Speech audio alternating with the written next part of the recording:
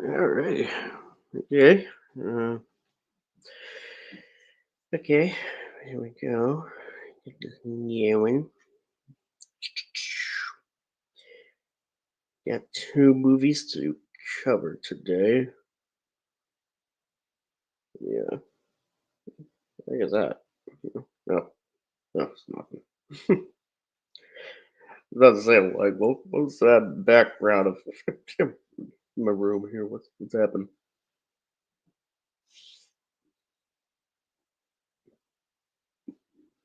It's probably just the leaves falling. Actually, now that I think of it. Yeah, I mean, granted, it's fall, and it's leaves are falling down pretty significantly, so that could be it. Yeah,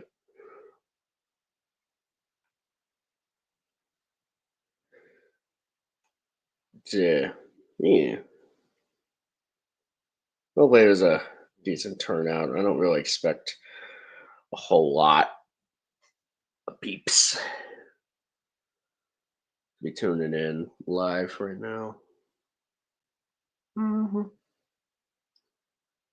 Okay. Who knows? We will. Let's see who makes it. Yeah, but I guess for anybody who may be listening to this in the playback or what have you, uh, welcome to See Monster Live number 56. Got ourselves a bit of a science fiction double feature film discussion stream. So essentially, gonna be talking about two movies today. We're gonna talk about one at a time, though. One of them is gonna be the well, both of them are new-ish. They're like very recent, at least as of this stream. One of them is the Netflix release by Guillermo del Toro titled Frankenstein. um, you know, and the other is Predator Badlands, the new Predator film. So, yeah, seeing some discourse surrounding both of them. Um, one of them is actually getting a pretty decent reviews or pretty positive buzz all around. Well, I mean, both of them are, but one of them is like actually like the buzz around it is one of them. The buzz around it is kind of just like, yeah, it's like, that was a fun movie. Not much to say other than that. And the other is like actually just like, no, this is like really good. At least in terms of general buzz. Um, and I guess we'll see which one is which ultimately. But yeah, yeah, just kind of give a few minutes, in case anybody pops in. Just um, still scripting out my Godzilla versus Destroya video, um, which is my next essay video. I'm still kind of chipping away at the script for it. So, whenever I can, whenever I get the chance to, ultimately, that's kind of what it boils down to. Because it's mainly just work that's kind of keeping me from working on that script. Ultimately, just getting exhausted. Plus, we're getting close to the holidays, so I want to try to be able to like get the script done, pretty soon. So I can get to the recording and everything. So that will be fun. Um, want to try to have it done by the end of the year, but I know for a fact that I wouldn't be surprised if it ended up being kind of like my Final Wars video, where it ended up getting delayed until January. Um, I wouldn't be surprised. Wouldn't be the first. But yeah. Uh, let me just have a look. See. Let's. Hmm, wondering.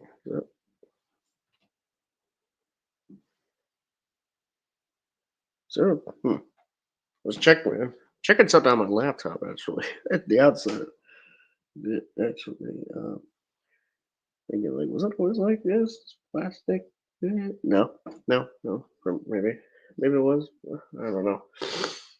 Yeah, it's kind of like something involving a speaker. That's really it. Um, I was kind of wondering about that, but anyways.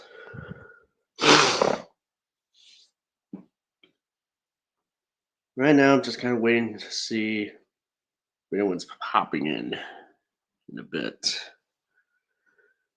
Um, so I can talk Frankenstein for. I'm probably gonna be talking Frankenstein first. Because honestly, like that one's probably gonna be the more intriguing discussion between the two. Because honestly, with Predator Badlands, like I pretty much have planned on doing a stream on it in one way or another.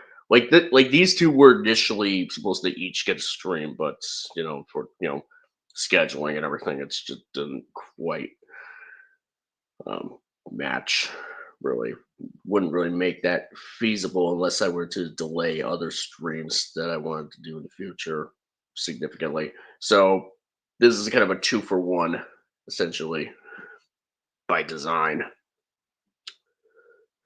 Um, but yeah, like the main thing is like I guess another thing, actually now having seen both these films, I think it would be fitting to have a discussion on Predator Badlands after Frankenstein in the same stream, because quite frankly, like Predator Badlands just kind of seemed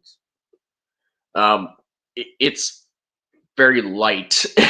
Actually, it's a pretty light film in terms of things to talk about with it. Actually, now that looking back at it, um, but yeah, we'll see. We'll see what happens going forward.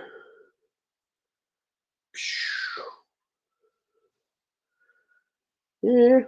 Okay. So, right, so for posterity, for anybody who will be listening, playback or otherwise. So, what was I about to say? Ah, okay. There we go. Yeah. So, yeah, I got like some projects that I do want to do next year. I've kind of been chipping away at at a funny little video that will be out at some point in next year. Mainly like in the early part of next year. You'll know, y'all will know. And like a keyword being funny. uh, uh, but that one's gonna be fun. That one that one's gonna be fun for sure. Um, I'm kind of wondering like consider like just for the sake of I will say like for my Godzilla versus Destroyer video, um, there are going to be like sections of that video, and I'm just gonna like just put it out there. There's going to be sections of that video where I'm pretty much going to be using gameplay footage of like some certain game. I'm just trying to figure out which one, actually. you know, just to kind of like, as a way to kind of like the points will still be heard ultimately, but there is going to be like sections where like, okay, if I don't really necessarily need a visual per se, um, then I'll just like use the gameplay footage. But like I don't want like I pretty much definitely still don't want to skimp out on this one, you know, to such a degree where it's just like, wow, you just like crank this out like real quickly. Well, it's like no, I've been I have been wanting to do a video on this film.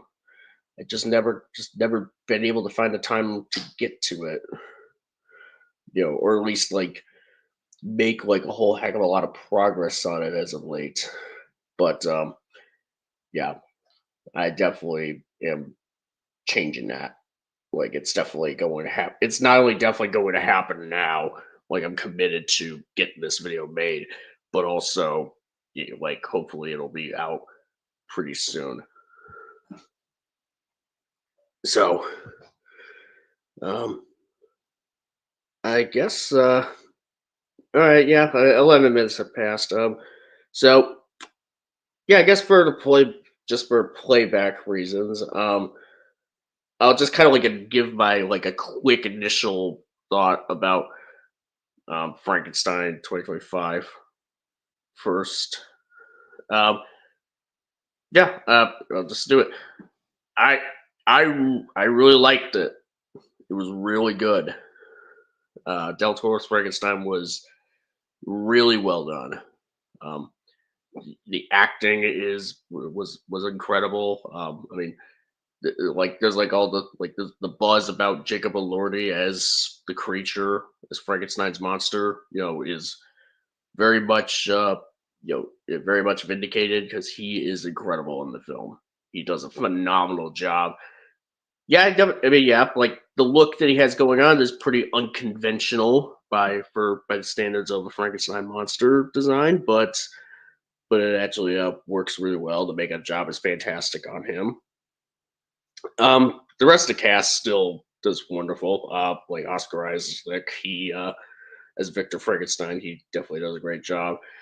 Um, yeah, like I've heard one point where Oscar Isaac, because the fact that he kind of had sort of like the shadows in his eyes, like he looks like that if you put the film like in black and white, he would look like an actor from a silent era. Um, and and part of me can't help but sort of see that. um, but yeah, like Oscar Isaac is great in this. That's for sure. Like Mia Goth, like I mean, her role's kind of is more limited, but she does pretty well. Christoph Waltz, his role also somewhat limited, but he's really good in this. Um, yeah, like acting across the board is like top notch. The production value, the look of the film is amazing. The cinematography is gorgeous. Um, ultimately, yeah, there's a lot of like great visuals to the film. Um, and yeah, like as like for a movie that was like 2.5 hours long, it it moved at a really great clip. Like it actually like even when some of the pacing is deliberate, like it never really comes off as slow or boring at all. It actually like there's actually like a decent momentum to where you're fully engaged in the story and what's happening. Even if you have hey Minecraft world. Yeah, sorry for starting this stream a bit early. It's kind of unfortunate. I just don't really have much of another option other than that. But yeah, like like Frankenstein looks amazing um, from a technical standpoint, and the story it's definitely very different, or at least like quite different from yeah. Just woke up. Yeah, here's a wake up call for you. um, yeah, like the story in this particular take of Frankenstein, it's definitely quite different from Mary Shelley's novel. Um, like I haven't read the novel itself. However, I have actually read like the Legendary Comics graphic novel version where they had like the monster bear the likeness of Boris Karloff because they had like the rights to. They pretty much got permission from Karloff's estate to use the man's likeness for the creature in that graphic novel. Um, and even then, like I'm not entirely sure like if some stuff was even like considering I haven't read the actual original novel, just text only novel. I'm not sure if like that was like one to one per se. However, what I can say is that even though this film does deviate from the novel somewhat, it pretty much retains a lot. I would argue it retains a lot of the spirit of the concept of Frankenstein. Oh, and we got our first guest. Hello, we got Mr. Hoshi 0071. Hey man, what's up? How are you doing? Doing well, doing well. Hey, is it okay if I tell you that I won't be here for a couple of minutes? I will only be for at least 10 or 15 minutes because I am kind of didn't watch either of these two movies because I was busy watching Seven Samurai with my mom, if that's okay for you. No, that's okay. You know, like however, even if you're on here for a few minutes, whatever, you know, you just hear the chat. You know. I mean, if you want to know, I at least watched a couple of I watched both 10 minutes of these movies that we're going to discuss. Oh, oh, okay. So I at least am somewhat prepared for this live stream, you know? Yeah, I mean, only like 10 minutes of each film, but sure, yeah. I mean, one of them, like the first 10 minutes, is like the first tenth of it, and the other is, well, 1/15th of it. But So that's anyway, fine. so Sea Monster, what are your thoughts on like these two movies that you watched, both Frankenstein and Emperor Badlands?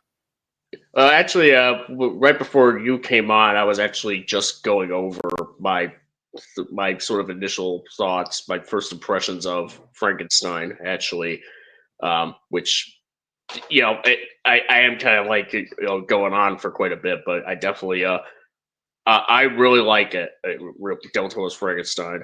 It is really good. I pretty much am wondering. I don't know if I'd necessarily say maybe like objectively the best film of the year, but I think there's a strong case that there may be another film out there that would be better overall. But this was definitely like my favorite film of 2025 by by quite the margin. There Yep. was a really like I mean like obviously there's still some films I really like quite a lot that I still think are really good. Like I mean there's like movies like F1, Sinners, Warfare. That one's a great film. That one arguably is a little better than this film from a writing standpoint. But in terms of like if we're just judging them as movies that both came out in 2025, I'd Okay. say Warfare probably is a bit tighter from a writing standpoint. I mean, there's little bits in this film that I kind of am a bit iffy on, but they don't really damage the film in a significant way. But there's a couple things like probably could have tweaked that just a bit here, but other than that,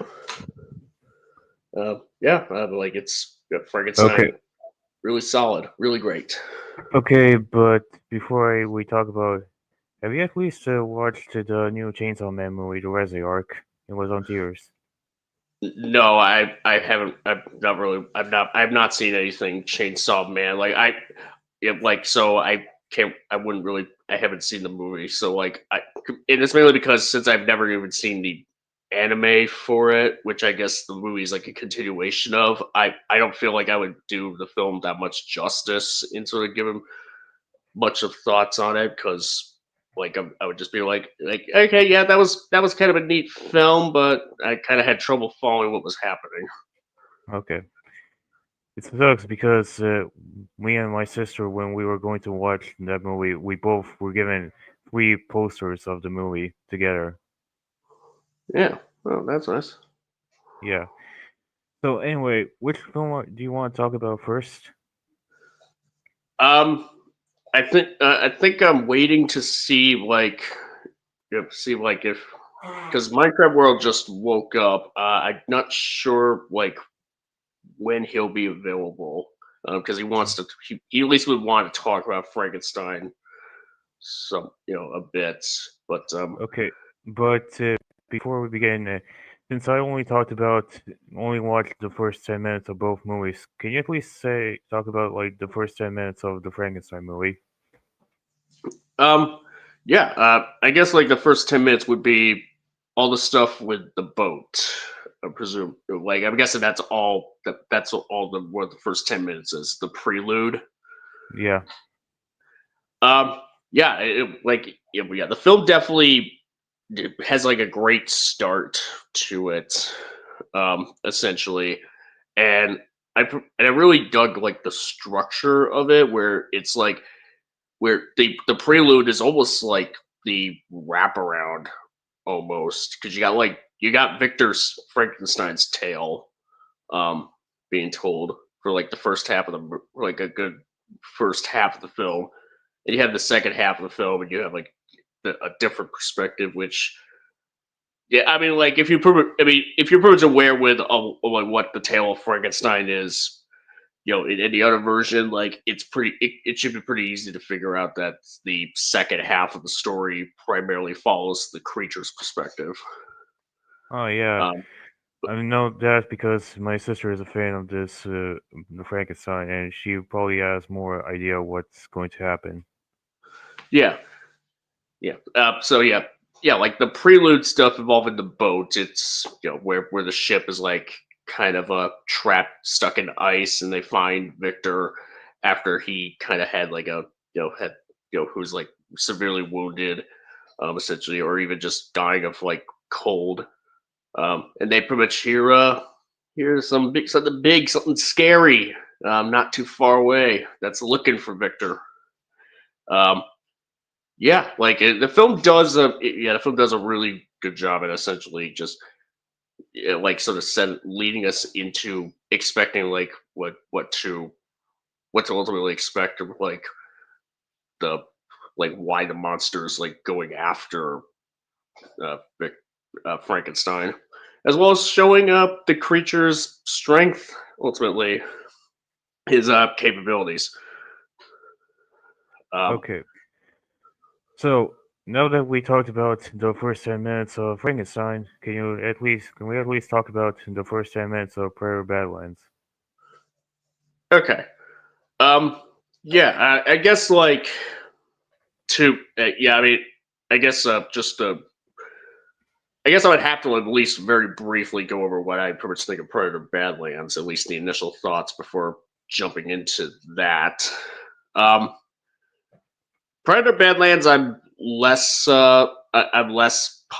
favorable towards compared to Frankenstein, but I mean, I still liked it. But yeah, it's as I kind of as I've almost sort of alluded to, like Badlands is very light in terms of a film goes. Like it has thematics that are functional, even if the execution is ultimately like there could have been like a bit more. There could have been more substance to it that would have been that could have been afforded. Um, like the character dynamic between Deck and Thea, the Predator and Elle Fanning, whom he meets later on. Like So, it's a fun they have a bit of a fun dynamic, and really good action's pretty cool, pretty dope, really well done. The movie looks great, um, and I like the soundtrack quite a bit.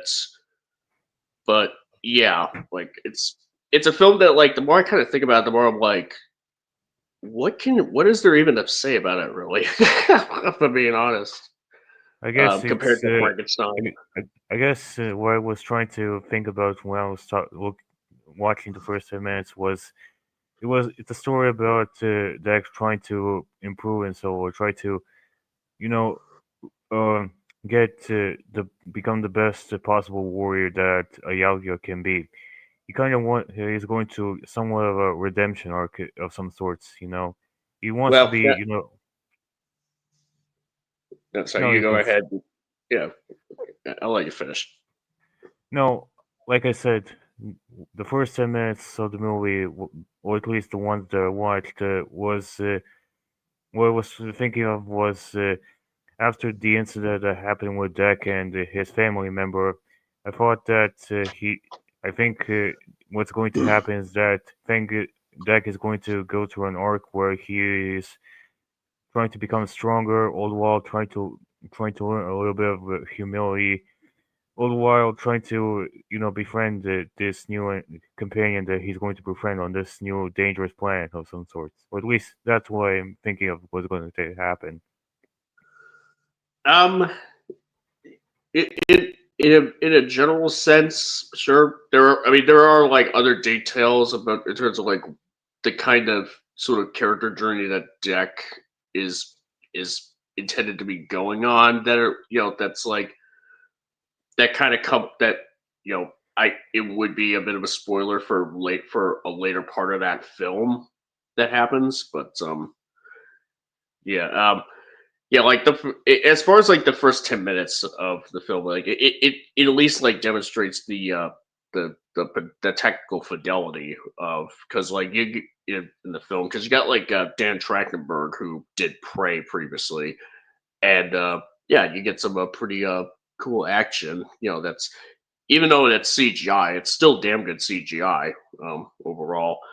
Um, and it does kind of like give us a decent setup uh, for what Deck for Deck going on the adventure that he's about to embark in to essentially win back the favor of his clan because he's like the runt of the group and and it's like in a runt in that predator clan would sort of equals weakness and that's like something that the leader of the clan who is Deck's father doesn't doesn't take kindly to ultimately. But I will say, like the exposition between him and this family member of his, in terms of Which like, I think he was trying to say his brother. yeah, his brother, yeah, and, like, like they kind of like pour on like trying to get us to know like what the deal is with Deck, his relationship with his brother, their relationship with their father, and what as well as like Deck's place and everything in terms of the clan and what have you, and why he's and like the struggle he's enduring. Like the exposition is pretty clunky. Like it's very where it's like it kind of comes off as like this is like a conversation that these characters are having because they need to relay that information to the audience. As if they would like visual storytelling. Wouldn't already be sufficient on that front. It's just like it's like wait, why are you telling him? Wait, why would you tell your brother this? Like, doesn't he already know? Okay. Anyway, I am going to be leaving now. Thank you for having me on, Simon, sir. Yeah, sure thing. But Yeah, thank you before I for having me. go, I'm going to tell you this that me I finally found two books that's related to how to write a comic book, which means yes, it's probably happening. I'm probably trying to for real do an actual one shot manga if that's an update. All right, alrighty. But That's but cool. before I go, have you at least seen the Gamera thing I sent on Art General? The gamer art, not yet. I kind of just it's just kind of mainly just work and all that stuff. Oh. So Okay. never, never really had as Well, much time to look at it, but I mean, I'll take a look at it. okay. Well, thank you for having me on, and I hope you have a wonderful day, Sea Monster. Peace out. Yep, peace out. You take care.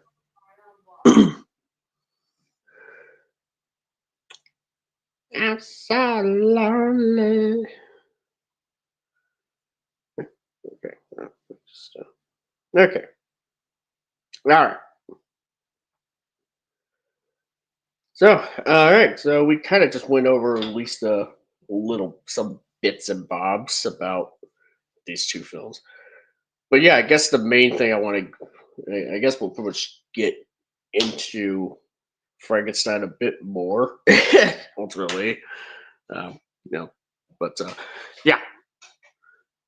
So yeah, like the thing about the film, like even that about Frankenstein is like even though like the thematics are like they're kind of like somewhat tweaked from what the original novel from the novel, like they still like retain the spirit essentially.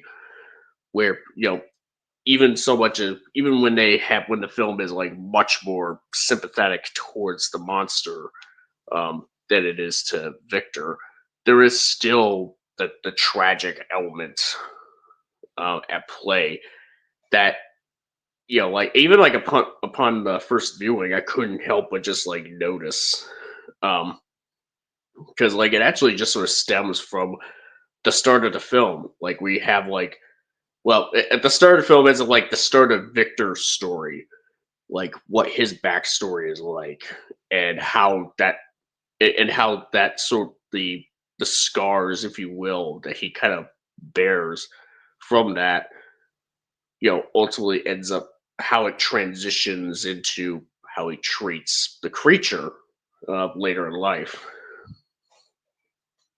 Yeah, it's actually a like it's definitely a really fascinating sort of thing, and it also like an interesting like dynamic, to kind of to kind of add to the essentially the drama between creation and creator. Um, so yeah, and yeah, not to mention like yeah, I mean I mentioned the makeup on the creature just being really well done, but there's also like the costume design that's really great. Like there is like one piece of costume design that actually kind of stood out to me. I mean, like you got like Mia Goth's costume design like throughout the film. Like it's like yeah, it looks fantastic. But the costume design I'm thinking of is like one that she wears much later on in the film. That is kind of like a neat callback to some of the old Universal monster films from back in the day. Um, in fact, not only that, but you got like Christoph Waltz, like the deal with his character is actually something that I would like. The reason why he ends up being a benefactor for Victor's experiments, like the guy like financing it all, like it's like the motivation behind it is something that you would see from those older Universal classic Frankenstein films, or even a Hammer film, or somewhat. Maybe more closer to Universal classic, more than anything. But yeah, yeah, it's definitely and it's really neat how the film sort of incorporates those elements into it.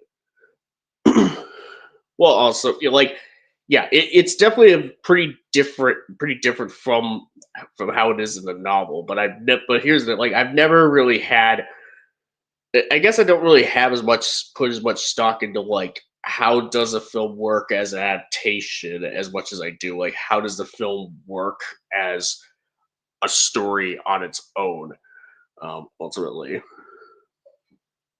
like I could totally see like novel purists kind of kind of like just viewing this film in a way of like it's a good film, but it deviates pretty heavily, and I'm not sure if I like that too much.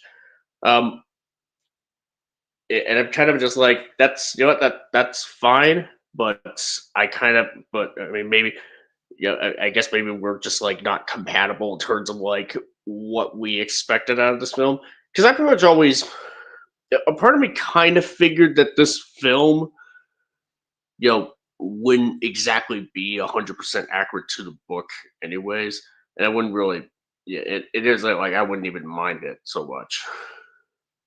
At the end of the day, like I just like, hey, whatever you do with this story, like with your particular version of it, just go for it. Go for it, and and if it works, then if it's actually really good, then yeah, definitely go for it.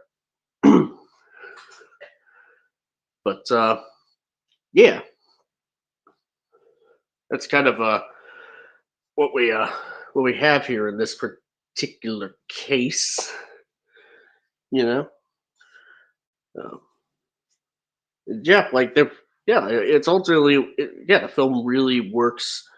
The film works really well in terms of essentially just doing like a different dynamic of sorts from from what we would typically expect. Because I mean, the most notable one of the most notable differences is how Elizabeth is sort of like brought into the story. Um, Not just in terms of like the fact that she's not really that much of a love interest for Victor per se. I mean, like he wants that, but but obviously she doesn't want him, or like it's stuff. There's definitely some complication. It's pretty complicated actually. Um, until like much later on, where she sees how he treats the monster, and and she's obviously like, yeah, no. Yeah, no, you you're not that great of a guy, okay? Like I didn't have that high of an opinion of you up and now, but yeah, I definitely don't now. That's kind of what the basic gist is with that. Like she recognizes that he himself is kind of more of a cascade. Hey, you're literally watching it right now. Nice, awesome.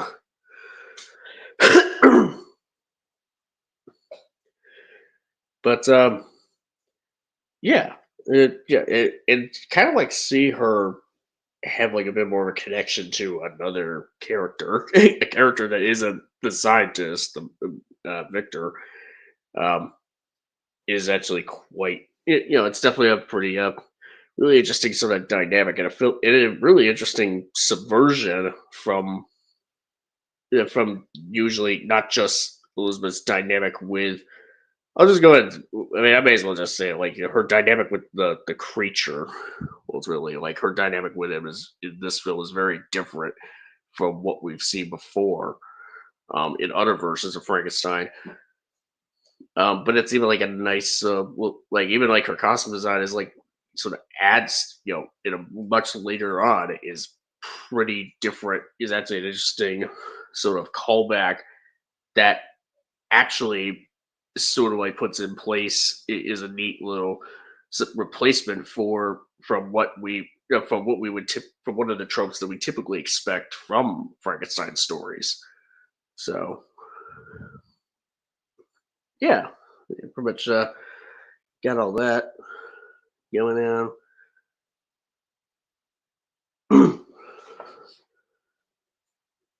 Yeah, and but anyways, yeah, I mean, I'm pretty much waiting for people who have seen the movie, who really want to talk about so I can so I can really dive into it, really just go in depth on it, because I'm pretty sure there's layers of this film that I may not even have noticed upon first viewing, you know, down the line. Because like keep in mind, like this, like these like discussion streams I do, they're not going to be like the be all end all of like my overall perspective on the film, on whatever film I'm talking about, because like those perspectives can always change, they can always develop ultimately, like like I mean just like one example, like I was much more positive towards Alien Romulus after first seeing it, and after that little discussion stream on it than I kind of am now. I'm still positive about the film, but I am, I will say I definitely have just sort of like like after the hype goes down, it's like yeah, yeah, it's got problems. there's there's some things that make me go that could yeah that could have been better.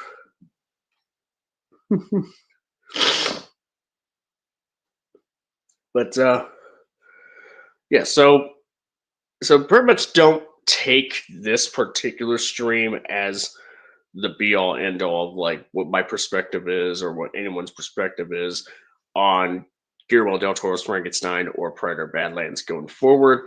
This is pretty much just like a sort of first impressions type of thing.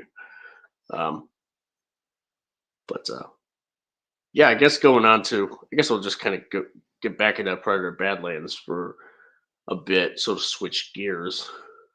Um, yeah, I would say it just kind of makes you wonder. Like, I do kind of beg the question in Predator Badlands. Like, so there's like, so you have this Predator ship that Deck took that crash landed that he separated from as it was crash landing, and it had like these freeze grenades that actually end up being pretty useful against the Kalisk, which is this big creature, really big, seemingly unstoppable creature that has killed many predators in the past. If the predators have that sort of freezing technology that all they have to do is just like throw some into its mouth and just watch it freeze up and go boom, why hadn't they think of doing that? It's like, oh, let's try freezing it. That's a good trick. Um, as opposed to cut it up. I mean, you could infer that they never got that far. Maybe that all those predators that were killed previously, they never got that far, or they tried but failed. Maybe, but even then, like the blanks, they're kind of like they're too. But I can't help but think that we shouldn't have to like fill in those blanks in order to justify like why none of them have tried this before, or even better, like why pretty much even have it to where this thing could be killed by freeze grenades, or even why even have the freeze grenades exist in the first place? Quite frankly, like why not just have something else kill it that's just like, oh yeah. It's like, oh what? It's like, oh dang. Yeah, this thing is already dead. This thing dead now. It dead now. Um yeah, it is that's pretty much what's going on with that. Um and I will say like the villain element in Badlands, like you got Deck's father, who is only in it for the beginning, and and doesn't show up until the last scene in the movie when Deck confronts him finally. Um, yeah, he's just kind of like a, a dick father who's also a dick predator clan leader. Um, and it's also really just to be like just to hammer home the point of like how the clan isn't about what sometimes the clan is the friends that we make along the way, I suppose. In this case, as opposed to what you're born into. um yeah, it's just kind of there. At least in that villain element. And you also have Wayland Utani, which I will say I was pleasantly surprised that there wasn't that the film didn't lean so far into like have trying to like call back to the alien films all that much. Um, like obviously you got Wayland Yutani, and from what I understand, like there's also like that big power loader that Tessa uses at the end that even kind of has sound effects that are pretty similar to what Ripley uses at the end of Aliens. So it's like a little subversion from so this is like a bit of a subversion from that, where you have the power loader being piloted by the villain, fighting the alien that's the hero, versus in Aliens where it's the other way around. Um, and even then, like Tessa's like is a synthetic, so she's not even like human; she's synthetic. Um, so you pretty much kind of have that like, but I was kind of surprised that like considering that the film does have Wayland Yutani in a Predator film, not in an Alien film, not in an AVP film, a Predator film that's like Predator films that are like separate from Alien in terms of not so much in universe, but in terms of like it's a story that's primarily Predator and not much more.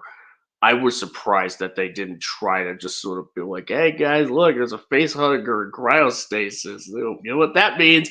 Maybe one day Deck will encounter a xenomorph."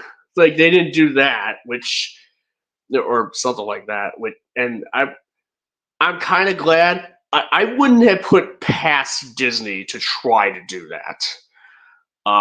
But I guess it's like, but yeah, it's. I mean, I guess like to have like Whale and Utani in this universe, it's ultimately just kind of confirming like yeah, the alien xenomorphs are out there somewhere. It's just that this story there isn't really any reason for Deck to cross paths with any xenomorphs at this point, I suppose.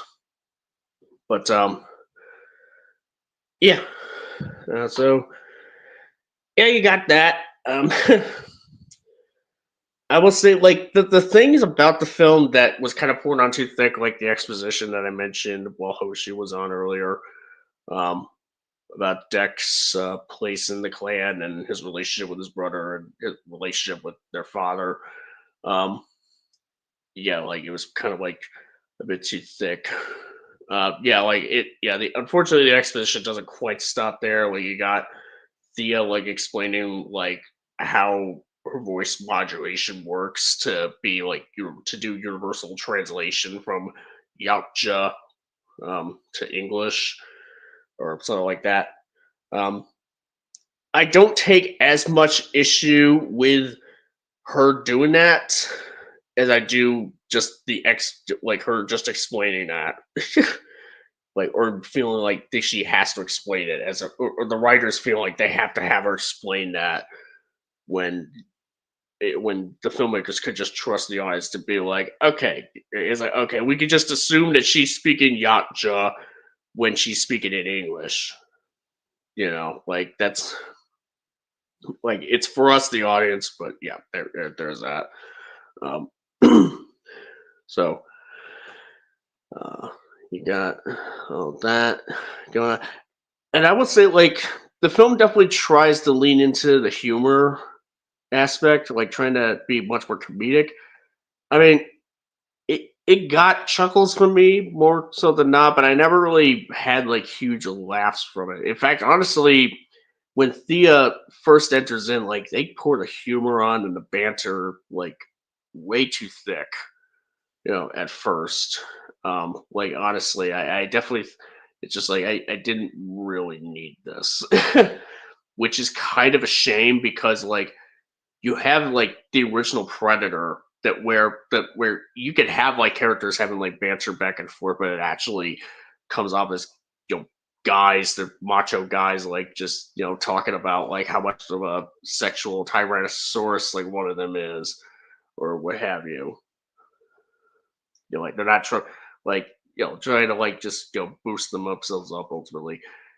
Like that kind of stuff actually works really well. Or you have like Predators where you could have like I have to watch Predators again at some point, but I think there may be like some line in there about like characters just kind of like like in a way where they're just sort where they're still like in disbelief of what's happening, or they're just like really just so discombobulated by being on an alien world or something that seems that kind of looks like Earth but is not Earth, and them just being like, "Yo, what the fuck kind of craziness are we in?"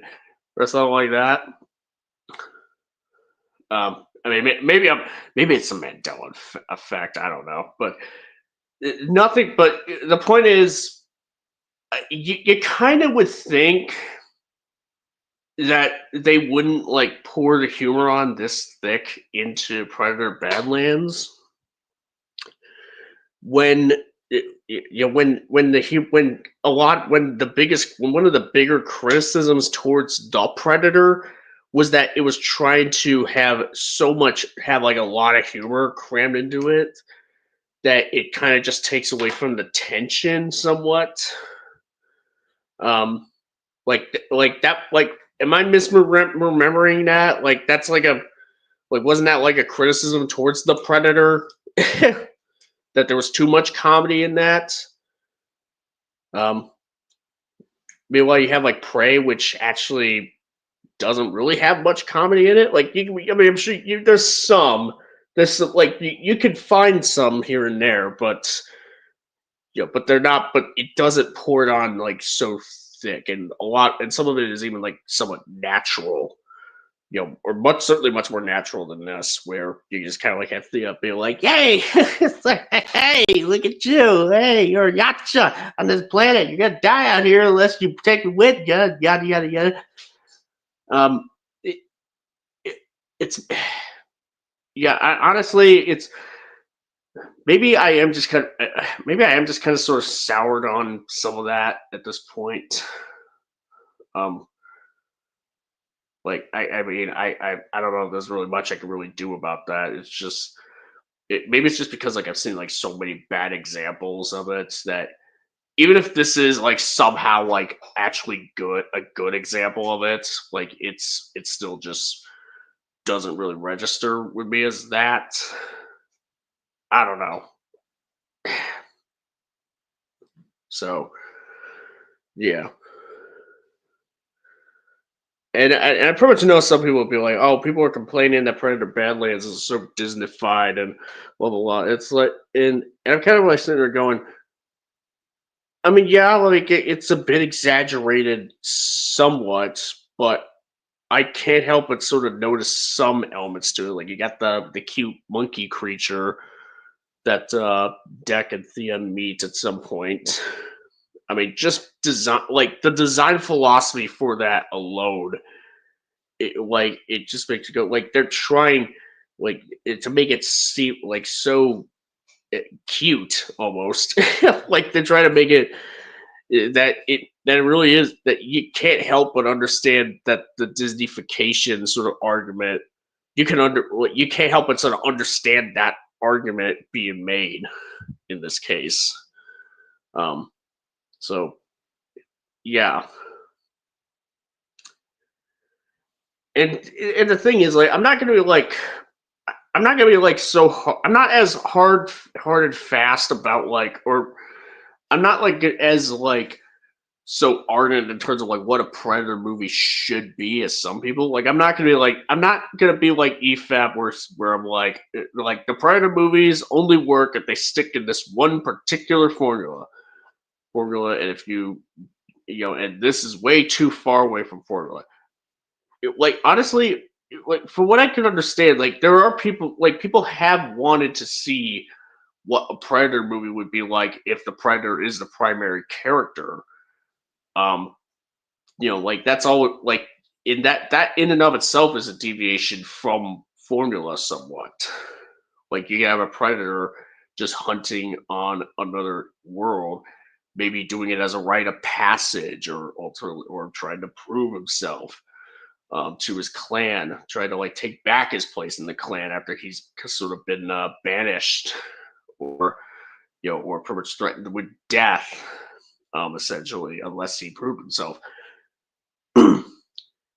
Like you can have all that stuff. It's just a matter of whether or not Predator Badlands was the film that we actually got that has this was the best version of that premise. And I pretty much can agree it's not the best version of that premise that we got. And that's kind of where I do think the overhype for this film is sort of coming from. Because people are like so glad that this movie actually does something different with the Predator formula and actually and isn't like the worst thing in the world in terms of execution on that front, that they kind of just glaze it too much. um and you have folks like me who are just sort of somewhere in the middle where I'm like, yeah, I mean it's a fun movie. I enjoyed it. I certainly liked it more than I don't, but like, and I pretty much would still rate it positively overall, but it's still like not like I definitely still think that we could have done better in some regards. Certainly in terms of like some of the storytelling, like in terms of like Deck essentially like like sort of like Deck and his relationship with his father versus Thea, and her relations with Wayland Utani, and how they had sort of break away from essentially their quote unquote clans, if you will, to kind of like forge their own clans, their own destinies ultimately. Like there is something interesting that you can do with that. I just kind of think the film it just kind of does the job functionally well, but not even close to as exceptionally well as it could have. Um, Ultimately, it's just kind of like this is kind of like the idea that we have in mind in terms of an arc for Deck and an arc for Thea. But and we're gonna do it. We're pretty much going to execute it somewhat well, but but not like amazingly well. We're just like we're gonna get the job done, but we're not really gonna do anything too special with it. Um, Now I will say there's like Deck like there's definitely you could definitely note some moments where Deck has a bit of plot armor going on, and some of that kind of involves like him luckily sort of like getting paralyzed at the right spot for Thea to save him from the big pterosaur alien creature. And then you have like some moments where like you got like the Will and Utani synthetics being um like being dysfunctional machines and somewhat.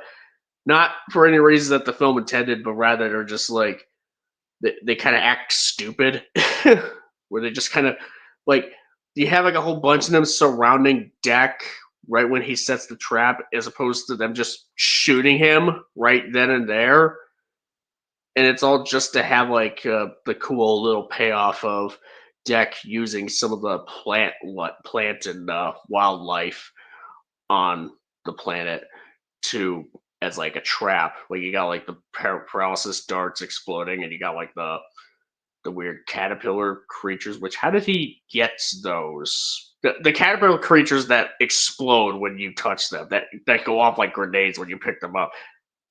How did he pick them up without them exploding? Maybe I missed that. Now, someone can correct me if there was like a moment in that montage of him prepping to go to the Wayland Utani facility where Thea is at, well, and where the Kalisk is at, where he does it, but unless someone tells me that yes, there is a shot or a moment in the film where where you see it happen, um, him safely picking these things up, or collecting these things. Um, until I kind of see that evidence, I can't help but just beg the question. So yeah. Ugh. Yeah, we're almost an hour in, and honestly, with Predator Badlands, it's just kind of like I definitely kind of have some issues with it. At the end of the day, and oh yeah, I haven't even got to Essa and Wayland Utani villain element going on. Like her just sort of being like the antithesis of Thea, as Thea kind of developed more over time. Like Thea once saw her as a sister, but then Tessa's all like, nah. um, He's like, in a sense, we are, but no, not really. So yeah, that's kind of a. I definitely think that there was like some character stuff that could have been developed a bit more. Um, like or at least like make a bit add a bit more complexity to it. like Deck's relations with his father or his clan in general, or Thea's relations with Tessa and Wayland Utani in general. Like something like that to really sort of not only hammer home the thematics, but also like actually tie them in pretty well in a compelling way. Even if the film is obviously not the most traditional Predator film that you could ask for, or even like the best, it pretty much could have done a little more with the thematics, as opposed to just being like, we're gonna just kind of like put some work here and there in the plot and characters, but for the most part, we're just gonna have like a big fun spectacle movie involving a predator and a synth and a robot just sort of traversing a dangerous planet that kind of that's a bit Pandora like, but not really Pandora.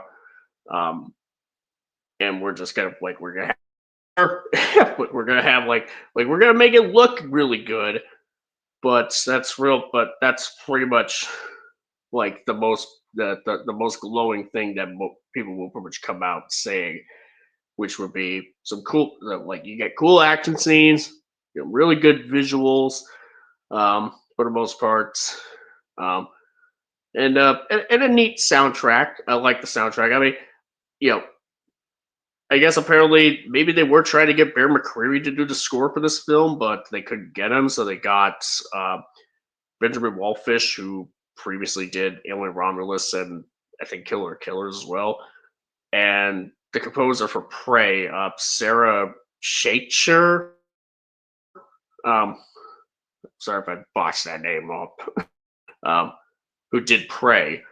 Um, yeah, the soundtrack for this film was actually a pretty neat. I like the sort of Mongolian throat singing esque type of vocals for parts of it, for the parts of the orchestral score that sound alien, and it looks and yeah, it's pretty. Yeah, I do like it. I do like it quite a bit. Sounds good. Um, but yeah, like honestly, yeah, I guess until like I have like some more people like on here to like talk about Predator Badlands, assuming anybody was even interested enough in doing it to prep for the stream. Yeah, honestly, I'm kind of a bit as I'm kind of thinking about it more. I'm just sort of like more whelmed by it than not. I'm not underwhelmed by it, at least. I suppose. I mean, I still like the film, but it is just kind of like it could have done more. I will say, and it does kind of leave me wondering, like, what is going to be in store for us for the rest of the Predator franchise going forward. Um, but not like in a overly positive kind of way. So, yeah. Yeah, honestly, yeah. Actually, I feel kind of glad to just sort of get that discussion of my little discussion bits of Predator Badlands, like just done it out of the way, so that now I can just talk about Frankenstein some more. Because I'm obviously, I mean, if you can't tell, I'm like way more interested in talking about Del Toro's Frankenstein than I am about Predator Badlands. Like I was hoping, like, hey, these two movies would be really interesting to talk about. And it's like one of them's really interesting to talk about, actually. The other is kind of a yeah, yeah. That was a movie that I watched. I liked it, but just kind of still pretty about it in terms of objective quality. It's not as bad as what EFAP's making it out to be, but um, yeah, not much to write home about. But yeah, now let's kind of get into Frankenstein.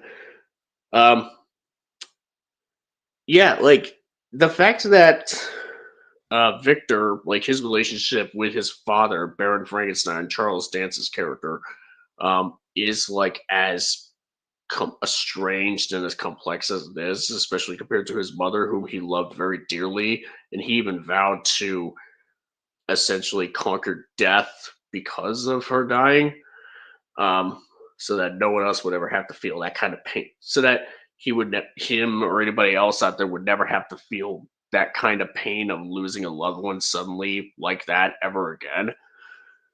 Um, you pretty much got that going on, and but you have like essentially Victor just kind of bearing like the scars of like having like not too good of a father figure who clearly favored his younger brother William over him, and unfortunately, like that sort of trauma has sort of transferred into Victor to the point where he then sort of treats his creature in a similar way, right down to like early in the film when his father like actually just sort of like gives him some lashes with a stick for getting some answers wrong for a test for medical studies.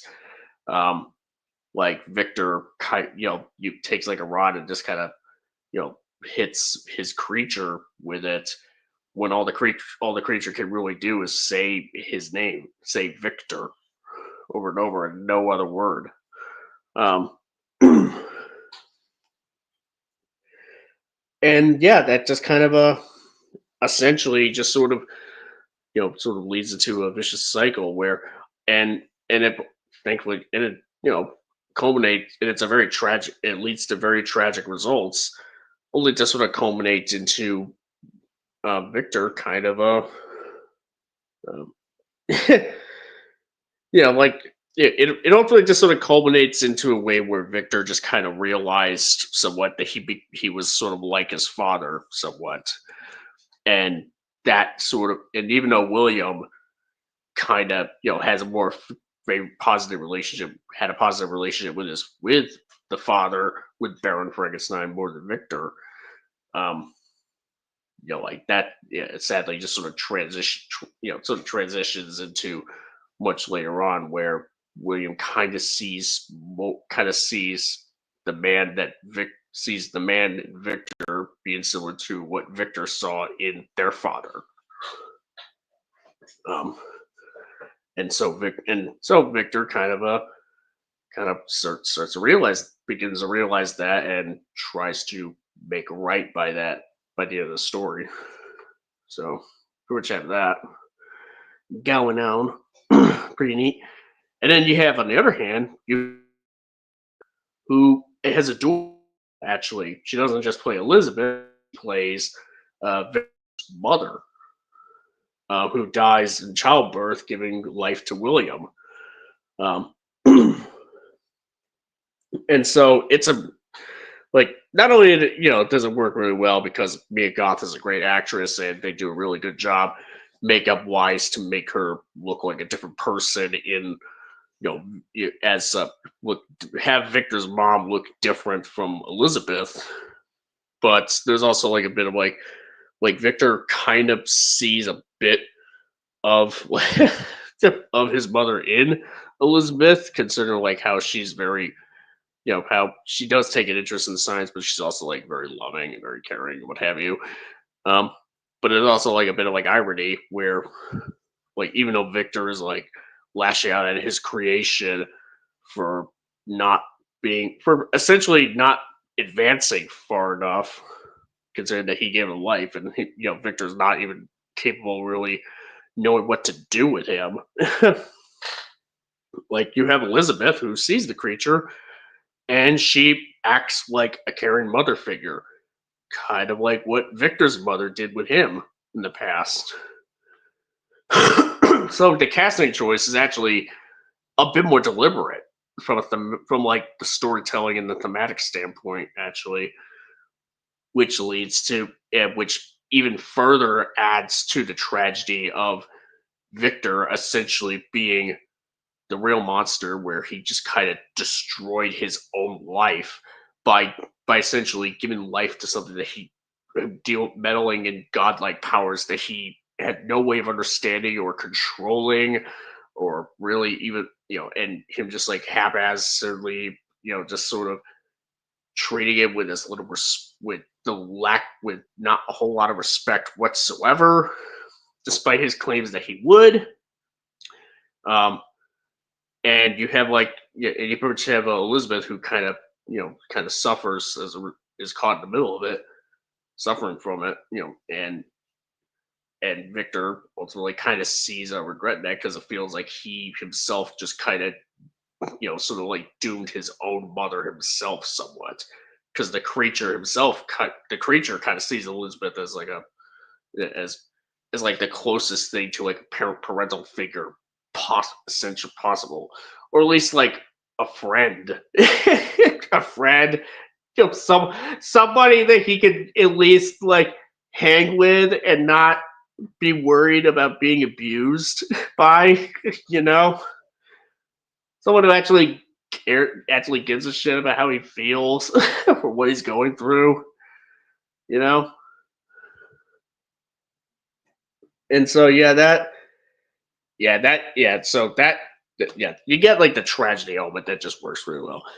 And not to mention, you also have like the stuff where even not even just that, but you also have the old blind man who. So let me double check. I've always wanted to see like who the actor was that played the blind guy.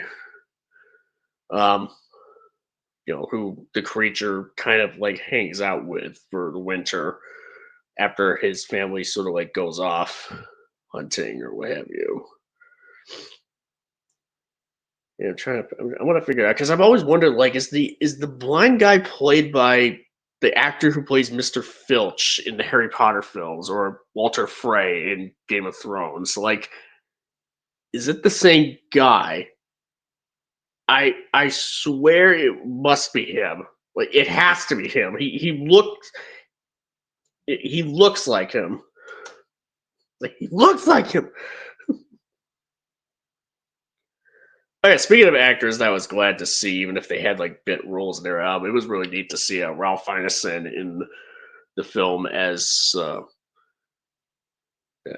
Dr. Waldman, I believe, Professor Waldman. Let me see.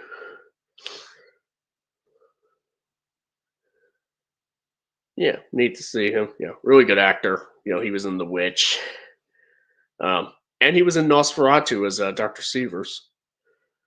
So yeah, that was pretty neat.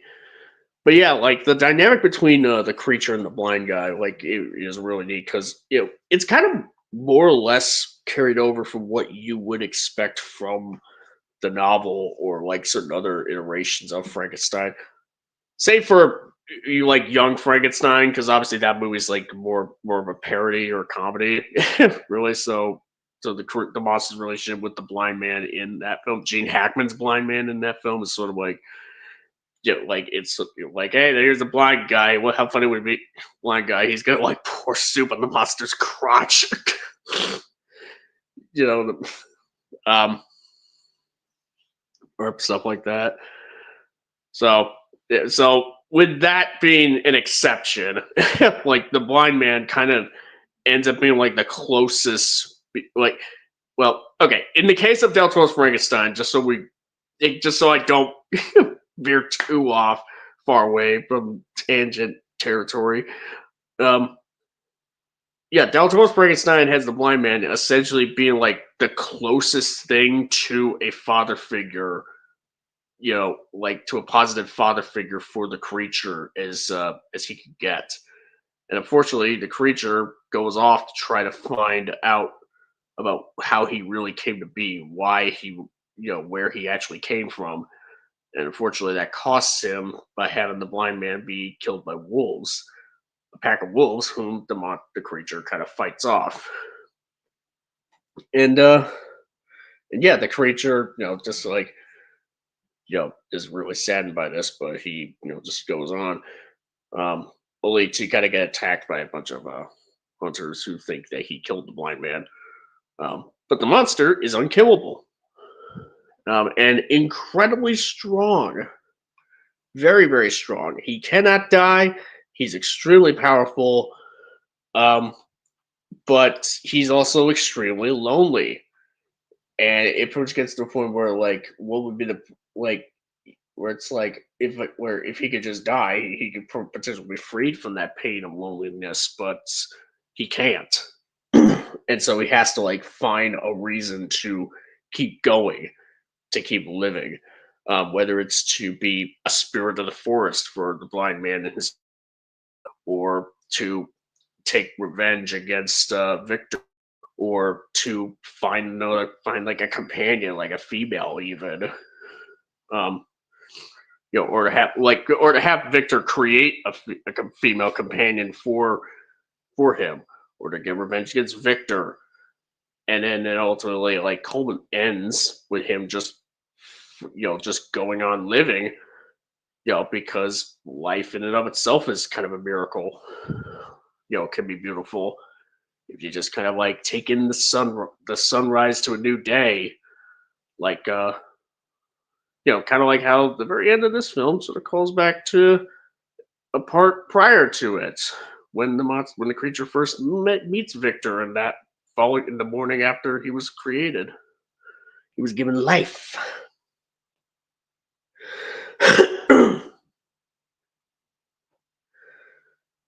But yeah,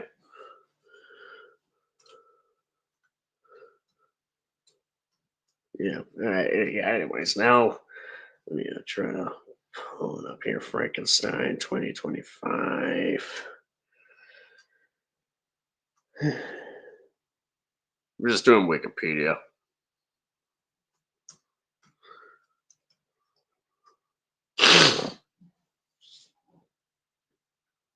Here we go.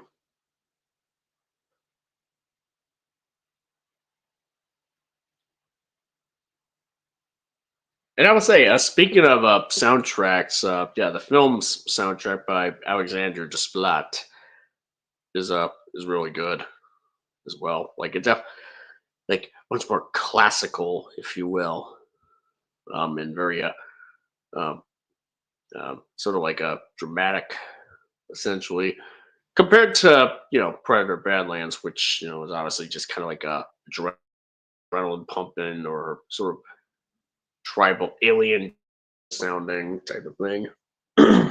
So like two films that both released in the same well that kind of got more widely released in the same opening weekend in 2025, and they both have a pretty solid soundtracks. That both pretty good in their own rights for what each of them were trying to do. Here.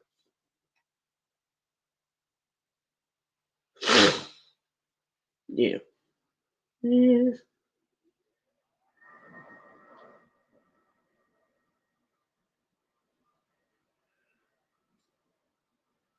But okay, let's see. Okay, David Bradley.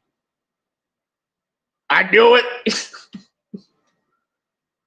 Yes, yes. Okay, David Bradley, English actor, played. Okay, played Argus Filch in the Harry Potter film series. Walder Frey in Game of Thrones. See? Yep, I knew it. I knew it.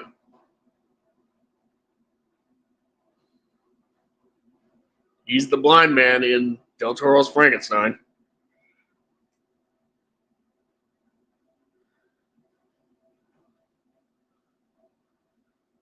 Oh no, Ralph Ineson plays a professor named Professor Kremp. Professor Krempe. Yeah.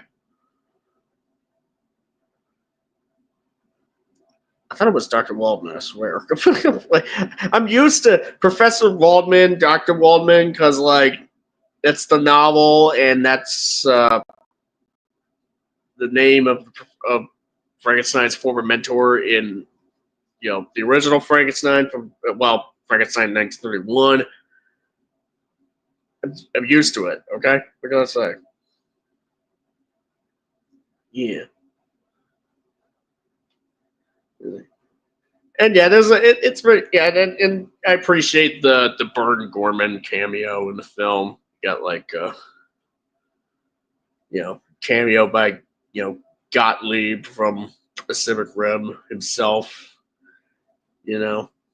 In this film as like a guy just executing leading executions for a bunch of prisoners that Frankenstein ends up using to create the creature. Yeah, yeah, I appreciate that. That's neat. Like it. I like it.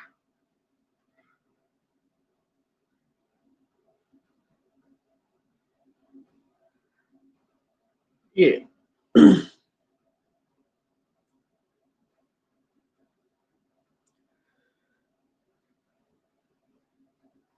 Yeah.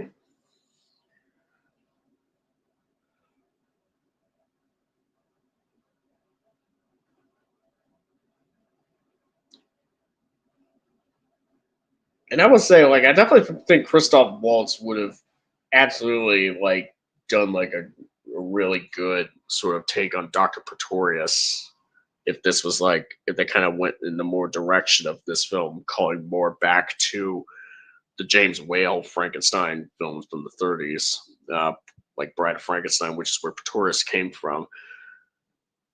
But like the role he has that Waltz has in this film is still pretty. Yeah, I still really like this character. Being like this arms dealer who helps fund Frankenstein's experiments with the intended purpose for the fact that he's dying from a disease that's going to kill him slowly kill him over time. Um, so he kind of wants like, hey, can you put my brain in your creation, please, so I can have a new life? Essentially, it's just all like, it, dude, you're dying from like a blood piece. Like you're not, like you're kind of fucked already. So yeah, no, I'm not gonna take that chance. Which is a dick move to be sure, and and which yeah, like Victor Frankenstein, this film is like pragmatic here to the point of being, to the point of being an asshole. But it's like he's come this far. He's poured blood, sweat, and tears into making this experiment. Like he can't. So why run the risk of compromising it at all by putting in like an ingredient that is potentially tainted by disease ultimately? So it's like the creation would end up just sort of could potentially just die anyway, just die on its own as a result of it. But of course, Harlander doesn't take kindly of that, um, and that results in him just dying anyways. Yeah, pretty much got on that.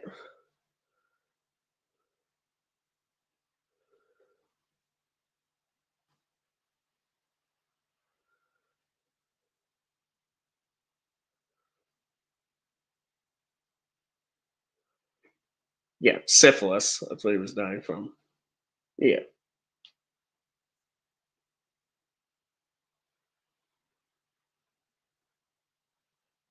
yeah, yeah. Trying to think what else. Trying to see what else is there that no one else that couldn't be brought up by anybody else right now. uh,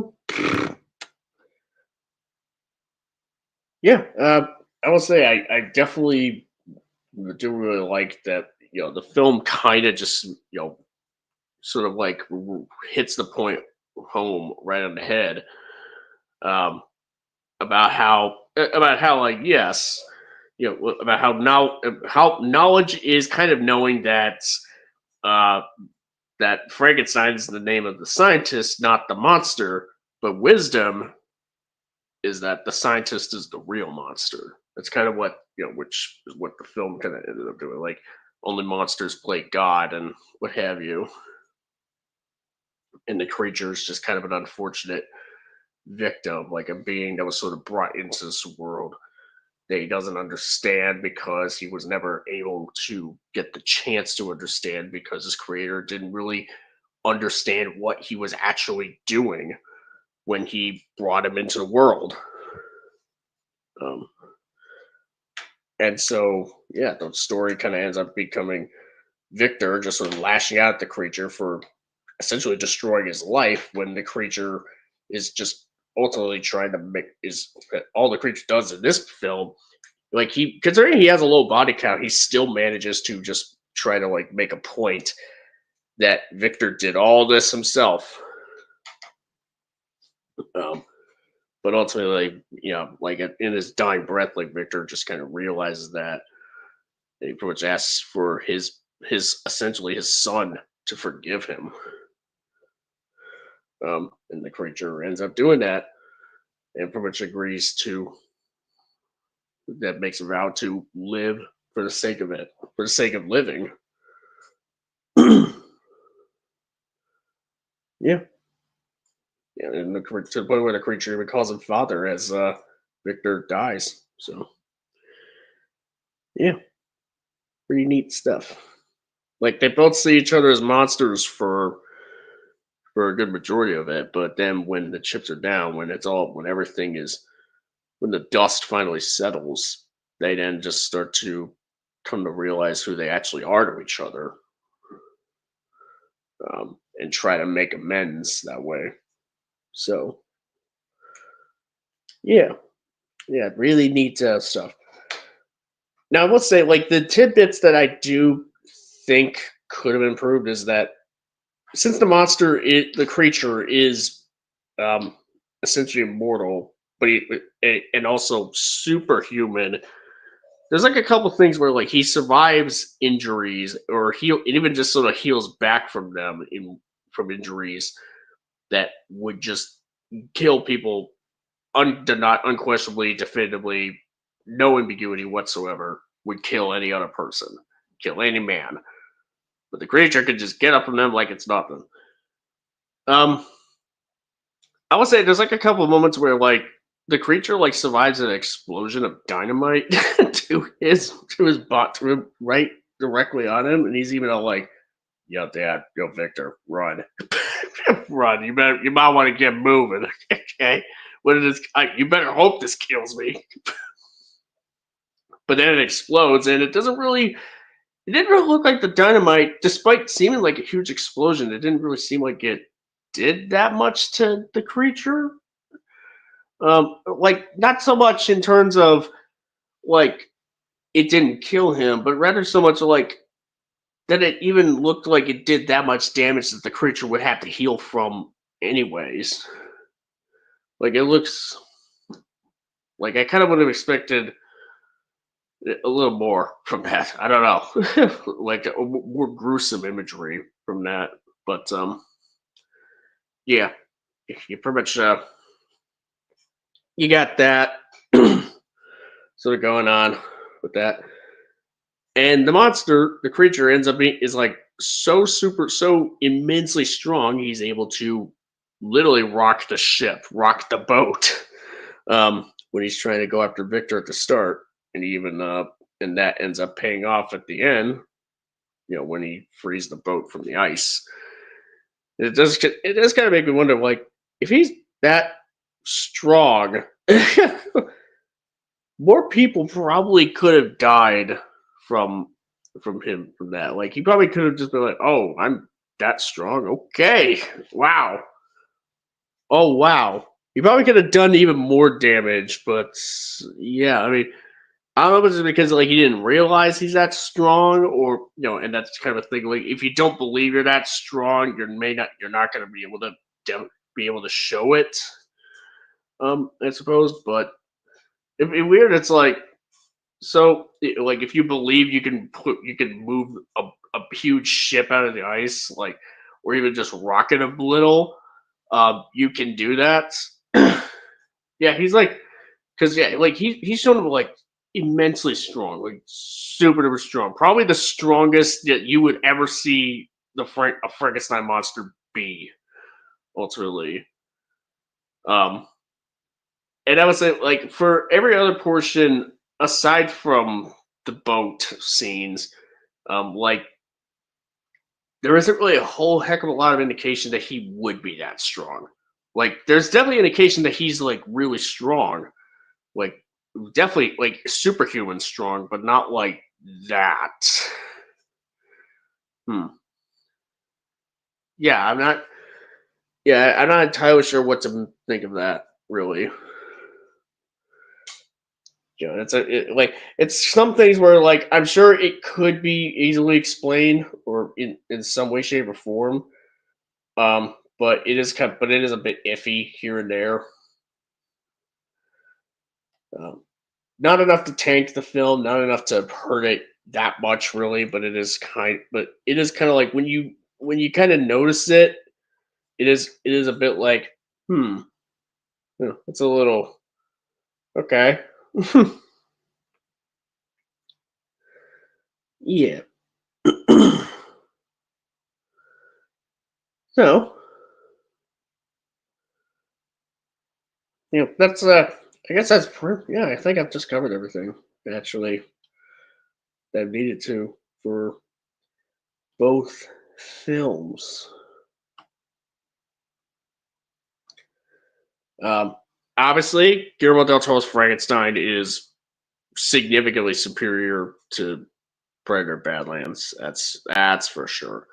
Not even I'm not even, and it's not even like a subjective thing either. It's not even so much like I obviously love Frankenstein 2025 more than Predator Badlands, even though I still like Badlands. It's also like yeah, Del Toro's Frankenstein is just kind of a better written film. It has like it has a lot more on its mind, and it executes it really well compared to Predator Badlands, which kind of has some stuff in its mind, but it just doesn't really execute it all that exceptional, all that amazingly at the end of the day. Like it executes them fine, you could argue, but not much more than that. And that's just kind of why I'm why Frankenstein is like a much more fascinating film, much more interesting film for me to want to talk about versus Predator Badlands. But I promised that I would talk about both of them, and there I did. So yeah, yeah, pretty much got that. Obviously, this may not be the last that you would ever hear me talk about either of these films in some way, shape, or form, stream wise or video wise. This is just kind of a first impressions type of thing. And now I'm just kind of waiting to see if anybody else could cop on and join the discussion on either one of these films, actually. Yeah, looking over how Del Toro's Frankenstein movie was made, like he clearly wanted to make it. Like he really wanted to. And he even kind of said that the Frank Darabont script for Mary Shelley's Frankenstein was like amazing back in 2007, and that script kind of ended up becoming Kenneth Branagh's version of Frankenstein, which I'd have to watch that film again at some point, in full, in order to get an idea what I think of it now, because I pretty much remember not being too fond of it when I first watched it, but I could be wrong. I first remember some good scenes in it, that's for sure. But yeah, I want to give it its own day in court one day.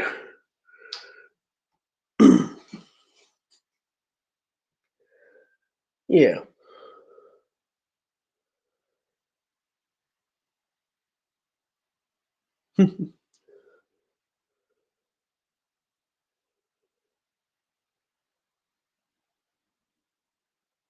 Someone should just Universal really just dropped the ball on just not letting Del Toro like do a Creature Black Lagoon movie because god damn. Like wow.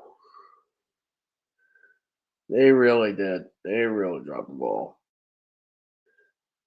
Because Universal also here's a Universal not only made a good Creature from the Black Lagoon remake or reboot by now under Del Toro with Del Toro working on it, but they also could have made a good Frankenstein movie as well. Like You know what I'm saying? It's baffling.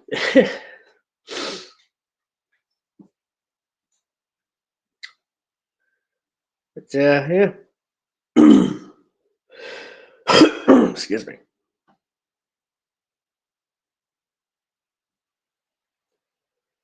Uh, yeah. Let me see what else can be discussed here about it, or about just anything about Predator, Badlands.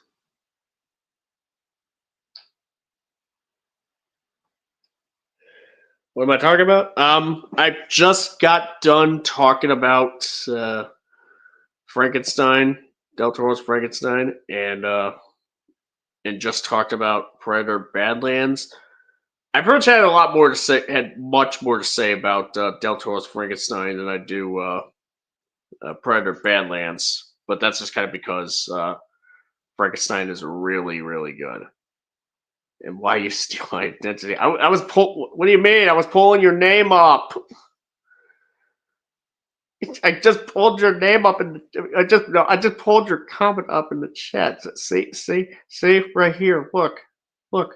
I'm not stealing your name. Okay, it's you. This is you. My name disappears when I pull up the comment.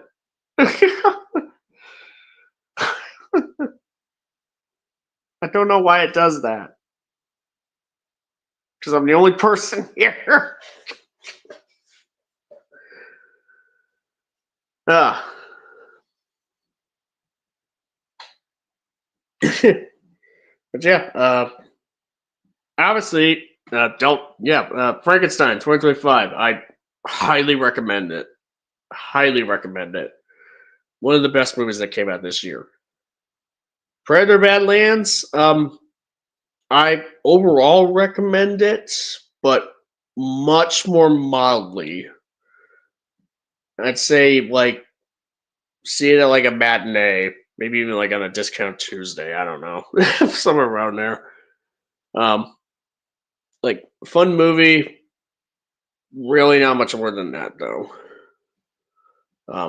Which is kind of a shame because I think the Predator franchise deserves a little better than just fine.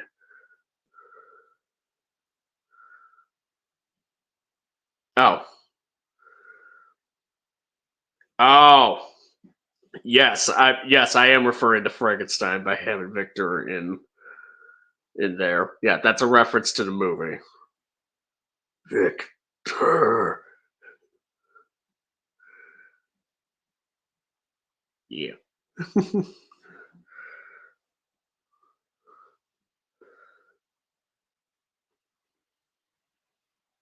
Yeah, let me see.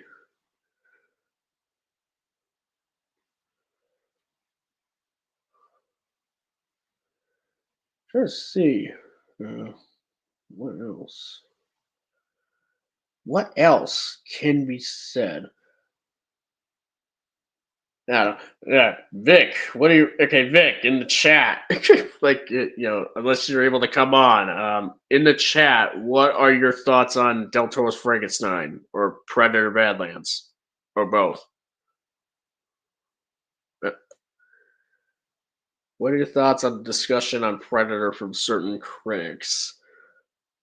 Um, I guess maybe name like an example because it's kind of what kind what kind of like which critics would you think of? Are you talking about like the ones that are like really positive about the film, or the ones that are like really negative? Yeah, because certain critics, I'm not really. Yeah, I kind of need a reference, a more direct reference to that. I definitely think that there are people who are like EFAP just being too harsh towards the film, and there are some folks that are like way too positive about the film. like them saying like this is the best Predator movie in recent years. I did hear about one thing where someone said like I've only seen the original Predator and Predator Badlands, and this and Predator Badlands was everything. like, like, no, like yeah, no, I don't. I don't agree with that level of glazing, but I don't really agree with um you know too much of the negative press towards the film. It it like Predator Badlands is just kind of one of those films that I can't really see like down the line. I can't really see myself being that having being strongly against or for it. Oh, speaking of Vic, we Hey, got the Vic. Hey, how's it going? pretty good, pretty good.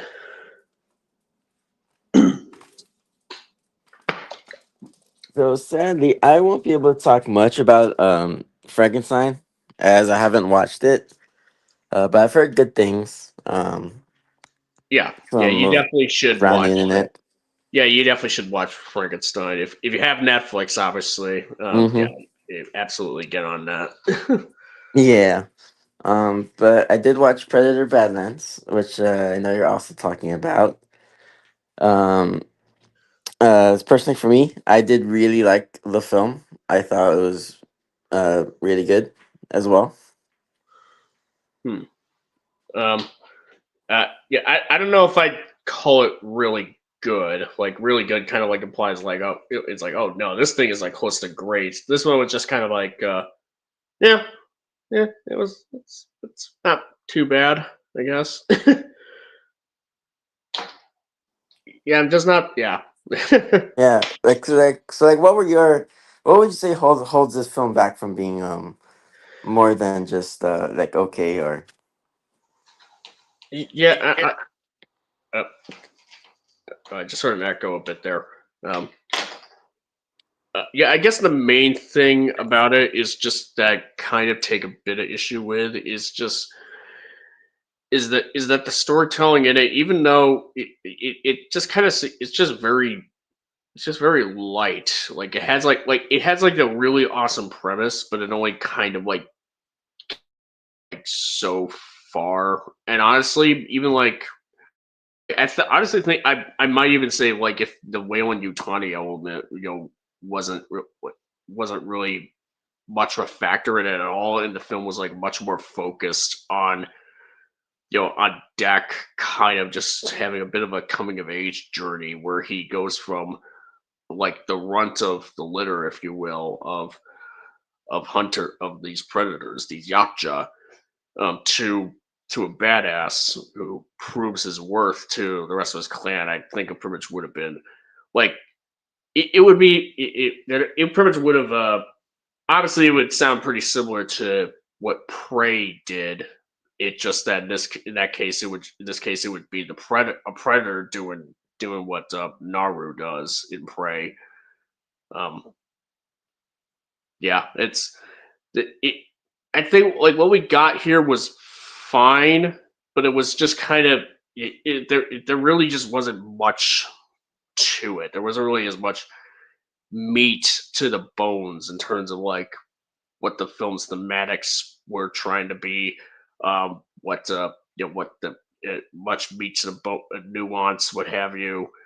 Um, and honestly, it kind of seemed like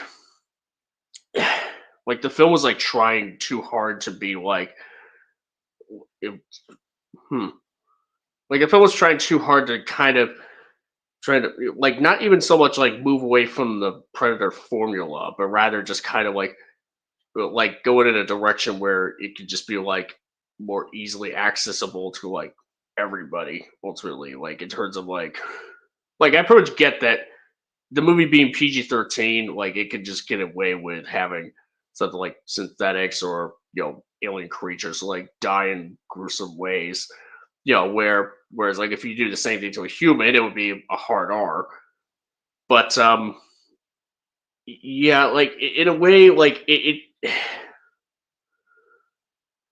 yeah, I don't know. It's complicated. It's what I would kind of try to say, and hopefully I can just. And I mean, I'm trying to come up with like some better wording about what I'm trying to get across here in terms of it.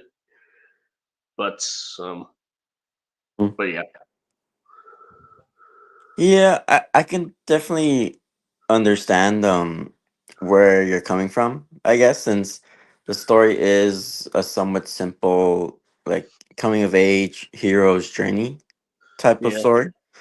Um I think for the first of its kind, it makes sense to do something a little simple since it is the first time we're seeing a movie from the perspective of one of the Yautja.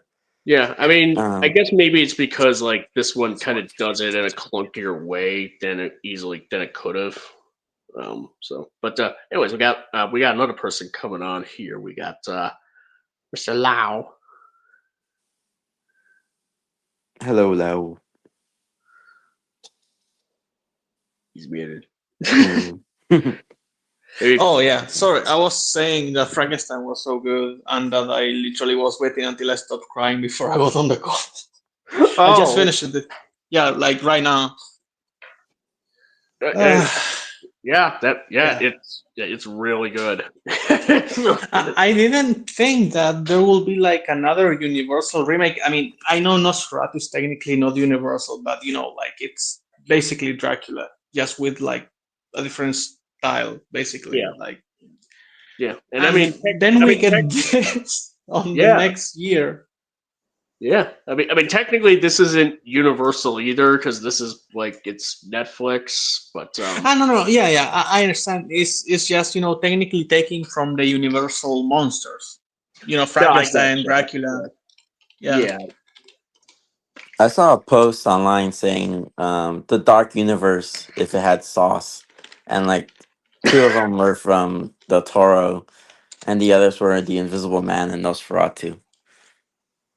Hmm. It's like all we need now would be, to me, a good Wolfman film that's not like the trash we got, and you will literally have like the Trinity, basically, where you can watch if you want on Halloween, like the old Universal or Hammer or whatever you choose, and then you can watch these three remakes, and that will be like happiness, basically, I mean, for Halloween. you could just stick with the 2010 Wolfman, and just I call mean, it's not as good. Like it will be like having, when you have like the two brothers who are like really, really smart, and then you have like the normal kid, but in comparison, he seems like he's fucking retarded and no one likes him, and he lives in shame, basically. Well, that's kind of like how the Wolfman will be next to Frankenstein and Nosferatu, it. to be fair. Yeah, It's sure, good. but Like I enjoy it. It's fun, but it's nowhere near this level of good. I don't think no, so. no, I It's not gotcha. comparable. I Yeah. gotcha. Someone has to do that soon, but well, anyway, you were talking about Predator though right now, right? Because I Yeah, but heard you. yeah, Vic kind of because Vic's seen Predator, but he hasn't seen Frankenstein. Ah, Uh, we are so we're inverted. I have seen Frankenstein, but I'm not going to watch Predator. At least it's highly likely that I won't. I kind of want to do it just so I can see if Critical Drinker is, grifting the shit out of everything once again. Him and the Grifting League, they might be, saying that this is the end of cinema or this or that. I can And guarantee that's you they kind. are. Like none of them have What a provided any. surprise! Yeah, none of them have added any fair. Well, the only fair critique is that they didn't like it, but other than that, they don't really say any like objective reason as to why the film is like bad in particular. You Yeah, know. somehow I don't feel surprised. So I kind of wanted to watch it for that reason, because I kind of don't want to give money to Disney anymore if I can avoid it. right. Yeah. But I also felt like it was a very petty and like immature reason to break the rule that I'm trying those values that I'm trying to have of not feeling the stupid ass machine that Disney is making. Oh, by the way, Now we can talk about it, I guess, if you want to. Finally, I watched Killer of Killers, as I told you the other day, and Oh. that's the reason why I'm not going to watch Badlands. Or at least I not see it in the refuse. theater. Yeah, I'm going to pirate the shit out of it. Like I'm going to pirate it, like, and then I'm going to enjoy whatever I can. But I'm not giving like a cent to Disney after Killer of Killers. Uh, Mm, but like, do not like completely disturb like the flow that you guys were having. Like, what have you discussed so far about Predator? I guess the story and like whether or not, um, because I know Sea Monster said that he felt the story was like too simple. Well, I mean, Hmm. it's kind of it. Well, maybe not. Too simple may not be the right word for it. It's like you can, because you can do a simple story well. It's just kind of like in this case, Could it's it just be maybe bare bones? it kind of a little bit there were thematics that the film was trying to do that if it actually developed spent more time developing, it actually would be pretty interesting. Or even if they just made it more, kind of did more streamlined stuff, made it more streamlined, and just have it be just Deck, surviving the wilderness, as opposed to bringing in like Whalen Yutani as such a significant part of the story that Mhm. they pretty much could have like fleshed it, had been able to flesh it out some more. As it is, it's just kind of clunky in Yeah, parts. I actually heard that from many reviewers that I trust, that it feels like the movie just like stopped and it could end, and then it just keeps fucking going with Will and Jutani. And I was like, I mean, maybe they're right, maybe they just felt about it. Like, would you describe it that way? Um, like Mm, like stopping in the middle of it just to have Wayland Yutani. No, no, like basically, like the movie just changes focus halfway through, and suddenly you just have like this depletion of tension because you're just fighting Will and Yutani androids for the second half or Yeah, near because the like the third first act. yeah, the first half of the movie is like Deck going on this hunt to hunt like the apex predator, if you will, of Genna, the planet that he's on. And with the as like this sort of a little backpack companion with him. Yeah. And then like halfway through, like the film just kind of like decides like, oh no, the real monsters are real things, the real things that are worse than this, or something like that, where they kind The of real. just Oh no, no, dude, no! Don't tell me they go with the real monster is actually humans and humanity and the greed of man. Is no, that what they did? Okay, thank no, God. not really. Because I mean, Wade and Utani has always been like, because they're there to hunt. Well, I don't know if I want to spoil it, You can Val. spoil me as much as you want. Like after Killer of Okay, Killers, I decided so I don't Waylon care. is there basically for the same reason they've always been somewhere to like make a bioweapon or like exploit, you know, Hmm. creatures. So they're there to hunt the callus as well. Okay. So it's not like Oh, they're doing conflict of anything interest. different or Okay. new. So Okay. yeah, Okay. there's this conflict of interest that pops up later between, Deck and Waylon as well as Thea. yeah. Actually, yeah. Vic just kind of put it better than I did. Okay. Okay, so it's not as bad as I heard, apparently. Of course, like I would need to watch it, but yeah, I was worried because a lot of reviewers described it, at least like two or three that I, again, trust, described it as that. Um, but yeah, okay. Okay, so it's not as bad as I thought. Like, I was getting scared when you said, like, that it's not the real monster, that's the monster, it's something else. Okay, never mind that. Um, but like for the story, would you guys say that, like, you have like a better understanding of how the society of the Yauchas work, or does it feel like that's still kind of like I'm a bit mysterious? I'm a bit mixed on it because Yeah. honestly, Okay, so I don't know if this is a hot take to like the wider community, but I have not liked any of the character designs for the Yautja in the Dan Trachtenberg movies. And the society that he is portraying is not like the society we have seen. Like even up until like the Predator or Predators, it's like pretty different. So I've always assumed it's a different clan from a different part of the world of Yacha Prime. Mhm. Yeah, but I have no like confirmation or anything like that. That's just what I've taken away from the movie.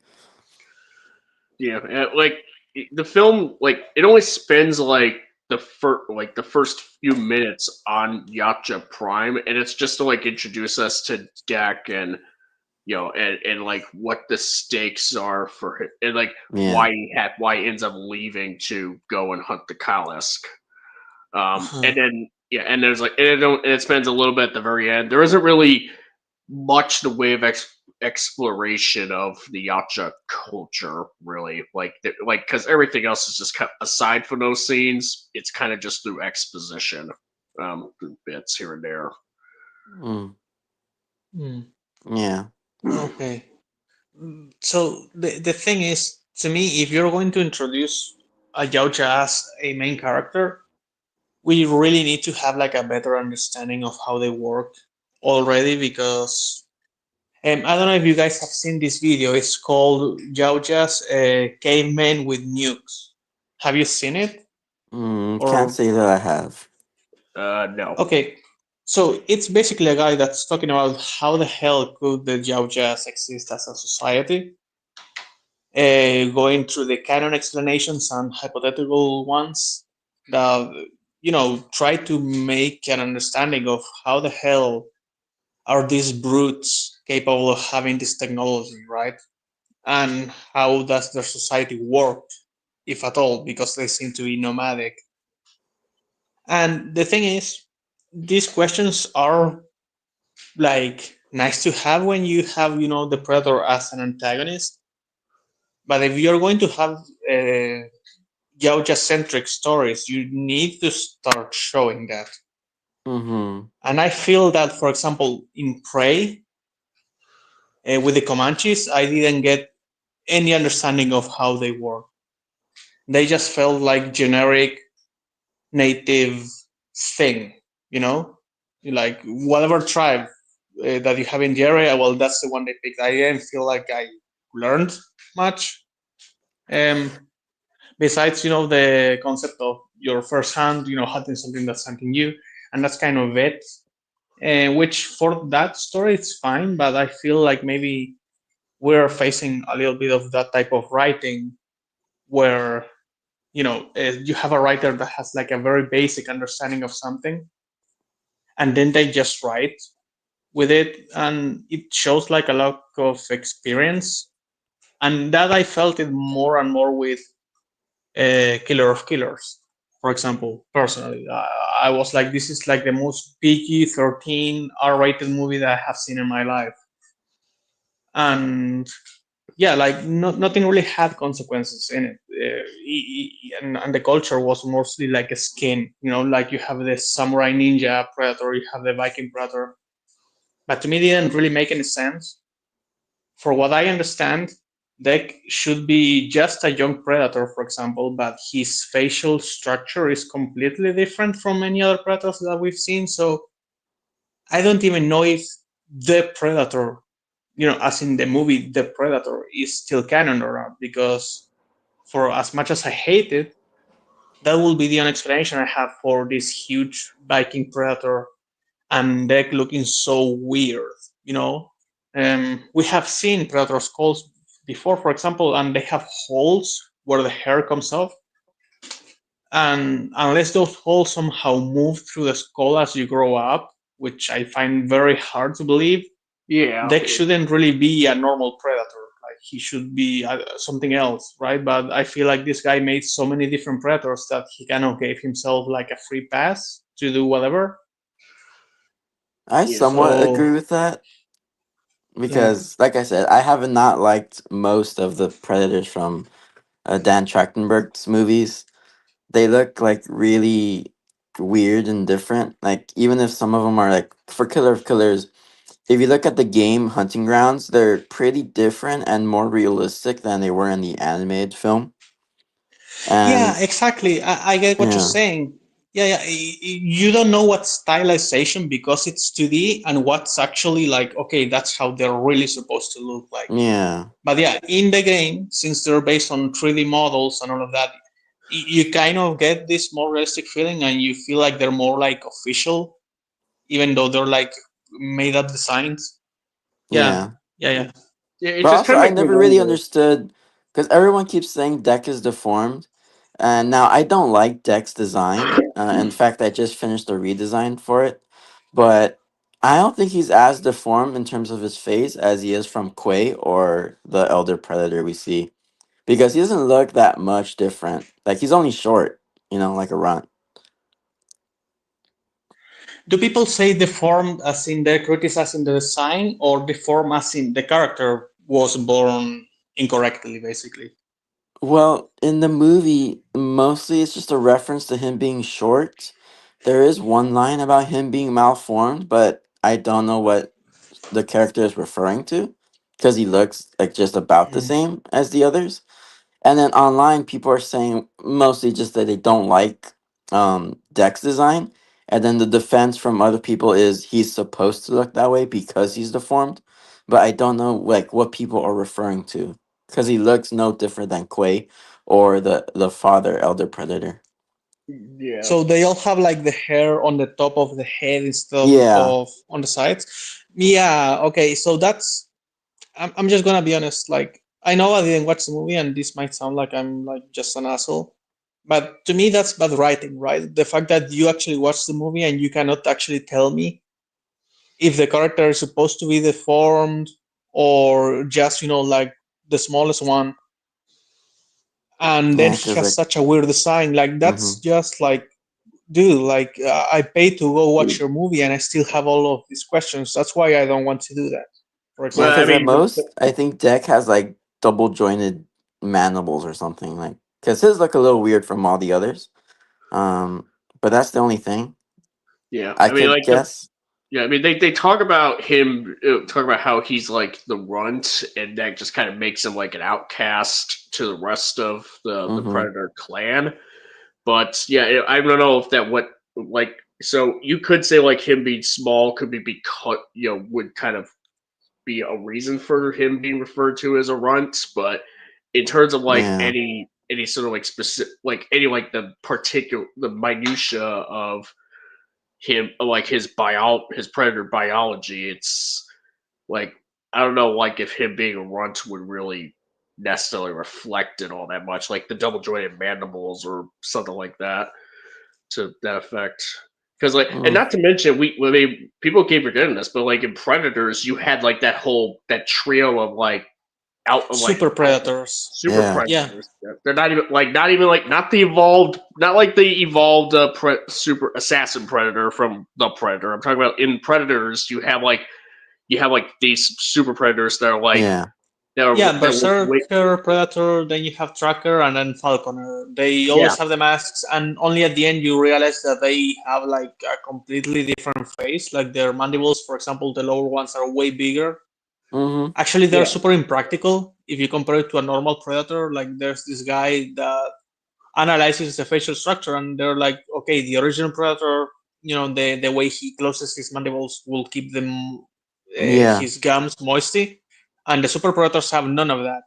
So like their face is like really it shouldn't work, but like there it is. And yeah. then I deck mean looks different in a completely different way from those. Like you have yeah that way out, and it's not being used.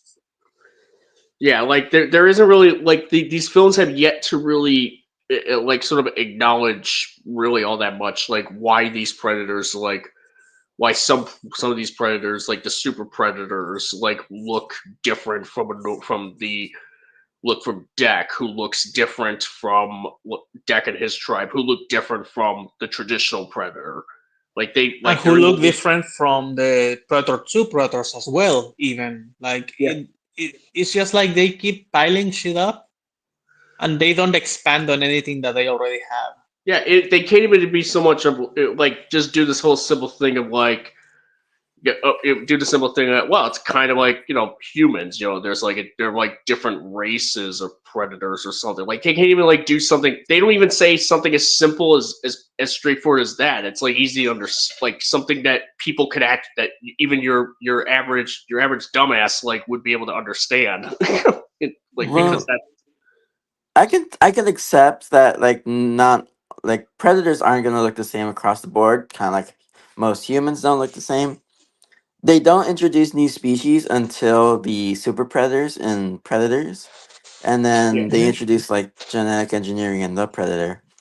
Um, I don't think there's any like official like movie explanation because there wouldn't really be a way to do that outside of Dan Tractorbird saying that the feral predator was a different species, and based on the appearance of the dreads and some of the other skin textures, I think Dex tribe is also from a similar place on Yacha Prime. So I'm assuming they're their own species and clan as well.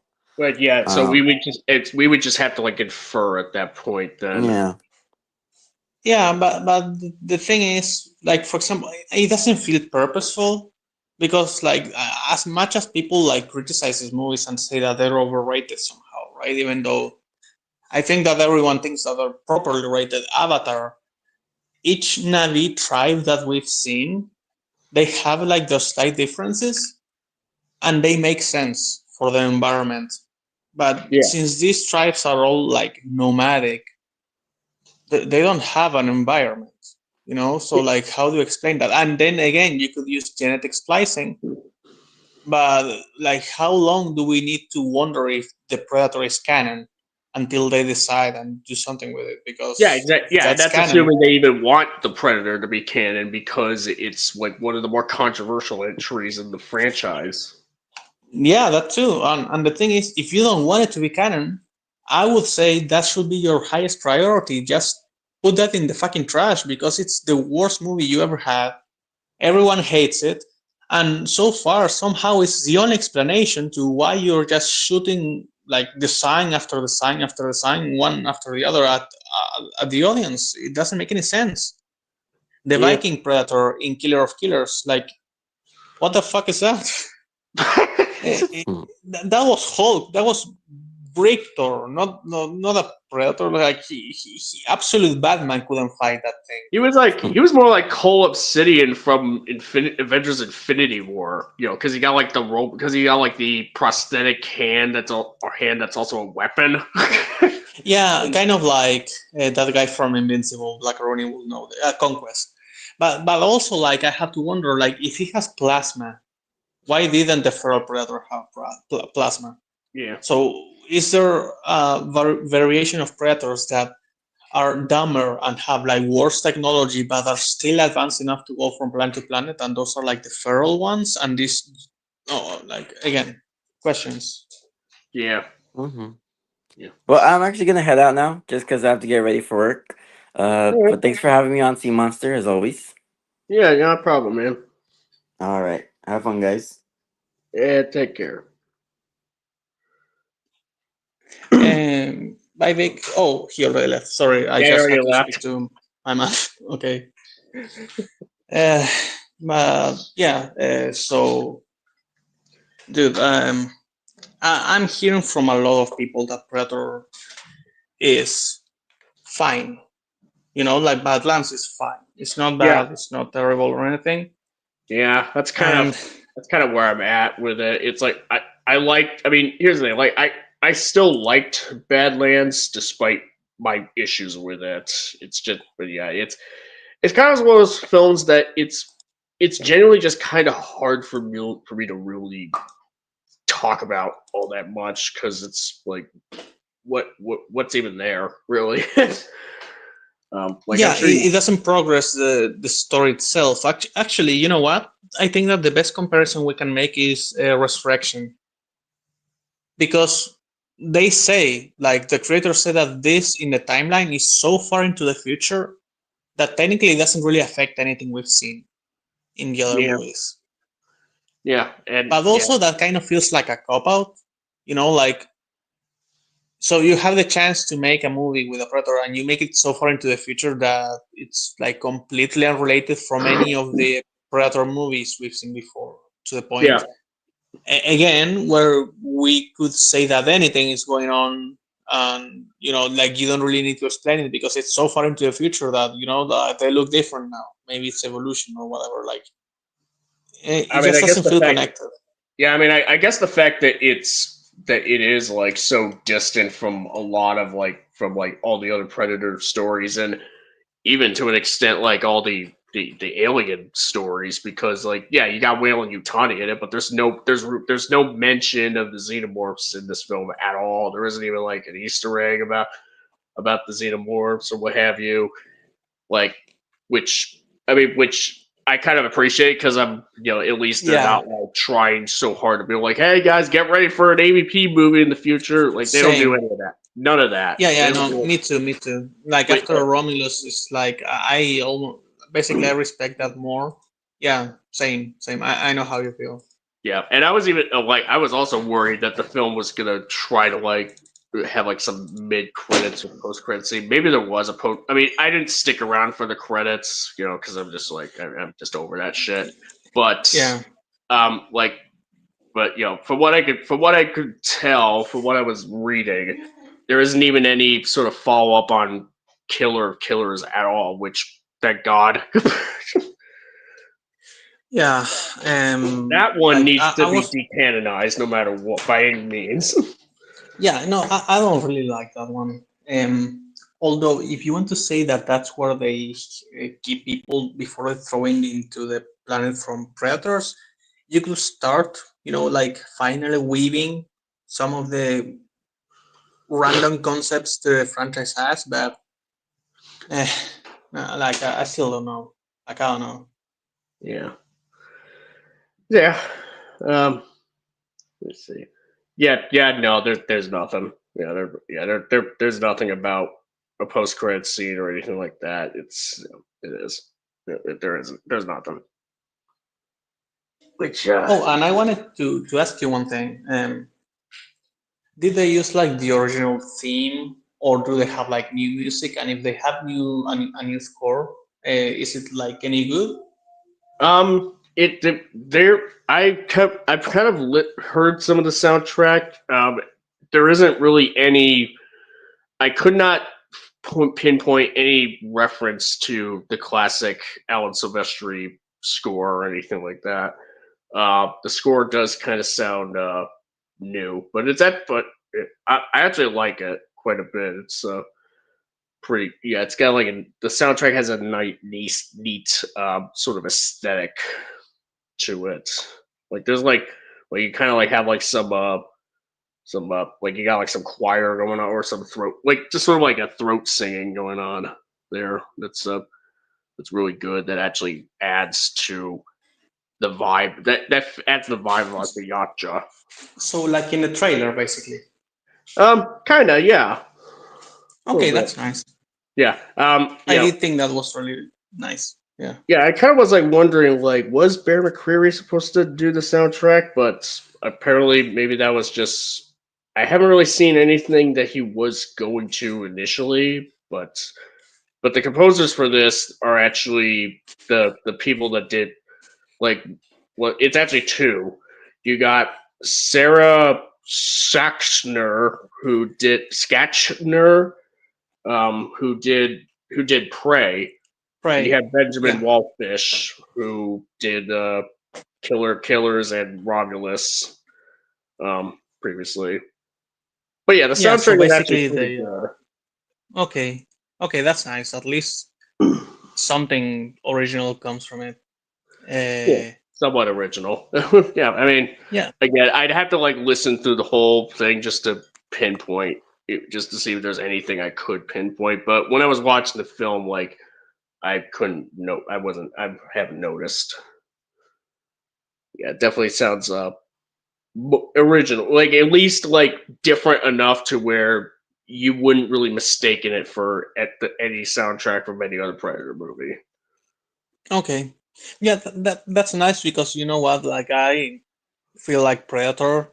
I mean, sorry, Prey. In that regard, was like really nice because Yeah. it sounded different, but not only different. Like I really like the soundtrack from Prey. Oh Um. yeah. So yeah, like um, it sounds like I will. Yeah, definitely just pirate it. Uh, I don't feel any temptation to watch it. Um, Yeah, that's I'm fair. still worried for what's to come with these Yeah. movies, but I don't have any faith anymore.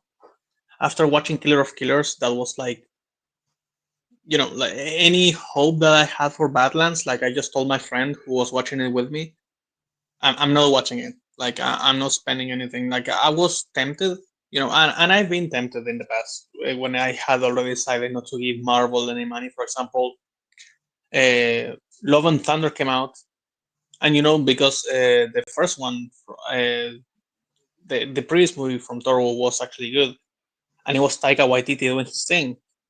I was like, finally, someone that has like their own originality and their own creativity, right? Yeah. Making a Marvel movie, so this one will be good. And then I went and yeah, yeah, Yeah. no. So I just didn't want to do it again. Yeah, I'm kind of in a position where, like, even if Predator Badlands actually did turn out to be amazing, it didn't really leave me all that excited to see where all this Alien Predator stuff that Disney's doing as of late is supposedly trying to go. Assuming there even is a plan, as opposed to just making Alien and Predator movies just to keep the IPs going, for whatever for profit.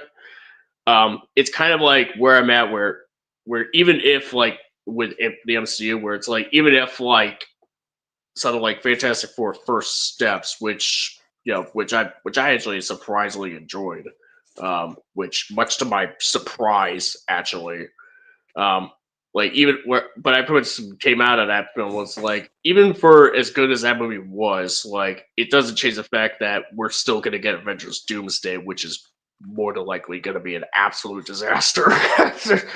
I Yeah, have no hope for that one for it at all. basically, even if they make something good, it's bait. It's just bait, and you'll Yeah. get fished in the end. It's like you grab it, it's tasty baits, but then you're just like you grab it, but the hook doesn't get you in. You're just like, no, I know better now. I know better. Yeah, I'll accept the cheese but I will not take the hook. Like I'll just like yeah. slip it off the hook, just pull it off away. Just be like, Like in that SpongeBob episode. yes. Actually, I forgot when I went on holiday. So because I went on October, the plan was to watch like scary movies with a friend of mine, like do a little marathon as much as possible. Hmm. In the end, we ended up watching like the whole season one of Chainsaw Man before the movie. But the plan was to watch Alien Earth, so I still haven't watched it, but I've seen some screenshots. I know that an android is petting the alien at some point. Um, I don't actually have an issue with that because like when people hear me say that I hate Romulus, I think Killer of Killers is like terrible. Even though I only think that the third and like the wrapping story are terrible. Like the first two, I'm fine with. Even though I don't think that the Predator from the first story makes any sense. People think that I hate the whole thing, and it's like no, actually, like I'm super open to some of these ideas. Like aliens, if there are animals, they should have like a state where they're not like hyper fucking aggressive to every single thing that exists. So I'm open to an alien like developing some type of I don't know tolerance towards an android.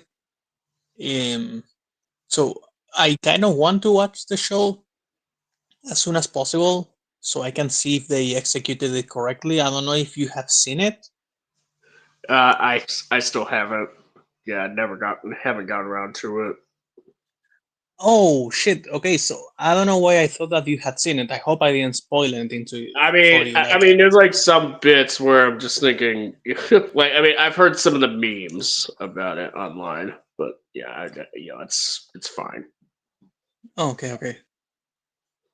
Yeah, I mean, maybe I just haven't really paid too much attention to like too much of the details aside from that, like the more consequential stuff in the story for the show. Yeah, me neither. Like, honestly, I just blocked everything on Twitter and on what was it on Instagram. I never really followed that much alien stuff, so thank God I didn't really get anything. Actually, the thing that spoiled me is the fucking YouTubers putting the most important frames on their fucking thumbnails, right? So that's where I see the android petting the alien and shit like that, and it's like, ah, for fuck's sake. Uh, yeah, well, God, I hate those people. Yeah, yeah, but yeah, like it's just like so nebulous right now. I Yeah. don't feel like there's any way of saying that this is going to be good.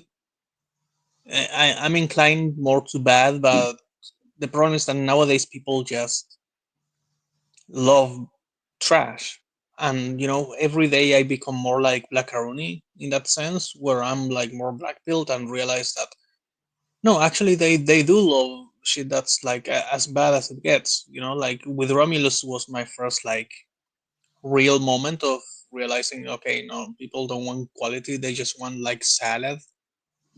With Killer of Killers, I heard so many good things, and then when I watched it, I was like, yeah, I don't It's think so. yeah. And then we Prey, which I have like tolerated a lot and defended. The all it took was I watched one show about the Old West, unrelated to anything like horror or sci-fi or anything like just a drama in the Old West, right, with a lot of violence because it was violent times. Yeah. And I just realized that Prey is such a fucking waste of potential, like such an immense waste of potential. And I just cannot really forgive it all that much anymore. Like it's like, okay, you were trying to do a contained story and all of that, like I understand, but I feel like it's still very surface level on the culture of your character. I feel like it's very surface level on the depth of the conflicts between natives and the Europeans. I feel like it's very surface level on everything, and suddenly it's just like, okay, now I don't feel like defending it so much anymore because I've been exposed to actually like good media from those times or close times at least to those to that period, right? So yeah. Yeah, that's fair. Yeah, fair enough. But anyways, I don't know. I guess do you probably want to like move back on that Frankenstein? So we can talk about something. If you want to, yeah, like if you have something to do, like I don't mind. I don't want to keep you here more than usual. I saw that you were alone the times that I was like coming here to see how things were going, because I was trying to actually watch the movie for this, but I don't know if you've seen it, but I've been really busy drawing uh, these last 2 days, so I forgot to watch it. Like I just get to drawing and then I don't stop, and then I look at the clock and it's like 2:30 a.m. or something like that. Wow. So do you have time or? No, oh, I got time. I absolutely got time. Oh, okay, great. So before we start, like, did someone come to talk about Frankenstein? Like, did Minecraft watch it or Uh, something like that? I mean, Minecraft's seen Frankenstein, but I think he's like I don't know how long his classes are gonna be, so he might come on for a bit if this goes on for long enough. But we'll see. But we're just Okay. gonna wait and see.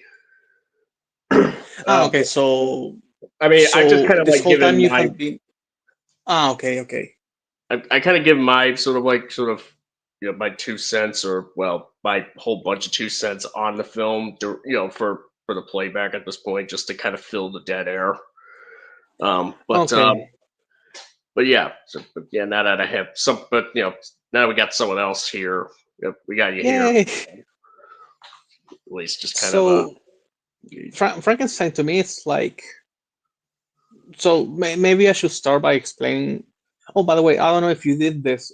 Like, did you talk about your history with Frankenstein as a whole when you were talking about the movie at first, or did you just get back straight into the movie? Uh, I didn't really talk too much about my history of Frankenstein, the IP, all that much. I just kind of immediately jumped into talking about the film, while also just kind of making some mention of where the film may have like called back to previous takes of of Frankenstein.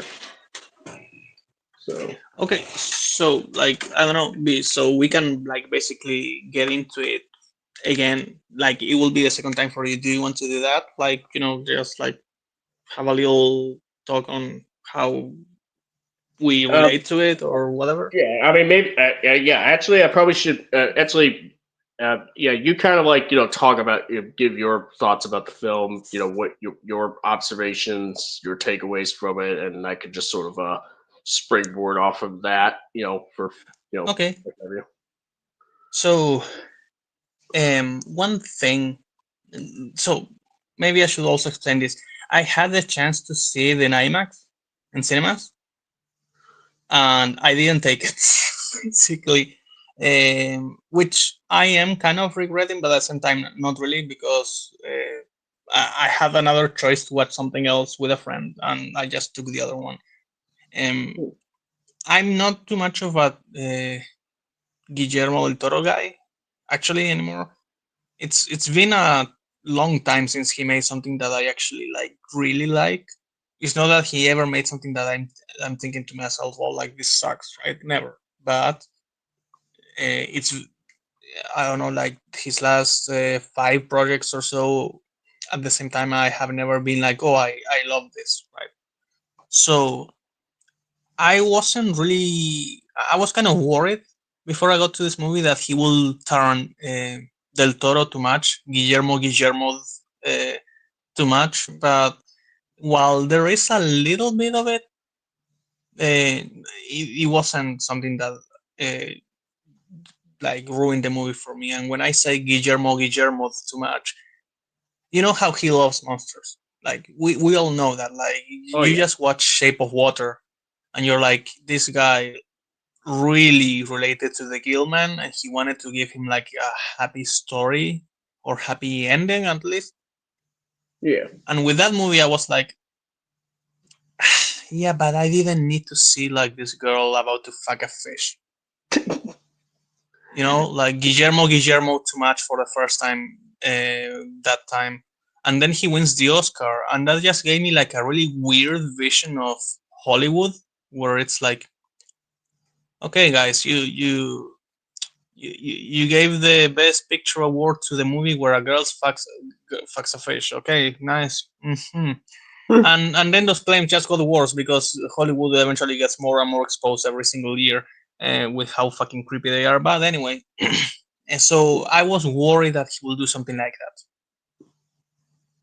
He didn't, but he did do that in a way by making Victor, I feel, too much of a piece of shit.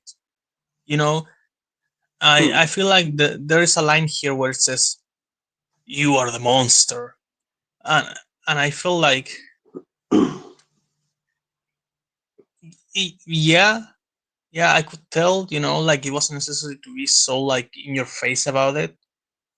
Even more when it's something that so many people say nowadays, right? It's not even like this. It's not even like this version of the story is the only one to do this, and it's the first time, and it's like unique to this movie. It's something that a lot of people say. It's kind of like saying to King Kong, "You are the slavery." It's like it's not really that. Like Victor in the first book, he was someone that made a lot of mistakes, and he was someone that was playing God, even if he didn't um, mean to do it from this place of I just want power, right? Like he wanted power, but he didn't see himself as someone who wanted power to control people or anything, or like to turn them into zombie slaves or anything. And or he just wanted to save people from death.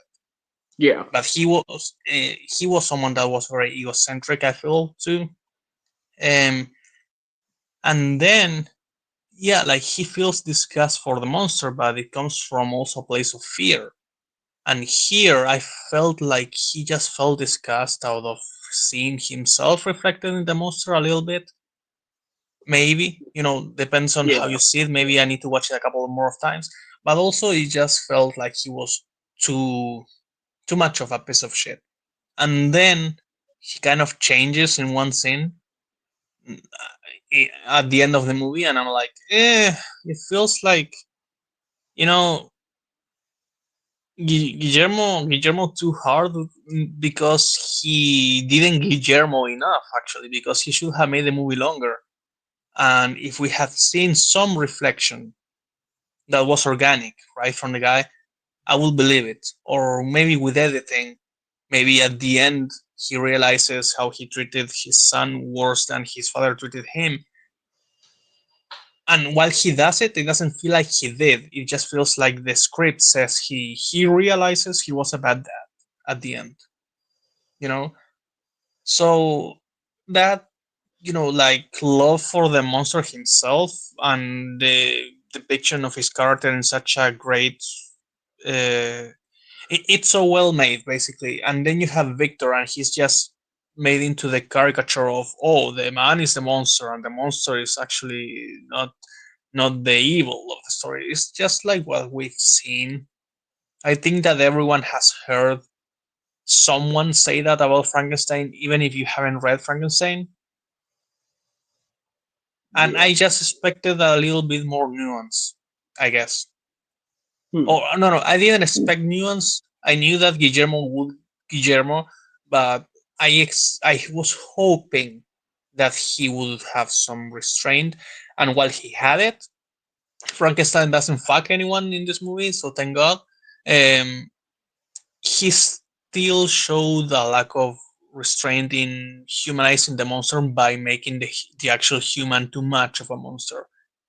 So yeah, that's my only complaint with the story. When it comes to an adaptation and whether it follows every single bit of the story, I don't really have any issues. Um, but yeah, like that's the little thing that makes it clear that this is a Guillermo del Toro movie to me. Yeah. Yeah, I guess like the whole thing of it's just kind of like how Victor and the creature, they're both just kind of like victims of each of their respective, essentially just sort of upbringings, if you will. Like and Victor just kind of like Pep like was sort of a victim of that because of his father, Charles Dance, as well as the fact that his obsession want to essentially to advance in the field of in science and what have you was sort of amplified by the death of his mother, who gave life to his younger brother. Um, yeah, it kind of just sort of amplified his motivations to become like a scientist to try to like conquer death ultimately, without really Yeah, fully understanding the consequences of essentially having that sort of being akin to God, in that front. And I would so, say that he doesn't understand life itself, and I think a character says that to him actually in one part of the movie. No. Okay, no. She says you don't understand the heart, but I also think that he also doesn't understand what it means to be alive. yeah, whereas like the creature, kind of just sort of felt that sort of experience, a similar experience, except just right from jump, even like you know, Hmm. like Victor, except he kind of goes on to like after he escapes it, he kind of ends up having a better understanding of life. Down to when he meets with the blind man, and the family there. Well, mainly the blind man, while also just kind of being the spirit of the forest, where he kind of Hmm. understands that there's both good and bad in the world, essentially. But he pretty much kind of realizes how he was created, and he just kind of like and he obviously, is much more, and it kind of realizes, like, since he can't even die, because of, like, the way that he was created, he pretty much, like, needs, like, a reason to live, to just, like, keep going, so that his eternal living would actually have purpose, essentially.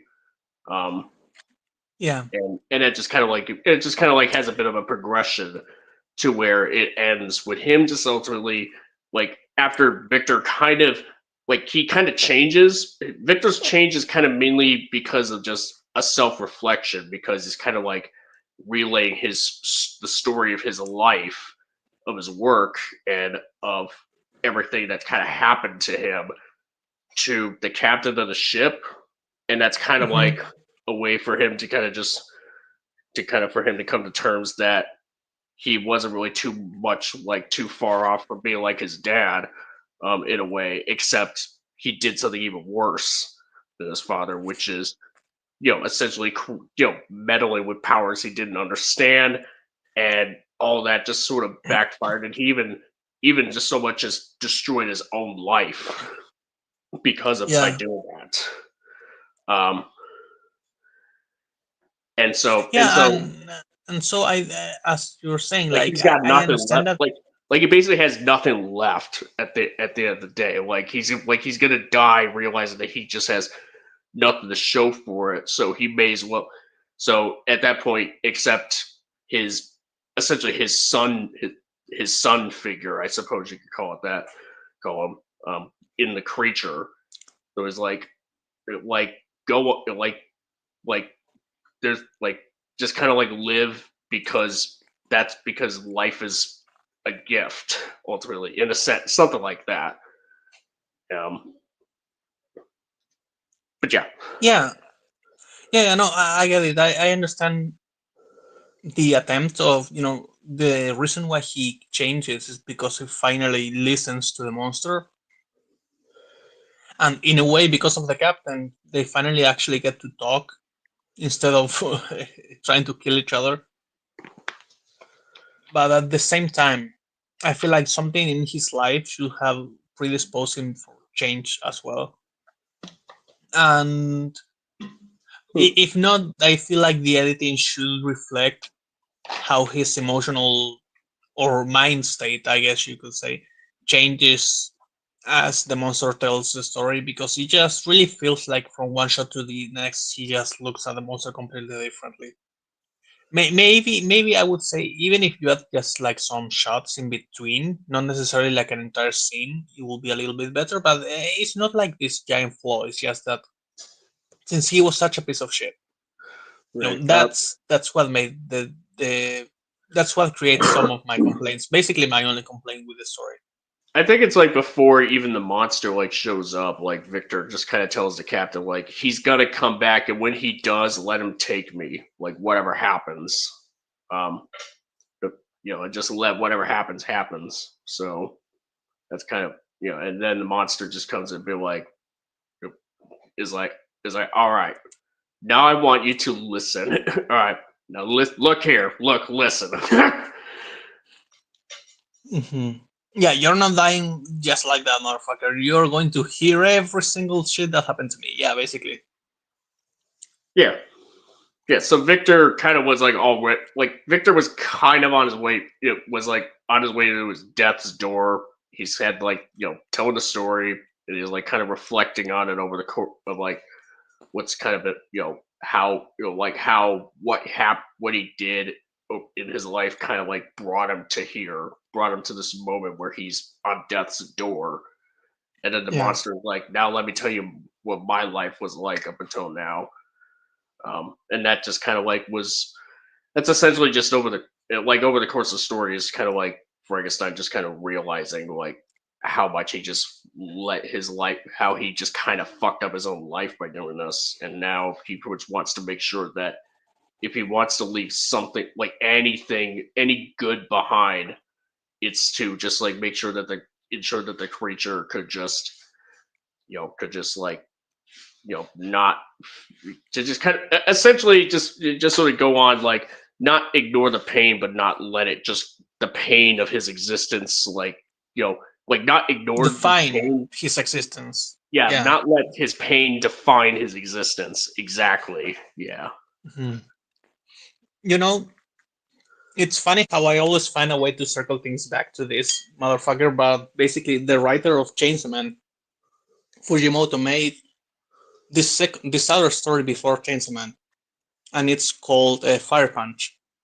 Hmm. And when the guy said "live" to Frankenstein, like that's literally the whole theme of Fire Punch.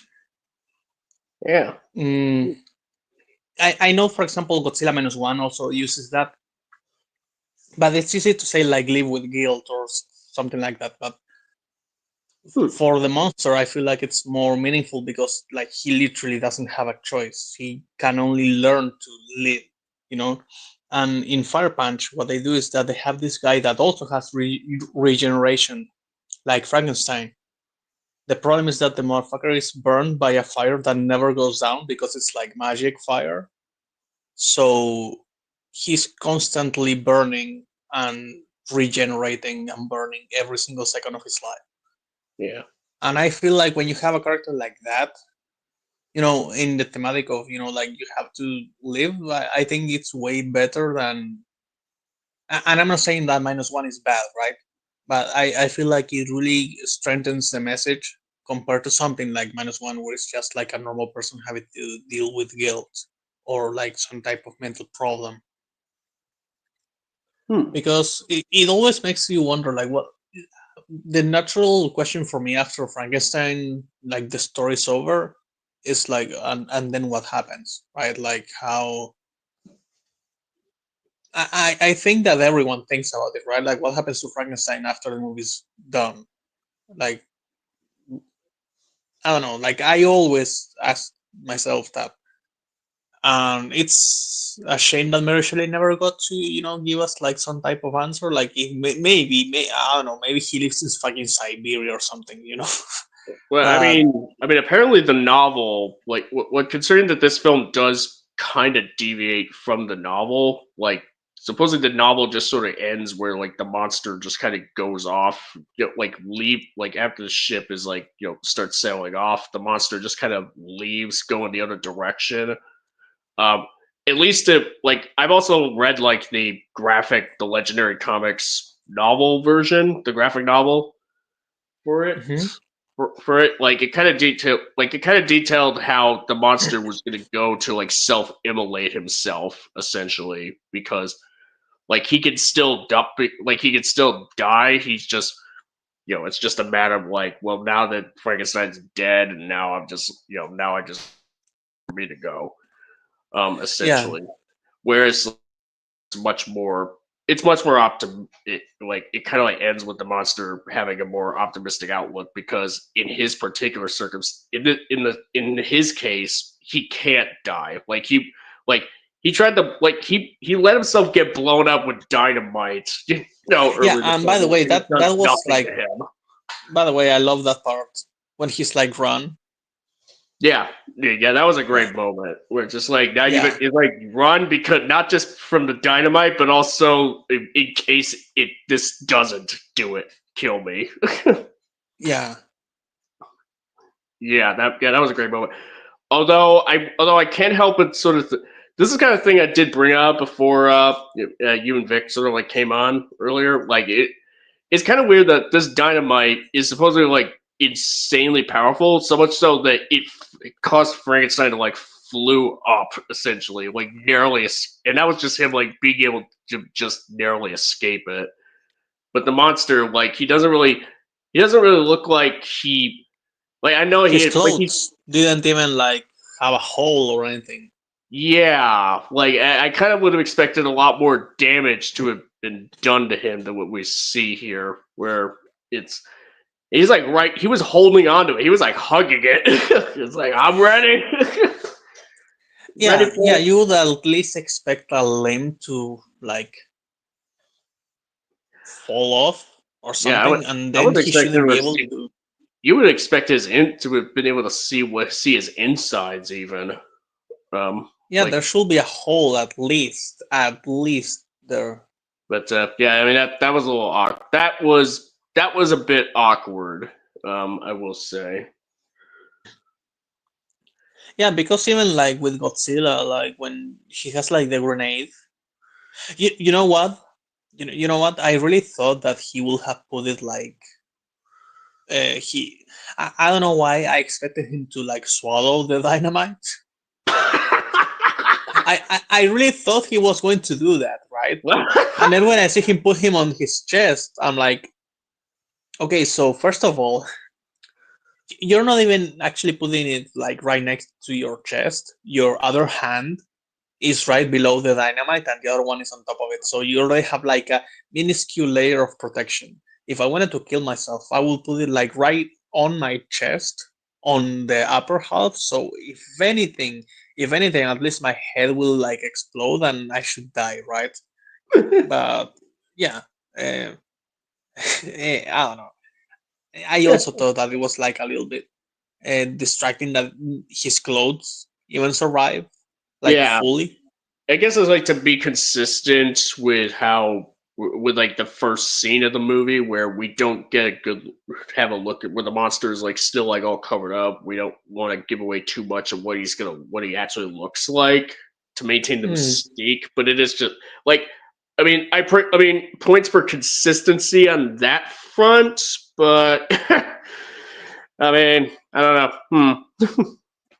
Yeah, it's one of those things It's like where it's you like you win understand. some, you lose some in this particular instance. Yeah, it's like asking why does the Hulk always have his shorts on? It's like Yeah, in universe they can give you as many excuses, but you know it's just so he doesn't go around with his balls hanging yeah, you because know, that yeah. Like Hulk still has exactly. his pants on because we don't need to see his cock. Exactly. Basically, yeah, that's the actual real explanation. But in universe, they will like say "Oh, he has spandex, and it's like, yeah, your fucking mom has spandex. Like that's not spandex. That's like hyper span. Like that actually is like expanding adamantium at this point, if it does that much. And so like I understand that, it's just like movie logic. You shouldn't like super analyze it, but it will always be distracting when something like that happens, Yeah, kind once of you kind of like like.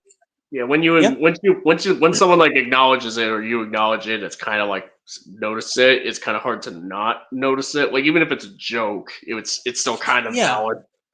yeah, exactly. It's nothing that if you're like a normal person will actually like bother you, but also if you're a reasonable human being you need to understand why someone would be distracted.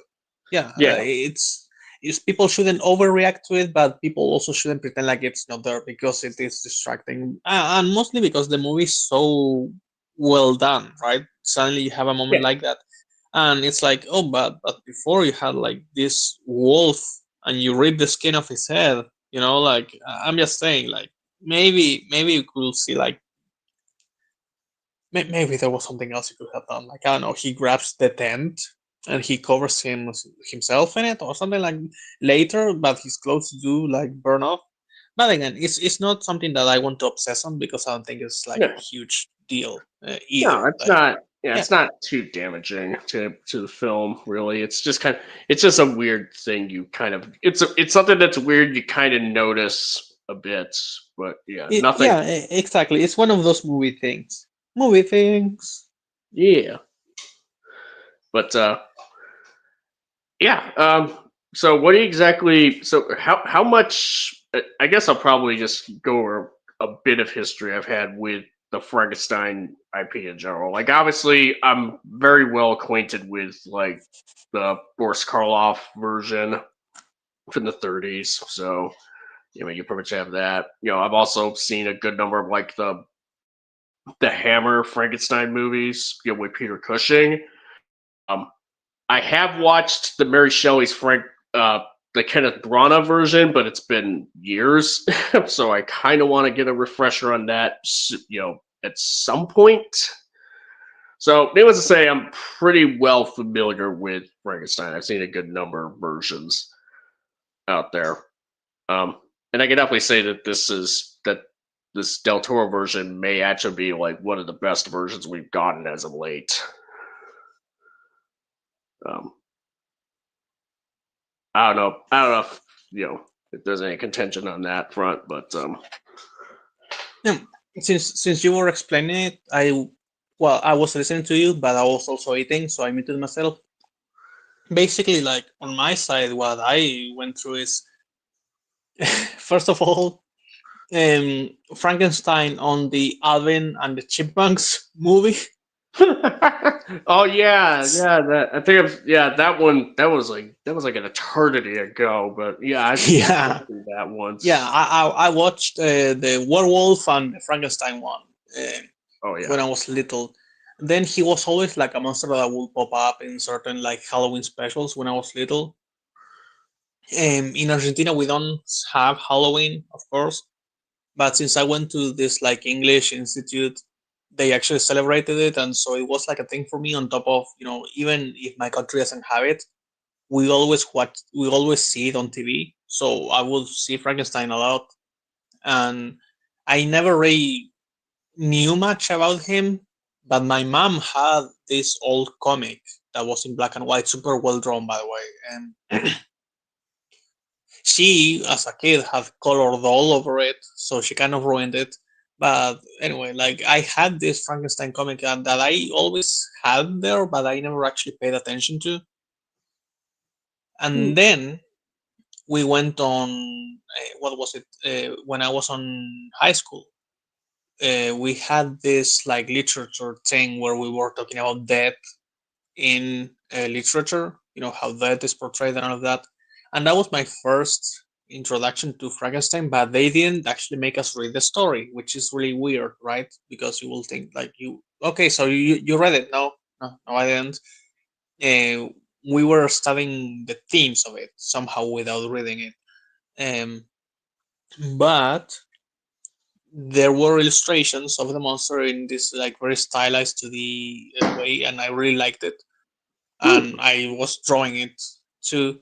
And then when I changed schools, finally we got to read it.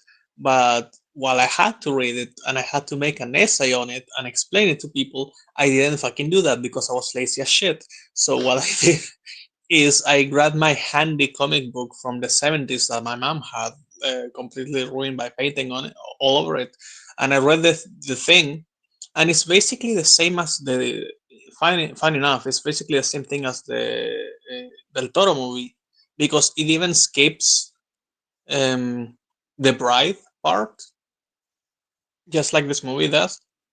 yeah, Um, so it's basically the same story. Like I watched the same thing as I read in that comic years ago, and that comic was from like the 70s.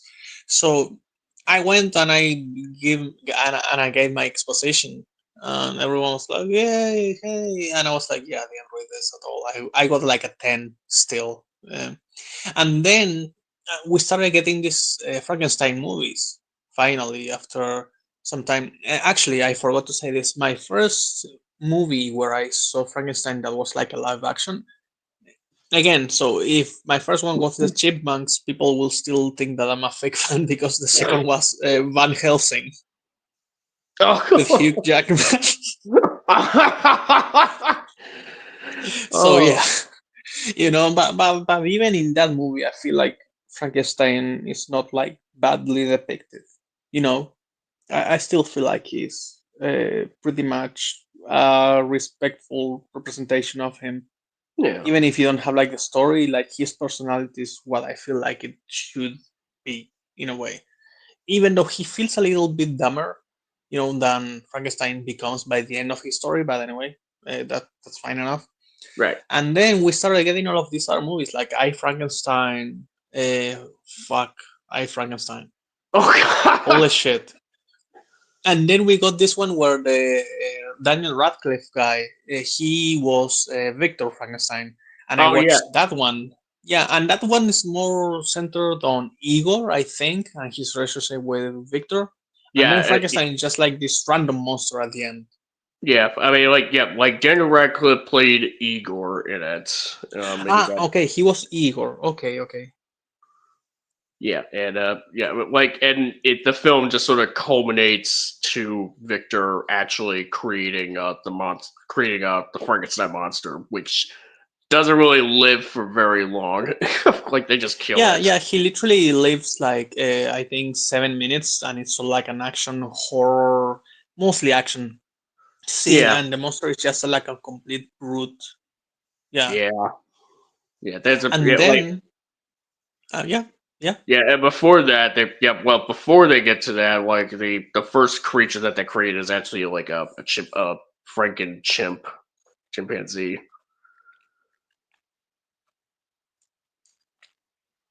I had completely forgotten that part actually. Yeah, I mean, I watched, I kind of watched that movie. This, rewatched it recently, like, well, back in this last month. Hmm. So yeah. Yeah, and actually, you know what? There are some stories that are kind of like Frankenstein-ish. Like I also watched this one on Netflix, which was actually really fucked up. Hmm. It was called The Modern Prometheus or something like that. And the reason why I watched it is because at the time I wanted to watch Prometheus from Alien, but I couldn't find it. Netflix was so new, and Netflix had so many weird shit in its catalog back then. Those were good days, honestly. You will have like a lot of random stuff, and this was like this indie movie where this guy, I think they revive a dead guy, and he goes from being a baby to being, like a man, but he's like super strong, and then he like transcends humanity, and he becomes kind of like a god, and it's all like in this laboratory. It's very low budget, like it's not like probably not really a good movie, but I feel like some it was a really dark, depressing movie still, and I feel Hmm. like that was well done. I never found it again, so I would like to watch it to see if it was like really bad, or I was just 14, or if I was 14 but it was actually really bad, but my mind made it good somehow in the end. But yeah, Hmm. like Frankenstein, it's weird. Like I haven't even read the book yet, but now I want to do that. It's just like I feel like sometimes schools decide to give you like this huge piece of literature that's like amazing, and it's like we have this jewel, let's give it to the pigs, like these little gremlins that are like 14 years old and they just want to play PlayStation. Like you don't get Frankenstein, you don't understand Dr. Jekyll and Hyde and stuff like that. You might read it out of obligation, but I feel like the themes and all of that, like you're still too stupid to get it. Like I'm not even ashamed of saying it. Like kids are dumb. So having been exposed to, or at least having my school try to give me Frankenstein when I was little, just made me not want to read it in a way. And now I feel like I can finally do it. The same way that if someone had told me, "Hey, you have to read Dracula," and I was forced to do it, right? I will be like, "Wait, this is all letters? Ugh, boring." And but now I'm like, "It's all letters? That's so unique." And now I want to read it because I'm an adult. Yeah, So because yeah, like that's kind of like how the novel's like structured. Like it's sort of journal entries. Like you're trying to piece yeah, together like how like what the deal is with this Dracula guy, and and all these people that have like encountered him. yeah, exactly. He never writes himself. At least for what I remember, it's always someone else talking about him. and, Yeah. and that kind of really helps. But maybe I don't know. There was like something that he wrote himself in the story at some point, and I'm forgetting. I need to reread it. Actually, I'm intending to buy like a Dracula book because mine was left on Argentina. So I want to buy another one so I can read it all over again. Yeah. But yeah, Yeah. like these books that have like lived up to this point, I feel like finally some of them are getting like these really unique modern interpretations after I'm not going to say that everything before that I mentioned, for example, that I watched was like trash or anything, right? It had its value. Like for example, the Radcliffe movies, like have you wondered how Igor felt? Like, and it's like most people would say no, no. Why would I? Like, he's not. Is he even in the book? Actually, Igor. He's from Uh, the Universal movie only, right? he was in Igor, like the Hunchback assistant trope in Frankenstein stories. That started in the first Universal Frankenstein movie.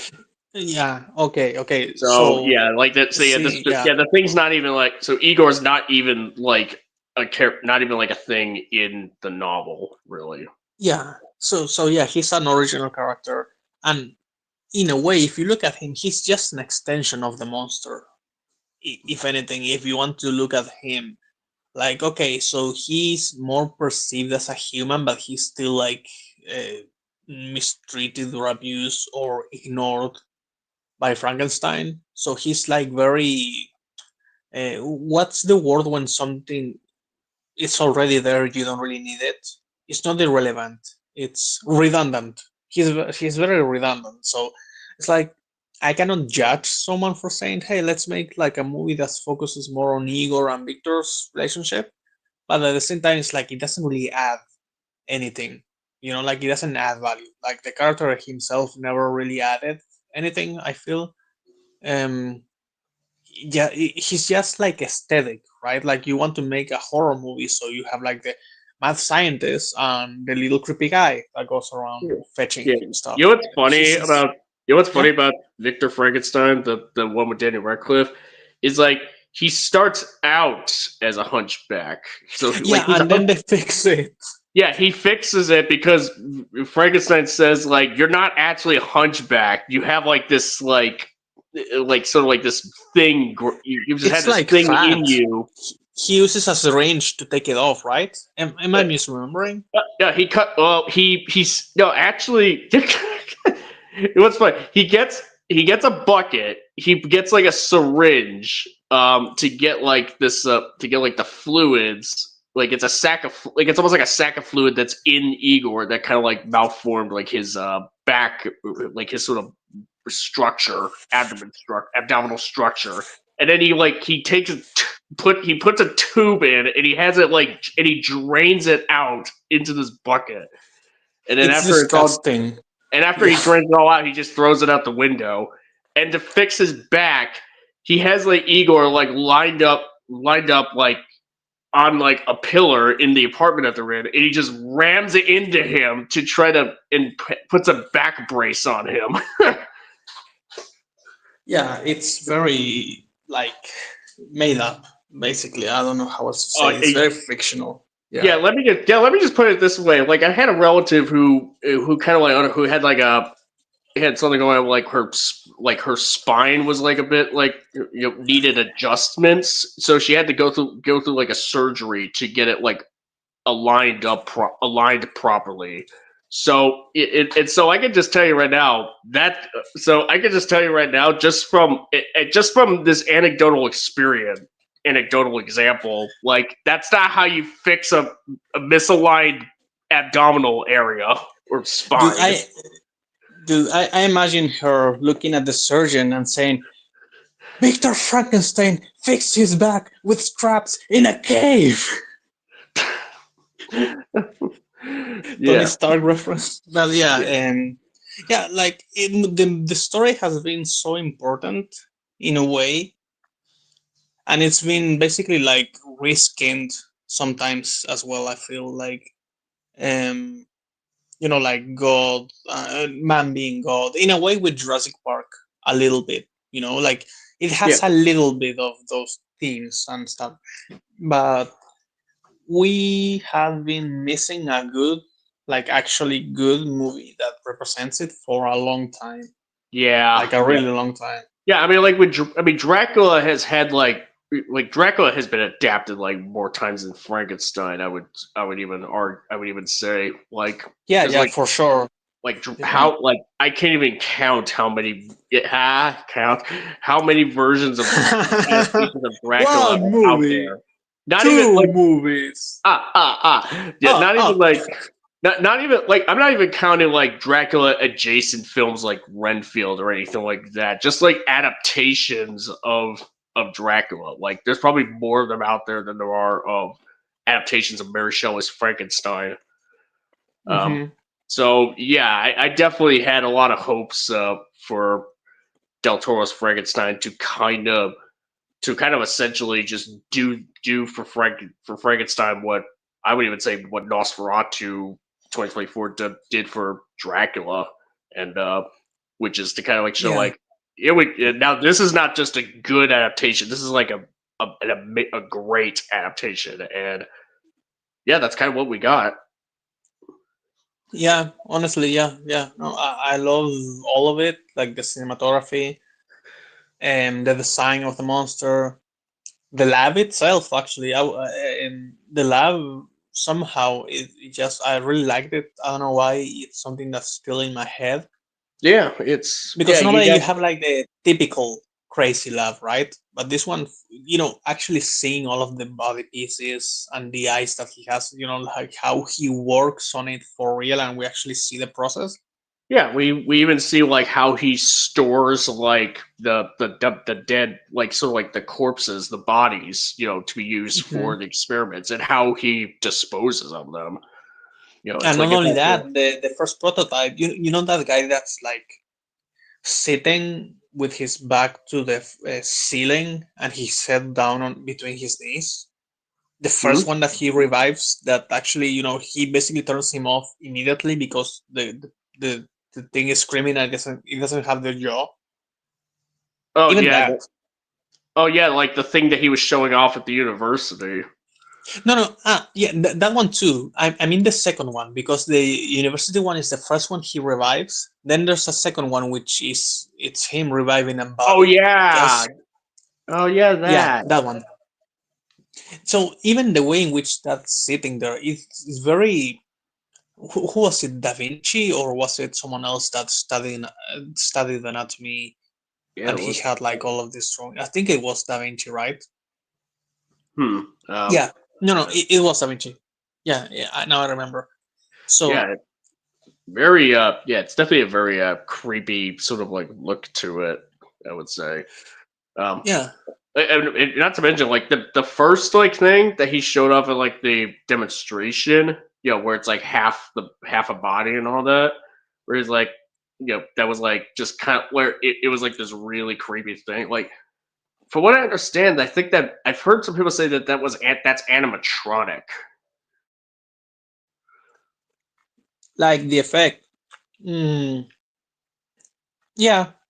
Yeah. Honestly, I think it's super doable because it's just moving the arm, the head making a scream, and he's already like on a pole, so you can connect all the wires and control it from below, for example, or Yeah, remotely because it's 2025. So yeah, 100% that could have been a prop. Yeah, yeah, the looks awesome. yeah. Yeah, that looks Also, one nasty. thing you I can do love it. is you have like a real head. That's also something you can do inside the pillar. Maybe you have like a very thin actor, and then you build the body around them, and maybe the arm is real too. Because the actor like maybe can have the arm there, and you can have it with makeup. Like there are ways to do it, but anyway, it looks really good. Everything here looks good. Oh yeah, yeah, it looks really good. Um, was there any scene where you felt like, okay, that really looks like CGI? I There's don't. I didn't have that, for example. Yeah, I mean, there's probably like a couple. There may be like a couple moments here and there where like when they I guess like when they first arrive at the tower that they're going to use for the lab. There's like Oh, a bit of green yeah, screen that's a bit. Eh. yeah, yeah. A You know little. what? That's true. That's true. That's probably the weakest But even the effect I could walls. think of. But the fact that that's probably like the weakest effect in the movie. So the fact that I had to actually like dig through just to see like if there was anything that looked, not quite up to par, with the rest of the film, then I mean it should be a pretty good tell at least. Hmm. Oh yeah, you mentioned the wolves. What I was gonna say is that to me the walls look fine, actually. Like, Oh of yeah, course, you can always tell that they're CGI, right? But it's yeah, never like it takes me out of the movie. But yeah. yeah, when you mentioned it, I immediately remember which scene you were talking about because I was like, oh, that's the first time in this movie that I'm like, out of the movie, because it's weird how the building looks so fake. And actually, I was kind of distracted by it. It's not like I'm just trying to complain. Like I was wondering, okay, how did they do that shot? Like, did they model the building? Like I started actually thinking of the CGI shot instead of the shot in the movie as in universe. So Right. that did take me out of it, Yeah, a little but bit. it wasn't like annoying or anything. Like I was more like intrigued, like, oh, I wonder if they maybe didn't have that much time. And then I started just thinking about like the technical part of it on all of that. But yeah, no. Besides that, everything here looks really good. Oh yeah. And yeah, thank God again we didn't have Guillermo into match, because I feel like there was a little bit of risk of that. When I saw Mia God, I was like, oh, I hope this doesn't you know end up being like, I love you, monster. I love you. And then they just start like kissing and stuff like that.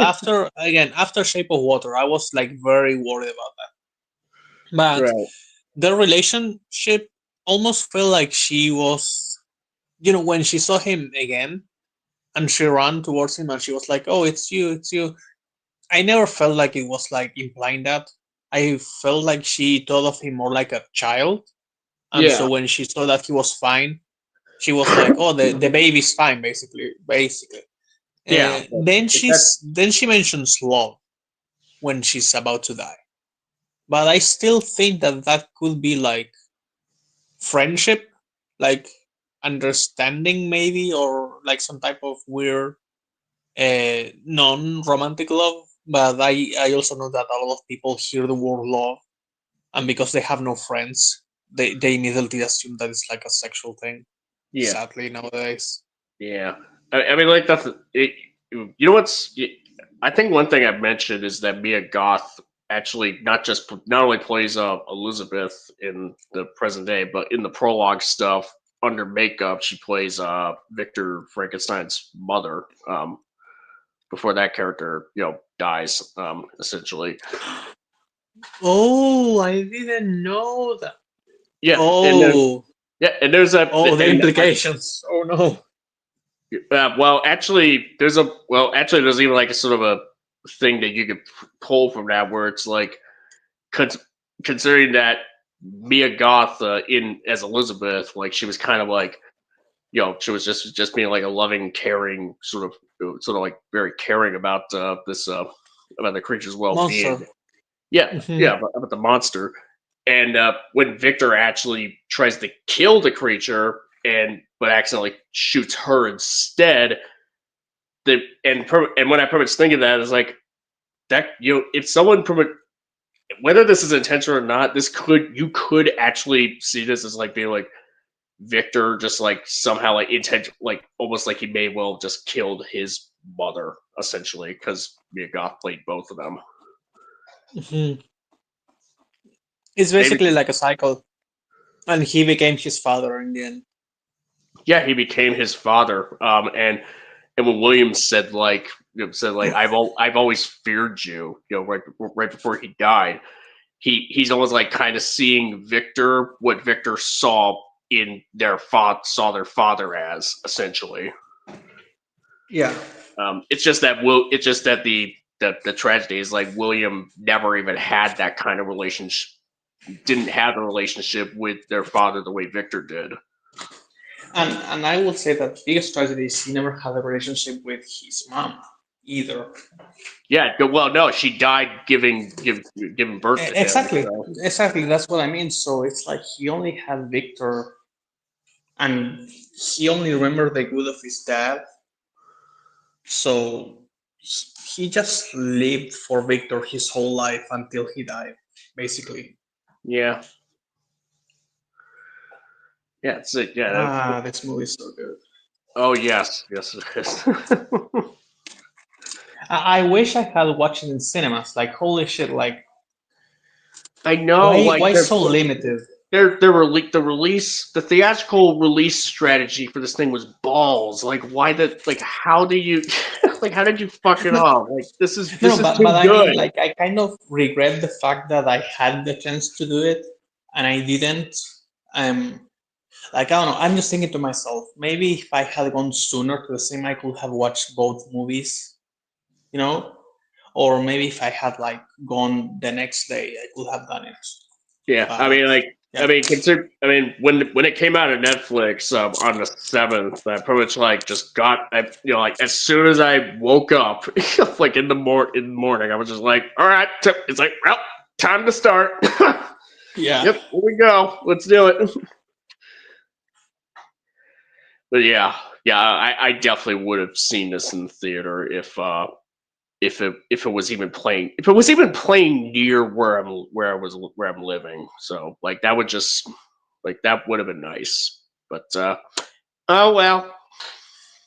yeah. The important thing is that you can always watch this movie in cinemas because someone will play this. Okay, like there will be like a little improvised film festival or something like that Yeah. in your city at some point, and they will show it. And I pretty certainly This is hope one that of this those. film gets like and I hope that this film like gets some kind of like I, I think I saw someone mention about like a Criterion Collection release for this film, kind of like what apparently Del Toro's Pinocchio got, from what I understand. Um, I'm not sure. Oh yeah, yeah, I remember that. So it becomes They much did release one.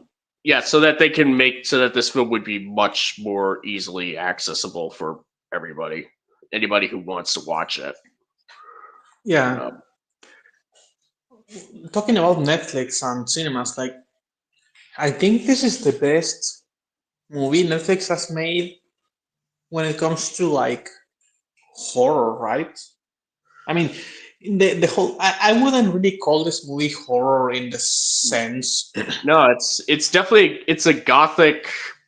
It's more of a gothic sci-fi drama, but Yeah, there's some elements of horror because it's hard to really associate.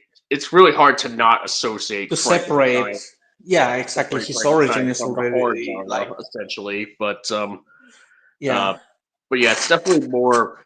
It's more of a gothic sci-fi drama, with a with some gothic romanticization of it. Not so much in a sexual, type of way, but rather just kind of how do I put it? Like sort of like a sentiment a sentimentality to it. yeah, yeah. It even has Mia Goth in it. Well, yes, that speaks for itself. Yeah, uh, but like the last, like I'm not saying that Netflix doesn't make good movies. Like we understand that they make mostly slop that has it's even like its own genre of slop, like Netflix slop in specific, like that stupid ass Jennifer Lopez movie where she has like a mech. That's like very very Netflix type Hmm. of slop. But Or, I mean, Cloverfield Paradox is like a whole different beast of its own. I'm not even sure slop yeah, even call. I don't even know if you can even call that movie slop because like that just sounds like, oh, there's like nothing special about it. It's like, oh, there is something special about it, but in the worst way imaginable. yeah, yeah, and then you have good movies like I think um what was it? Uncut Gems, wasn't it from Netflix? I don't. The Adam Sandler one. No, Uncut Gems. But that was A24. That one was a thing. That one was A24 actually. Okay, wait, which one am I thinking of that was Adam? Okay, Adam Sandler movies. I'm going to look them up, but Well, I I mean, think that he, there's a decent amount of like Adam Sandler movies on Netflix that you could think of because I think it that's was Spaceman that was like a Netflix Adam Sandler movie that was like really good. But let me look it up. The thing is, they do make some good things. yeah, they Like do. sometimes, sometimes. Yeah, yeah. You got to put the asterisk. Like they make good stuff as long as you're talking about Del Toro's Frankenstein as an example.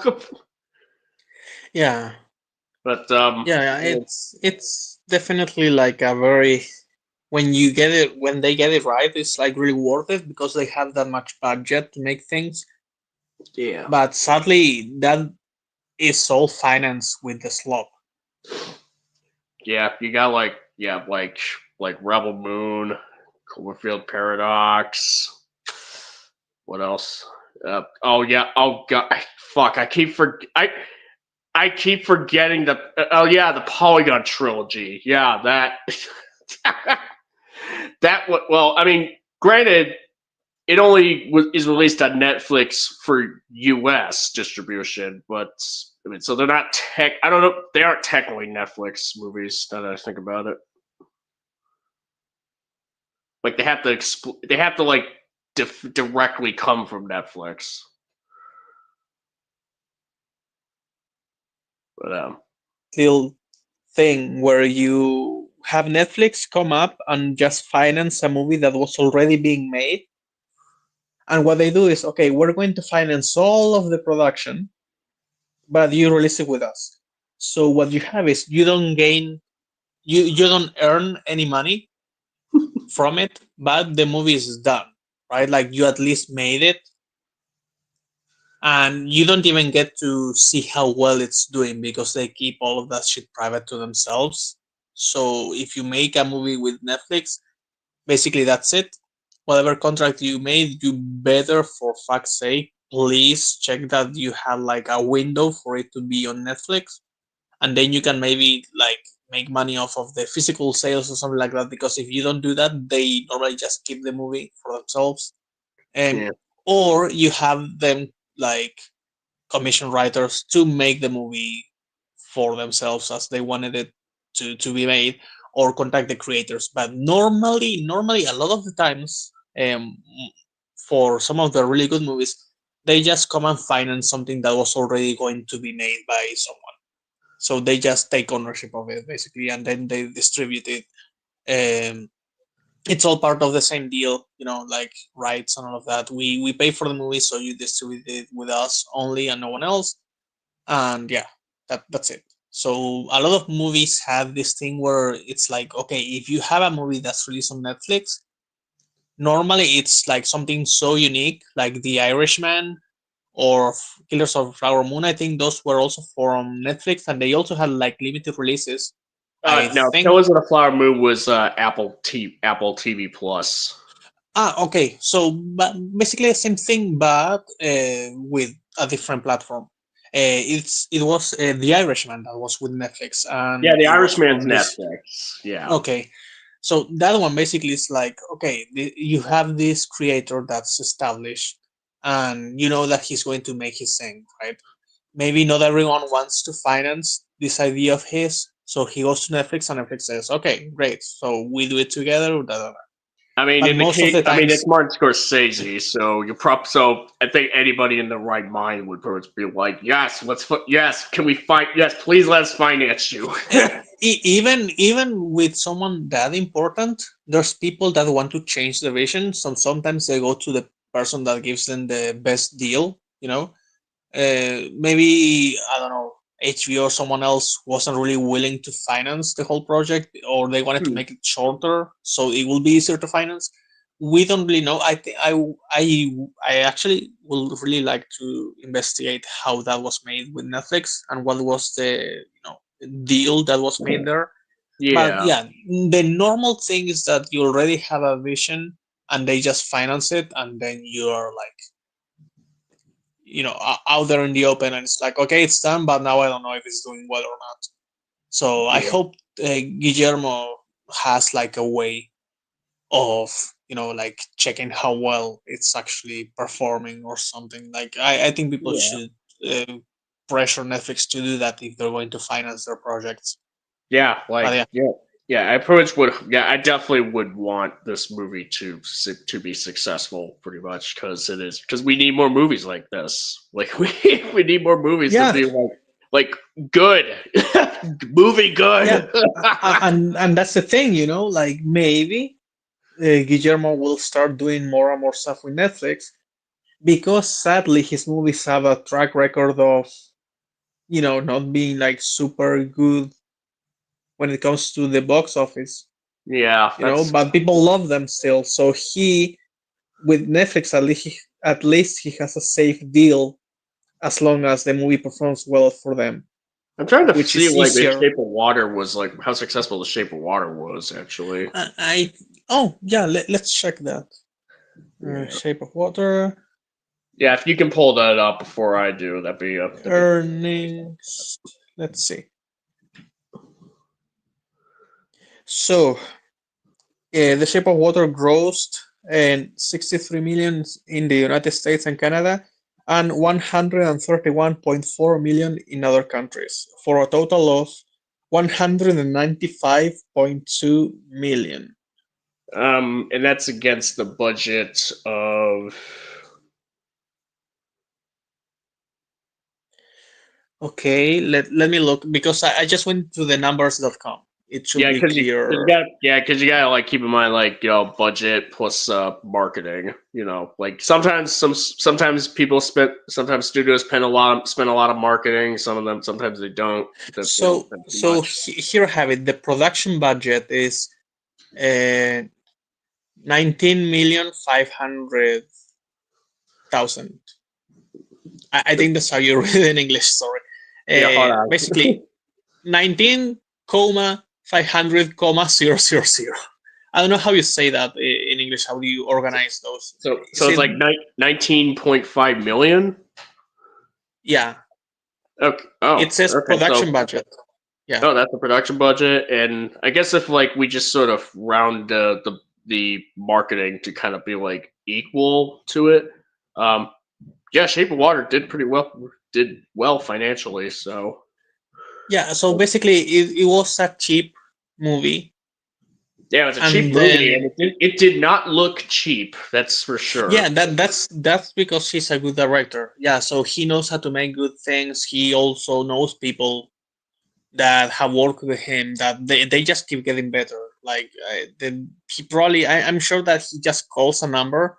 He calls a guy and he's like, "Hey, I need makeup for this," and that guy already has like 20 people that are like all fucking pros, and they're like, "Hey, it's Guillermo. We will give him like a special deal and shit," and then the movie is really cheap, but it Yeah, still looks really good because you have like a lot of people that like the guy. yeah, you have Guillermo like seems to be like a really nice person too. yeah, and they have like a good visual eye for. They have like people working on Del Toro included, who have a really good idea of how to make the stuff look good, even if it doesn't cost like a whole heck of a lot. As opposed to some filmmakers like Paul Feig, who did Ghostbusters 2016, where that movie had like over $100 million.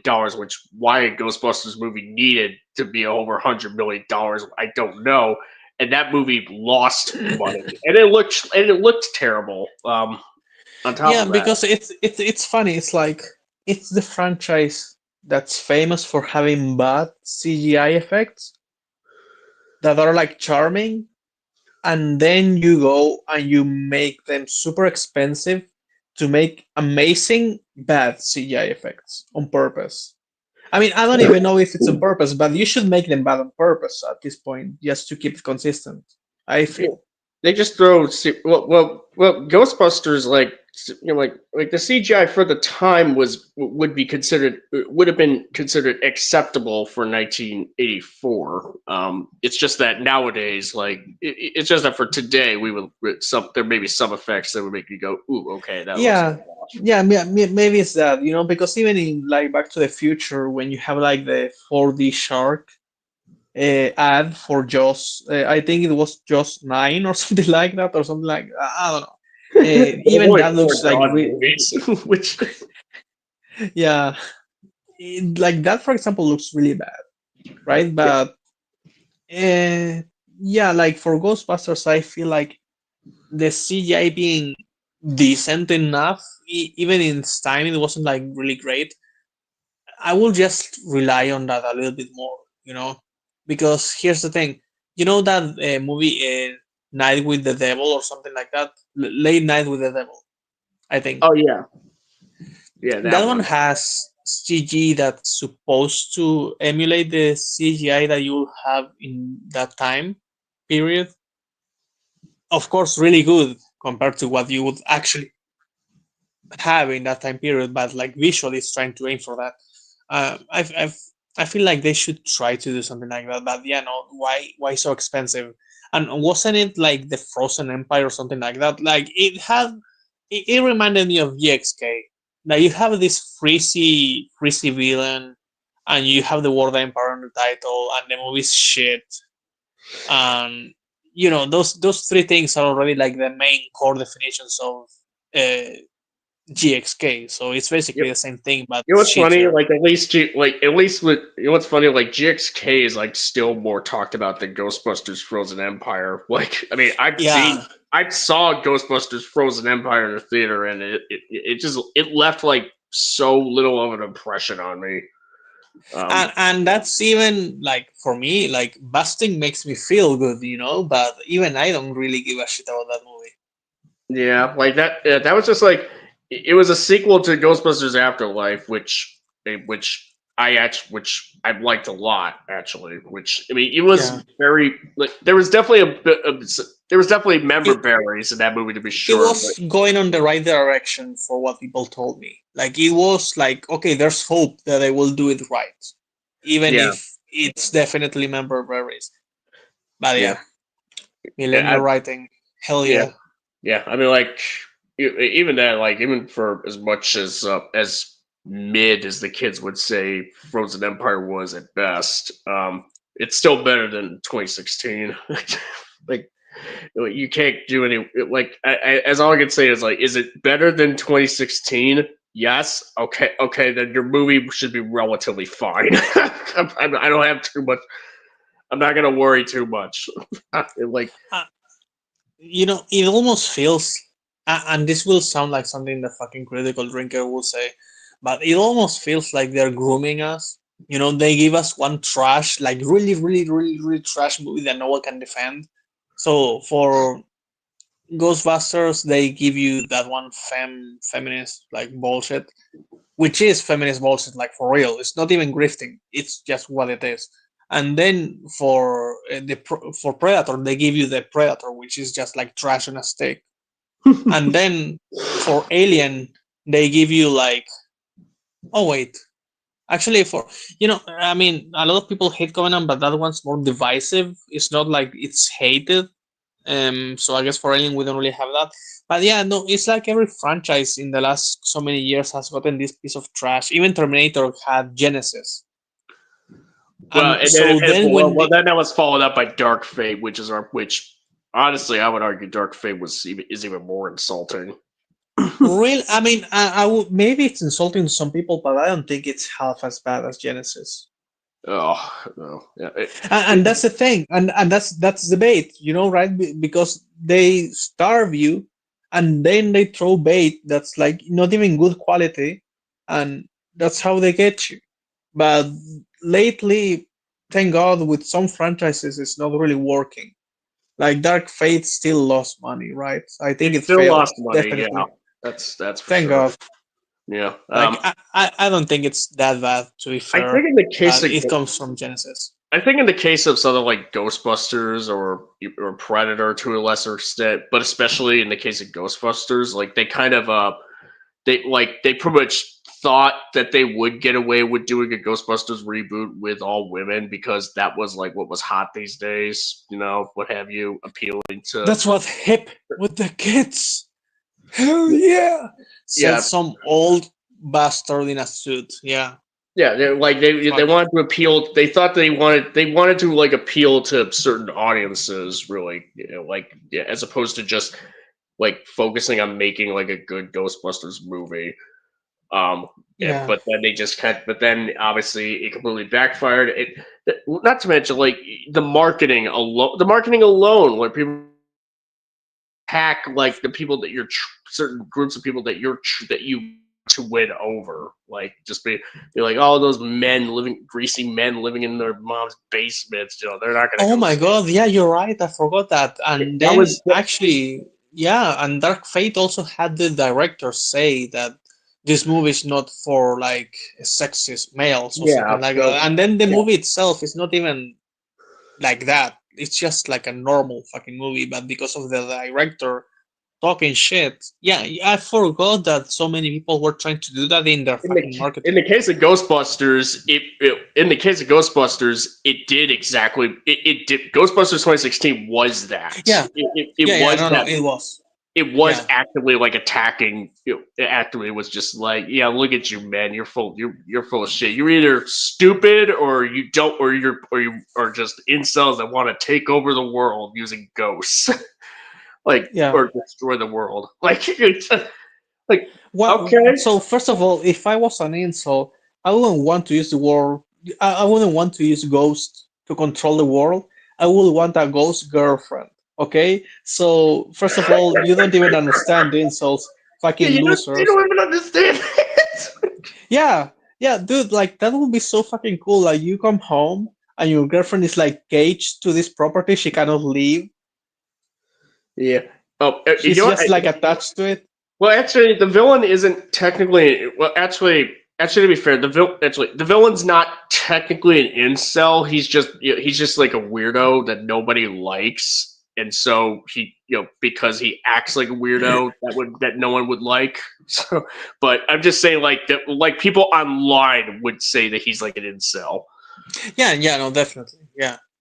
And even though at that time I think the word wasn't really an abused term, I think that came from the COVID period onwards, I think, because of the male loneliness epidemic. Yeah.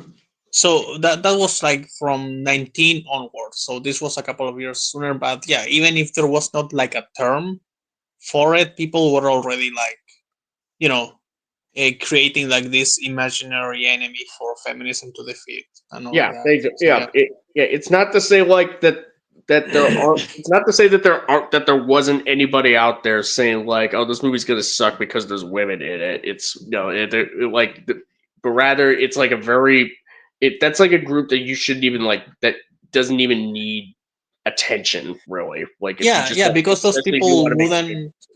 Yeah, yeah, exactly. Like those people don't really mean anything. They mean as much as the people who say that a movie will be better just because it has women, which is nothing. Like yeah, they don't it doesn't matter. mean anything. But the problem though is like this movie actually does try to do that. Yeah, So you you're, know, if anything, you're just vindicating those assholes in some indirect way. that's why you have to be like the Godzilla franchise when, where the guy from Tokyo SOS and versus Mechagodzilla said, you know, when they asked him, "Hey, why did you have like a female protagonist?" and he was like, "Because I like girls." Based. What do you have? Yeah, Oh yeah, the film. Oh yeah, the people who made Godzilla against Mechagodzilla. They said yeah, like, why do you against have? Mechagodzilla. Yeah. Well, I mean, they probably would have just said like, well, technically we do try that with Godzilla versus Megaguirus, but that movie was shit. So we wanted to like try that again, but make a good movie out of it this Make time. it good this time. Yeah, yeah, But yeah. That's why sometimes people should get second chances, but then people like Shane Black should just be like consider a fucking franchise traitor after the Predator. And because of that, now you can do, you know, Badlands and Prey and Killer of Killers as neat as possible as long as you make it a little bit fun. And now we're just grateful for it apparently as a yeah, society. yeah, it's just kind of a yeah. I mean, yeah. I mean, I guess it's a thing of like, well, I guess it could have been worse, I suppose, type of thing. Which I Hmm. mean, I don't like. Yeah, I mean, I guess like I still stand as like would still say that EFAP as an example, we're still pretty hard, are still a bit too harsh towards Badlands. Like I don't think Badlands is as bad as those guys are making it out to be, what have you. But it is just kind of a. It's not, Yeah. but I could definitely say like they're like people say like, oh my god, Predator's so back, baby. It's like No, well, it's not. it's not as good as Prey even, and even then Prey like y'all overhyped Prey too much when it first came out. Like it's like the originals like in a way, I can understand EFAP's sentiments of being like how the original Predator is sort of underappreciated in terms of like how well crafted it is as a movie. Like I Sadly, agree. yeah. Yeah, Yeah, I it is a feel like the classic. audiences now think that all of these three movies are so much better, and it's like, dude, what the fuck are you on? Yeah, they're not. Like Killer Killers is certainly not better. Like not even close. And even the best story in Killer of Killers, which is the second story, Yeah. that was really fucking good. And then it's dragged down by the rest of the movie being trash to Yeah. fine. Well, I mean, yeah, I mean, like the samurai story is like the best. And honestly, I didn't even necessarily mind the first story, the Viking No, no, story, the that first is much. fine. Like I also think that the first is good. It's just that the Predator being so disproportionately big to me will never not be like a detractor.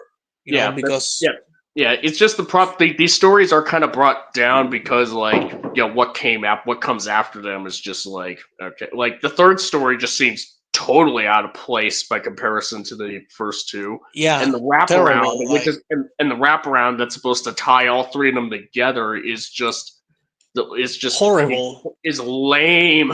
It is so lame. Yeah, yeah. It felt like in those 80 live shows where it says applause and you have to applaud. It felt Yeah, like that. yeah. Like It's that like shit. Like someone's arm gets chopped off and he's fine. He doesn't. It's not even like you establish. Oh, they see that when you chop off the limb of a predator, the predator injects himself with something. Oh, look at that.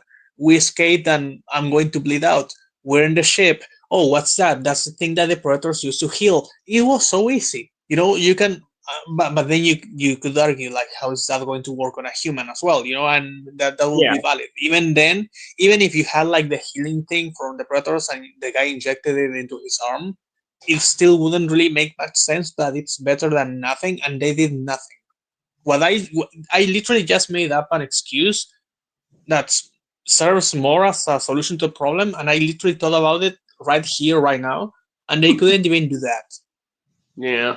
That's yeah. When they had I won't pretend to like I know like how much time Dan Trachtenberg and the writers for it like had exactly to come up with these stories and how to and how to sort out these problems. But yeah, it's just kind of a shame that they didn't even think that they just never really thought about that. But the thing is, you shouldn't have to think about that because when you hear someone loses a fucking arm and they don't have modern medicine, they're dead. Yeah, It's been 2 minutes. Well, look at him. He's already fucking cold on the floor. Yeah, I guess he bleeded out. He's bleeding out. Yeah, there it is. He's in a pool of blood. It's common sense. But again, you have these millennial writers that have no lived experience on anything, yeah. You can't and they even. have only watched movies. Yeah, you So can't they even. don't understand something as simple as bleeding out. Yeah, you can't even like they don't even you can't even like have it try to have it be like as if his hand was cut off by something that's equivalent to a lightsaber where like the wound is like instantly cauterized. Cauterize. Yeah, exactly. Yeah, I mean Yeah. that's which would explain how Luke is able to survive with one hand and at the end of the Empire, or how or explain why Anakin didn't like didn't bleed out or anything when his arm got cut off in Attack of the Clones. You Yeah. know, Yeah, and you know what? Actually, even before that, even the fact that these people can fight like this giant creature before the predator attacks them at the end of the wrap-up story, to me, even that's like, oh, oh, well, surprise, motherfucker! Yeah, Disney bought Marvel, and this is literally Guardians of the Galaxy. uh, It's the beginning of Guardians of the Galaxy 2. The uh, problem is that Drax, when he's fighting that thing and he's like swallowed by it, he is an alien, and we know that he can take literal missiles to like straight up. Like I think it was like this blue and black guy that like shoot him in the chest, and he was fine.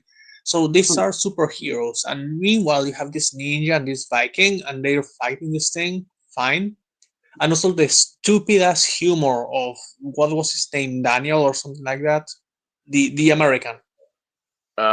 He was Uh, he was making jokes the whole fucking time. oh God, yeah,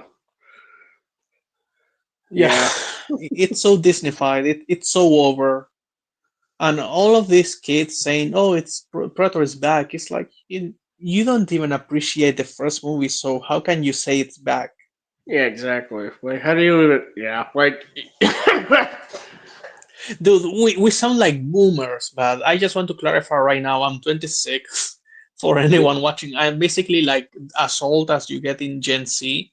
And also, one more thing, I wanted to, some reflection I have for this discussion we're having. I was watching Chainsaw Man like 2 days ago. I went and I watched it again. This time, I was surrounded by younger people, younger than me, right? Like maybe 20, early 20s, something like that. And they were laughing constantly at points where there wasn't really a joke, you know? And I realized that there might have been a delayed effect. You know how millennials try to act like they don't care about anything? And that reflects into the writing being so dishonest. I realized that we have an entire generation that grew up with that and they truly don't care about anything. Like, there's a lot of Gen Z, or at least younger Gen Z, that I feel has been completely kidnapped by millennial writing to the point where they actually have become super insincere and they cannot actually take like many emotions because I know you haven't seen Chainsaw Man, but it, the reason why I say that you should watch it is because it literally has everything. It's kind of like King Kong, 2005, where you have like romance, you have action, you have adventure, you have like comedy, you have like all of these things that are like super well done, and then you have like deep themes. You have a Sharknado reference in the middle of the fucking movie, and then you're crying after the Sharknado reference. How the hell do you do that? That's because it's Chainsaw Man. But that's. like, I oh did not yeah. know By the that. way, if you didn't know that, basically the second half of the movie is an entire Sharknado reference. No, I'm not joking. I'm not using hyperbole. It's a Sharknado reference. See if you can. See, please, if you can, if you have the choice if you have the chance to do it, I would say watch season one of Chainsaw Man and go to the movies as soon as you can because you don't want to miss it. Like it's Sharknado if it was good. Oh, oh man. Yeah, yeah. Okay. Like I showed it to a friend of mine that doesn't even like anime, and he's like 30 something. So he's not like into shit posting or anything, and he just like came out of the movie being like, he told me, "Oh, we can watch that one of Frankenstein," and I was like, "Nah, Chainsaw Man," and he wasn't disappointed. Like Hmm. he said that it was the first time that he saw something so original in. He told me straight up like a decade or something like that. But yeah, the thing is, I've noticed like young kids just cannot really connect with movies on an emotional level sometimes, or Yeah. even young adults. And I think it's all to blame. I think it's all the fucking millennials.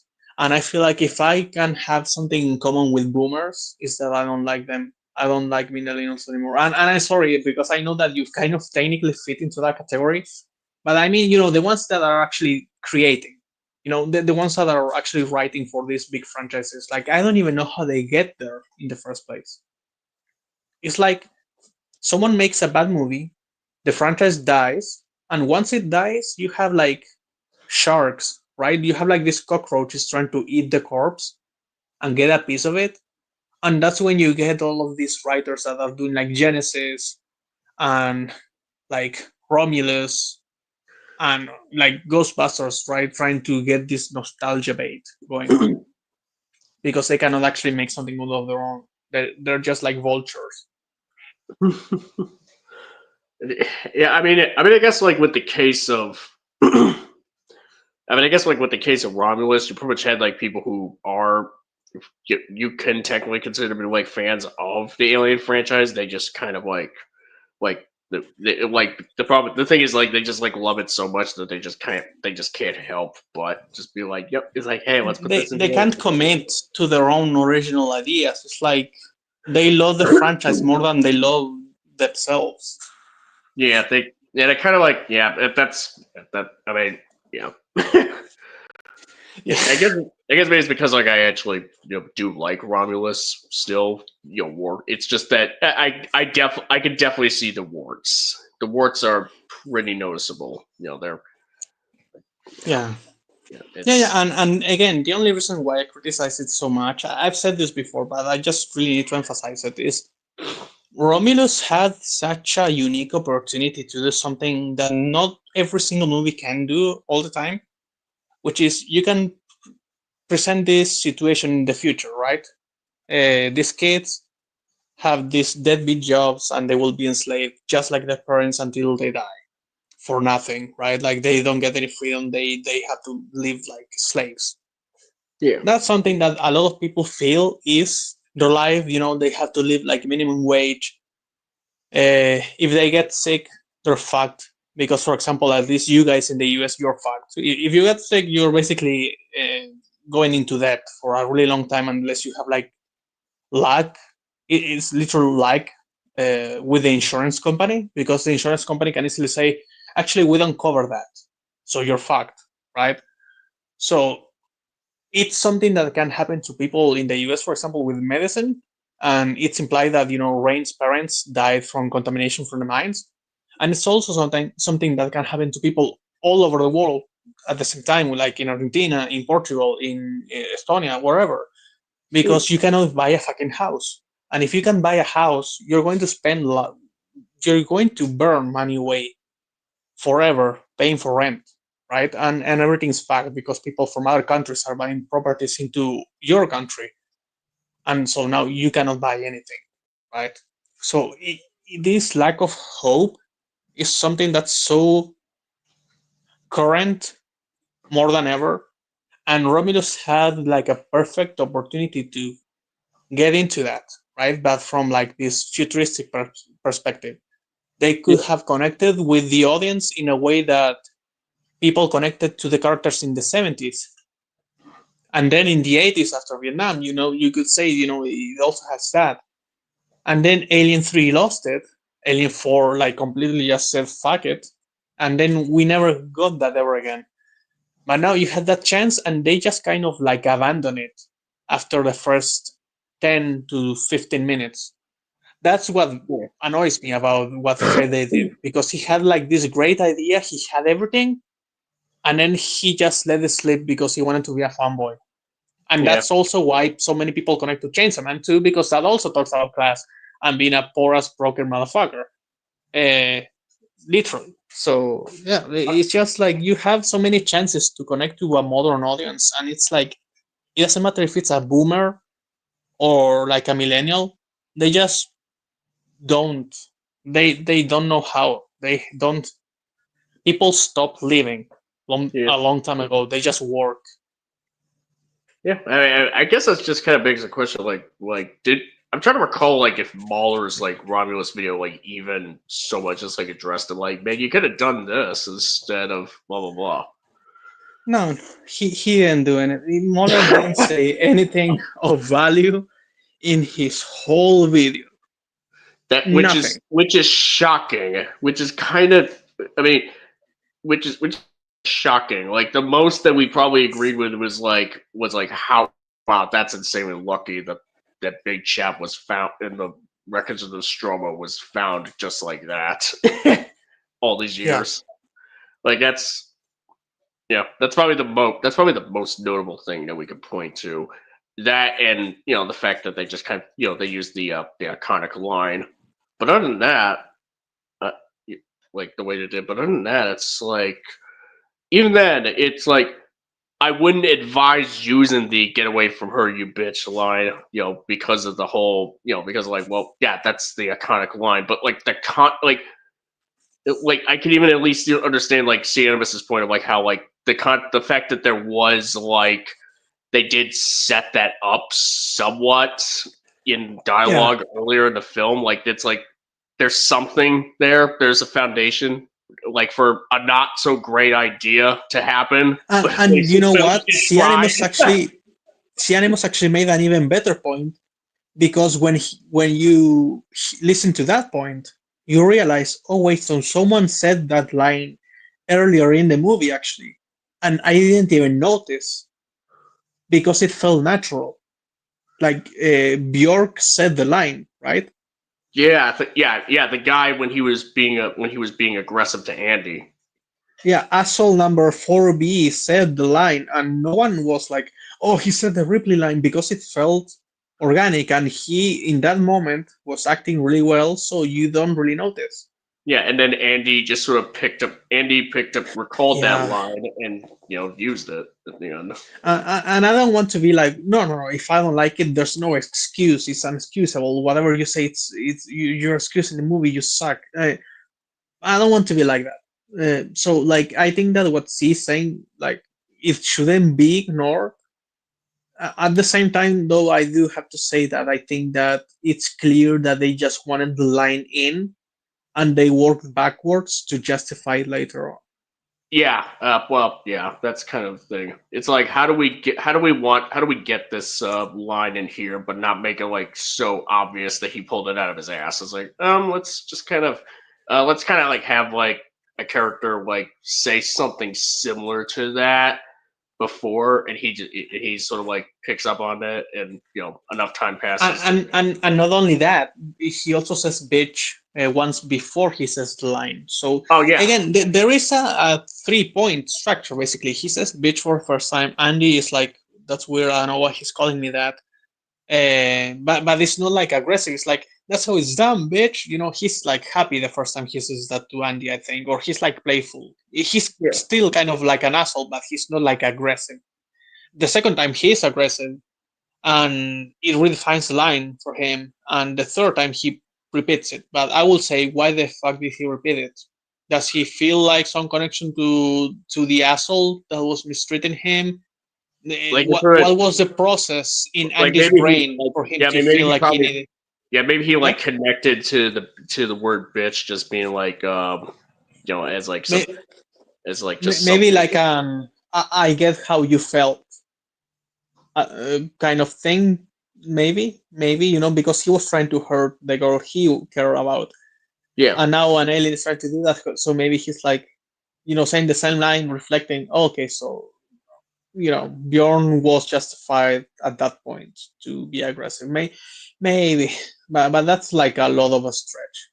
Like you do have to make some mental there's a gymnastics there. stretch where it's pretty much like it's kind of like it's like you're tugging a boat, like trying to tow a boat essentially, but like but it's like you have so long a rope, and and the thing is like so heavy that it like some of the rope starts snapping, but there's like one or two lines of rope that are still like intact. They're just able to like go Yeah. It's enough. not like the biggest stretch. It's not like impossible. It's not like I feel like I'm making excuses You're kind of or. straining a bit. You Yeah. kind of strained a little bit. Where it's like okay, all right, Okay. okay, Yeah. I see ways in which this could work. There's more than one. Yeah. yeah. I mean, Whatever. But the thing is the result. maybe Like, this was the is it best. even? Yeah, I mean, since that line is so iconic and so obvious that when you try to reference it, people will obviously know, like, oh, I see what you're doing here. Like, Yeah. I guess you did it the best way that you could possibly do to try to like make sure that it is called back in a But way it that's wasn't somewhat worth organic. the effort. Yeah. Yeah, all of that effort to make that stretch is not worth it in the end because it's so obvious. And actually, my biggest offense is not even that one. It's the one that they didn't even try to justify, which is I can lie to you about your odds, but you have my sympathies, and it's like Oh yeah, well that one you can't. That one is like there's nothing. there's But no it's way you because you know have that they're not programmed. the guy even looks like Ian Holmes Ash. Like Yeah, come on. Like it's you can't and even. and again, I defend the line. I prefer the term artificial person myself because that sounds like something that's you logically can think without making any stretches that those are pre-made lines, for certain situations that every Right. Android will have. But that specific one, the I can lie about your odds, but sympathy, blah, blah, blah. That's something that Ash said in the original because he was faulty or like a broken or like a malfunctioning android that was developing his own ideas, Yeah. as they explain later on the franchise. So he's unique in that sense. And you could say, well, it's talking about how they're actually not unique, even in that. Shut up. Shut up. No, no, no, it's not, because it's still not a program line. I don't think anyone programmed a robot to be an asshole, you know? So if they didn't do that, which they clearly didn't because they're trying to sell a product, then that was original for him. And so the fact that someone else replicates it, and it just so happens to also be an android in the same fucking situation against the same fucking species, is just so stupid. It's that's worse to me than the get away from her, you bitch. But the get away from her, you bitch, is more meaningful to how bad things have become in the franchise because of how important the phrase was for people. For me, it's not really that meaningful, but the one that really breaks the lore completely is the Ash line, at least for me. The replay one is also like, also someone else said the same line, or she's going to say it in like 20 years from now. Yeah, sure, believable, but like the Ash line, that's too much. Yeah. That really is impossible. Yeah, especially considering like we don't really have a whole lot of information on how long Rook has like maybe Rook has was there information about how long Rook was working on the station to where He he would was at least like a couple of months, okay. because sadly they made a canon comic, which is trash. Hmm. Surprise. Wow. I see. Yeah. Um So they had the station, and he was there investigating the alien, even before it escaped. The thing is, I don't know how long it was before it escaped. Well, actually, maybe it was like a couple of weeks. But I'm assuming that Ash was already there, right? Because he wasn't probably sent when the alien was discovered. He was probably sent before. so So basically yeah, ignoring the tie-in comic would actually be for the movie's betterment. yeah, Jesus. yeah, Okay. yeah. Because also like it's super unoriginal. But of course, right? Because if you had an original story to tell that's actually worth telling, you wouldn't make it a comic. And that's the reality of the world. So that's why I always find it funny when Godzilla fans say, but in the comic from the Monsterverse, they said that. Yeah, yeah, they said, but if it was actually canon, it would be a movie. But yeah, companies now say canon and people actually believe it, which is like amazing to me in 2025. Yeah. Yeah, I think we'd kind of be past trying to use that. Yeah, Excuse for yeah, anything. But yeah, I mean we kind of veered off a bit because I'm not sure what else we could say about either Predator Badlands or Frankenstein. mm, yeah. No, I think we talked about most of it. Pretty much, yeah. Frankenstein, I don't know, like the structure was good. Oh, the bride. Um, do you feel like it's a problem not having the bride? Would you have liked it to be adapted into this story? Um, uh, no, I think I was totally, I'm totally cool with they didn't do the bride creation thing here in this case. Um, Yeah, honestly, I think for then this in that particular regard, we're the take, same. I think for this particular take of Frankenstein, it pretty much of the Frankenstein story, like I wouldn't really know for sure where it would fit, like how you would fit it in or structure it in. Um, at that Yeah, point, fair enough. without it just compromising something in the film, but yeah, I would say I actually do. It was actually a really interesting sort of you could argue like some of a callback, but like, did you ever notice that like Elizabeth's like wedding gown? It kind of had sleeves that look as if they were like bandages going on. Eh, I was gonna tell you that actually because I feel like the bride is not there as the creature bride, but I feel like the fact that she died with the uh, what's the name, bride gown, I think, Yeah, in the on bride, yeah, in the gown. dress. Yeah, I feel like in a way that was kind of like a little bit symbolic, or that's what I thought, and I wasn't like really annoyed or anything. I was like, oh, that's a nice way of kind of doing it.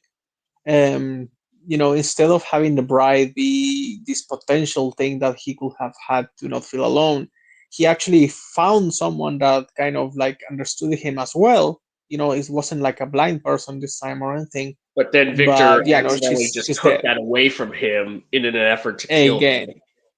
Yeah, yeah. So in a way, I guess you could say that that kind of replaces it to the point where having the actual bride will be kind of redundant Yeah. unless you make like a whole another movie like another 2 hours, and then it will be like completely different.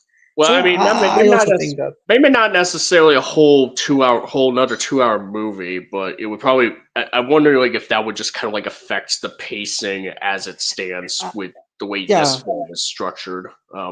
As I opposed. think it would, to be fair, because you will need to kind of develop the bride, and if you don't, then it's like, oh, so so you did all of that to kill her, and then you still get to the chase, right? And so yeah, I also feel like it wasn't necessary, and Yeah. that the way things are fine, and I think that that's something that a lot of people consider, like a good adaptation because it's been done many times. Again, as I told you, like my mom had this comic from the 70s that was basically the same structure as this specific movie. And yeah, so basically since the 70s people have decided, okay, like the bright part we can take off, Yeah. like we can just whoop Yeah, I mean, like, I and think even the bride part, like the actual creation of a bride, isn't even like in the novel. Like, I mean, the idea, like, it's the suggestion, like, the monster proposing this to Victor, is definitely in the book. But in terms of like whether or not Victor actually goes through with creating it all together, um, that may not necessarily be in the book. I don't want to. I want to check to make. yeah, let's do it because I think that there's like he begins making the body, but then right before giving it life, he decides not to do it. Let me see. In the original Frankenstein,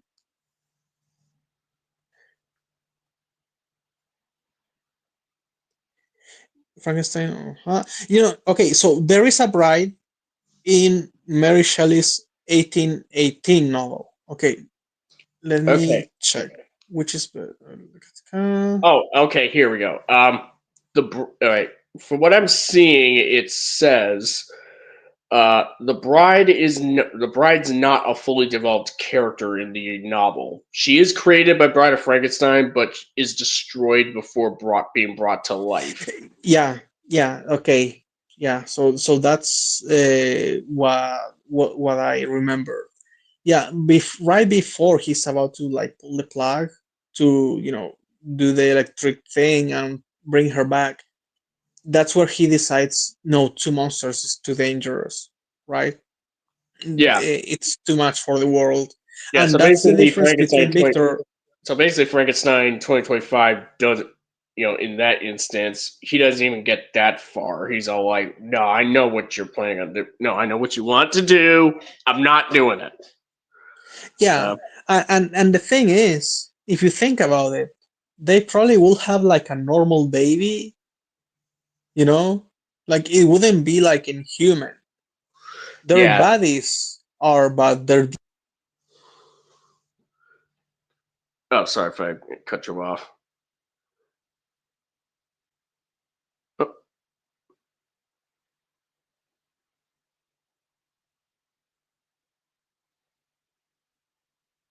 you there?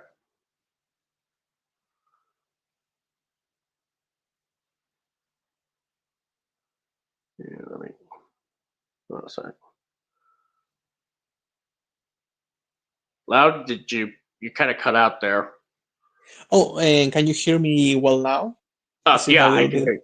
I can hear you now. Okay.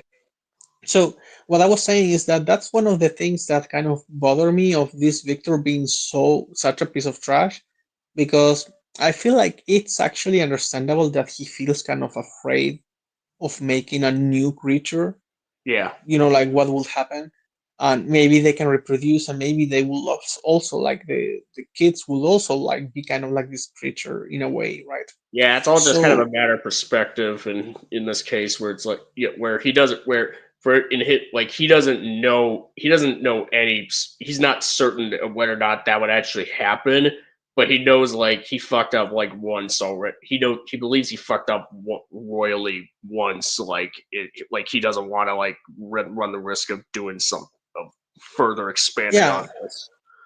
yeah, and that's something that he could have said to the monster, but like the delivery could have been through, it could come from his fear of the possibility instead of his complete and total disgust and his sense of superiority and him just being like a piece of shit. That's the moment where I was like, like, okay, he's too too much of a piece of shit to me. Hmm. That was the point where I was like, at least they could have kept the original fear from the original character in the novel, which, like, as I understand, like his decision to not go through with the thing. Yeah, there was a little bit of disgust, but it was mostly like the fear of making a mistake, that other people will have to deal with. Like, I already played God once, and I don't think I should do it twice. Like that.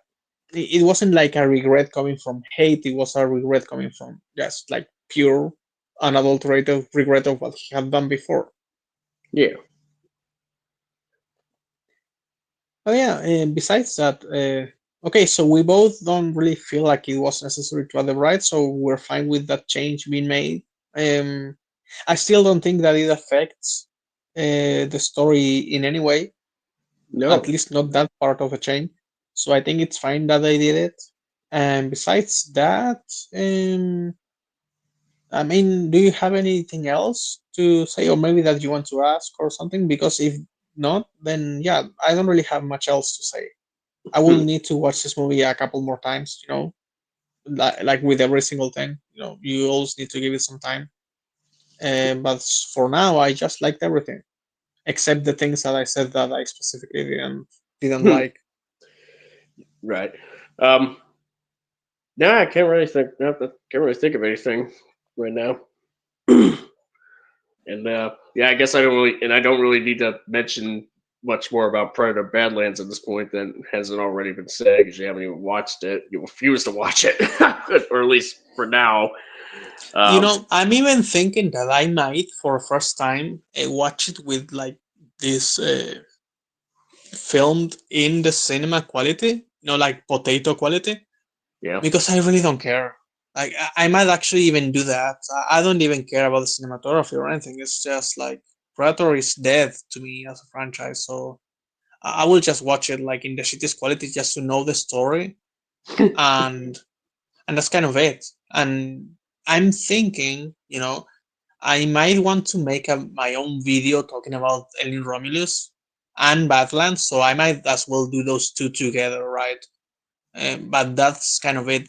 No, no reason that I have to watch these movies because I'm even slightly passionate about it. It's all because of spite, if anything.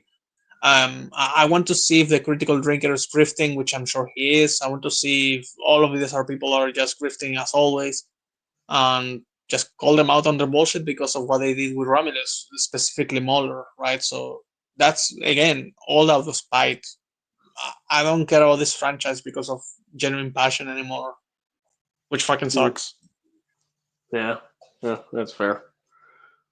Yeah, yeah. I'm kind of like wondering if I pretty much should like even like do like a video on like Romulus at one point, at least as far considering like, well, I can tell it's like the most notable like successful attempt, but in the Alien Predator sort of ventures that Disney has done, at least notably. So, just to kind of, as like a case study, perhaps. But I mean, I can't really confirm whether or not it would actually happen.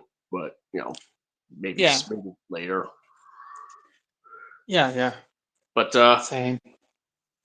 but yeah, they would say Frankenstein, really really good. Give it a watch. Highly recommend. Predator Badlands. Well, I mean, go watch Frankenstein first, and then like I don't know, if you like Badlands, you could probably it is worth a watch, but I wouldn't pay a whole heck of a lot for it. Yeah, if you have like a day where it's on sale at the cinema, like Wednesday or something, where they're charging less, Yeah, I go even said that like day. Tuesday. Yeah, it's discount Tuesdays or Wednesdays, something like that. Yeah. Yeah. And Frankenstein, you can watch it whenever you want. Yeah, It's on Netflix. it's on Hell yeah. Netflix. You can even just get, if you don't even have a Netflix, but you have like an option to get a free trial. Get the free trial just to watch Frankenstein. There you go. Yeah, Right. actually, that's a good thing, right? Because at least it's accessible to every single person that's like slightly interested. So that's a nice thing.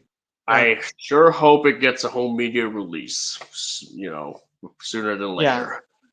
And like a collector's edition would be nice too. Like a really good box set or something. Yeah, something like that. But yeah, I guess that just sort of closes out this stream. Thank you for coming on, Lau, and thanks to Vic and Hoshi for coming on.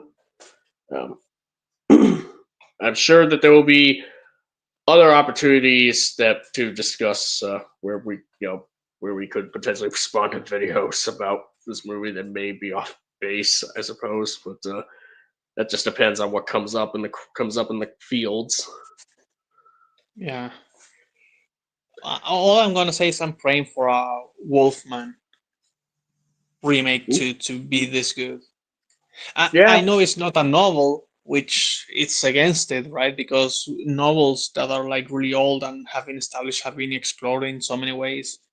And this one just has like one remake, maybe two at most. Yeah, hope. Wolfman is pretty much just the Wolfman is just kind of like a movie in and of itself. Like it's based on the mythology of lycanthropy, but it's not Exactly. It's not based specific. on. Yeah, exactly. Yeah, it's his own original movie.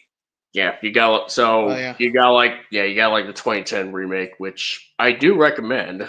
It's fun. Good. And then there's the Blumhouse version, which I've complicated, which my relationship for it is complicated. I mean, like I like it, but in terms of like whether or not it's not a Wolfman movie. It's just a werewolf movie. It's not the same. Yeah, it's a werewolf. It's a fascinating film. Like to where I will say what I am definitely hoping to work on in the future is like kind of like if you first remember my video on Renfield and Last Voyage of Demeter, I'm kind of thinking of doing something like that, but with like The Invisible Man 2020 and Wolfman 2025, the Blumhouse versions. Because they seem to kind of go together pretty well on that front. Maybe I should do the same too, just in case. I mean, like watch them together. That's what I mean. If they say that, they go well. But the last thing I want to say about the Wolfman is the same thing that they say about Dracula. All Draculas are vampires, but not all vampires are Dracula. And all Wolfmans are werewolves, but not all werewolves are the Wolfman. That's the difference. That's what they got wrong in the last one. But yeah, I hope that's what we get in the future soon. Yeah, or in within the next decade, hopefully, please. Yeah, something like that. But any shilling you want to do before we close out? Because No, not really. Now I'll just get back to drawing. I'm just studying All right, yeah, perspective and all of that. So yeah. okay. And this has been your host, the Sea Monster. Thank you all for listening. Whoever decided to come on or decided to take a listen for a bit here. Subscribe to me here at Sea Monster Essays. I have a video of Godzilla versus Destroya that is in the works. Hopefully, that will be done by the end of the year. But I don't want to make that. I don't want to make that too much of a hard and fast promise. At least not yet. Still working on the script edit though, just sort of chipping away. But hopefully it'll be done by the time the holidays roll around, so that the recording and the editing and so on can be done for the remainder. But aside from that, I also got some stream. I also host live streams, Sea Monster live like this one. On the 21st of this month, which is next Friday, I believe. Not this coming Friday. Oh, Lau's gone. Not this coming Friday, but the next. November 21st, there will also be that will be the next episode of Sea Monster Live. The next episode of Sea Monster Live will be on the 21st, or at least that's the plan. And that's gonna be Godzilla related, or on a video related to Godzilla. Just going back on the press. Oh. But that's the next stream. So follow me for any update here on any updates. Hit that fucking bell, okay? And follow me on Twitter at CMonsterKCI for any anything going on. That's okay, man. Low. We're pretty much just gonna wrap it up there. Just kind of done. Anyways, folks, until next time, we will see you later. Bye bye. Victor.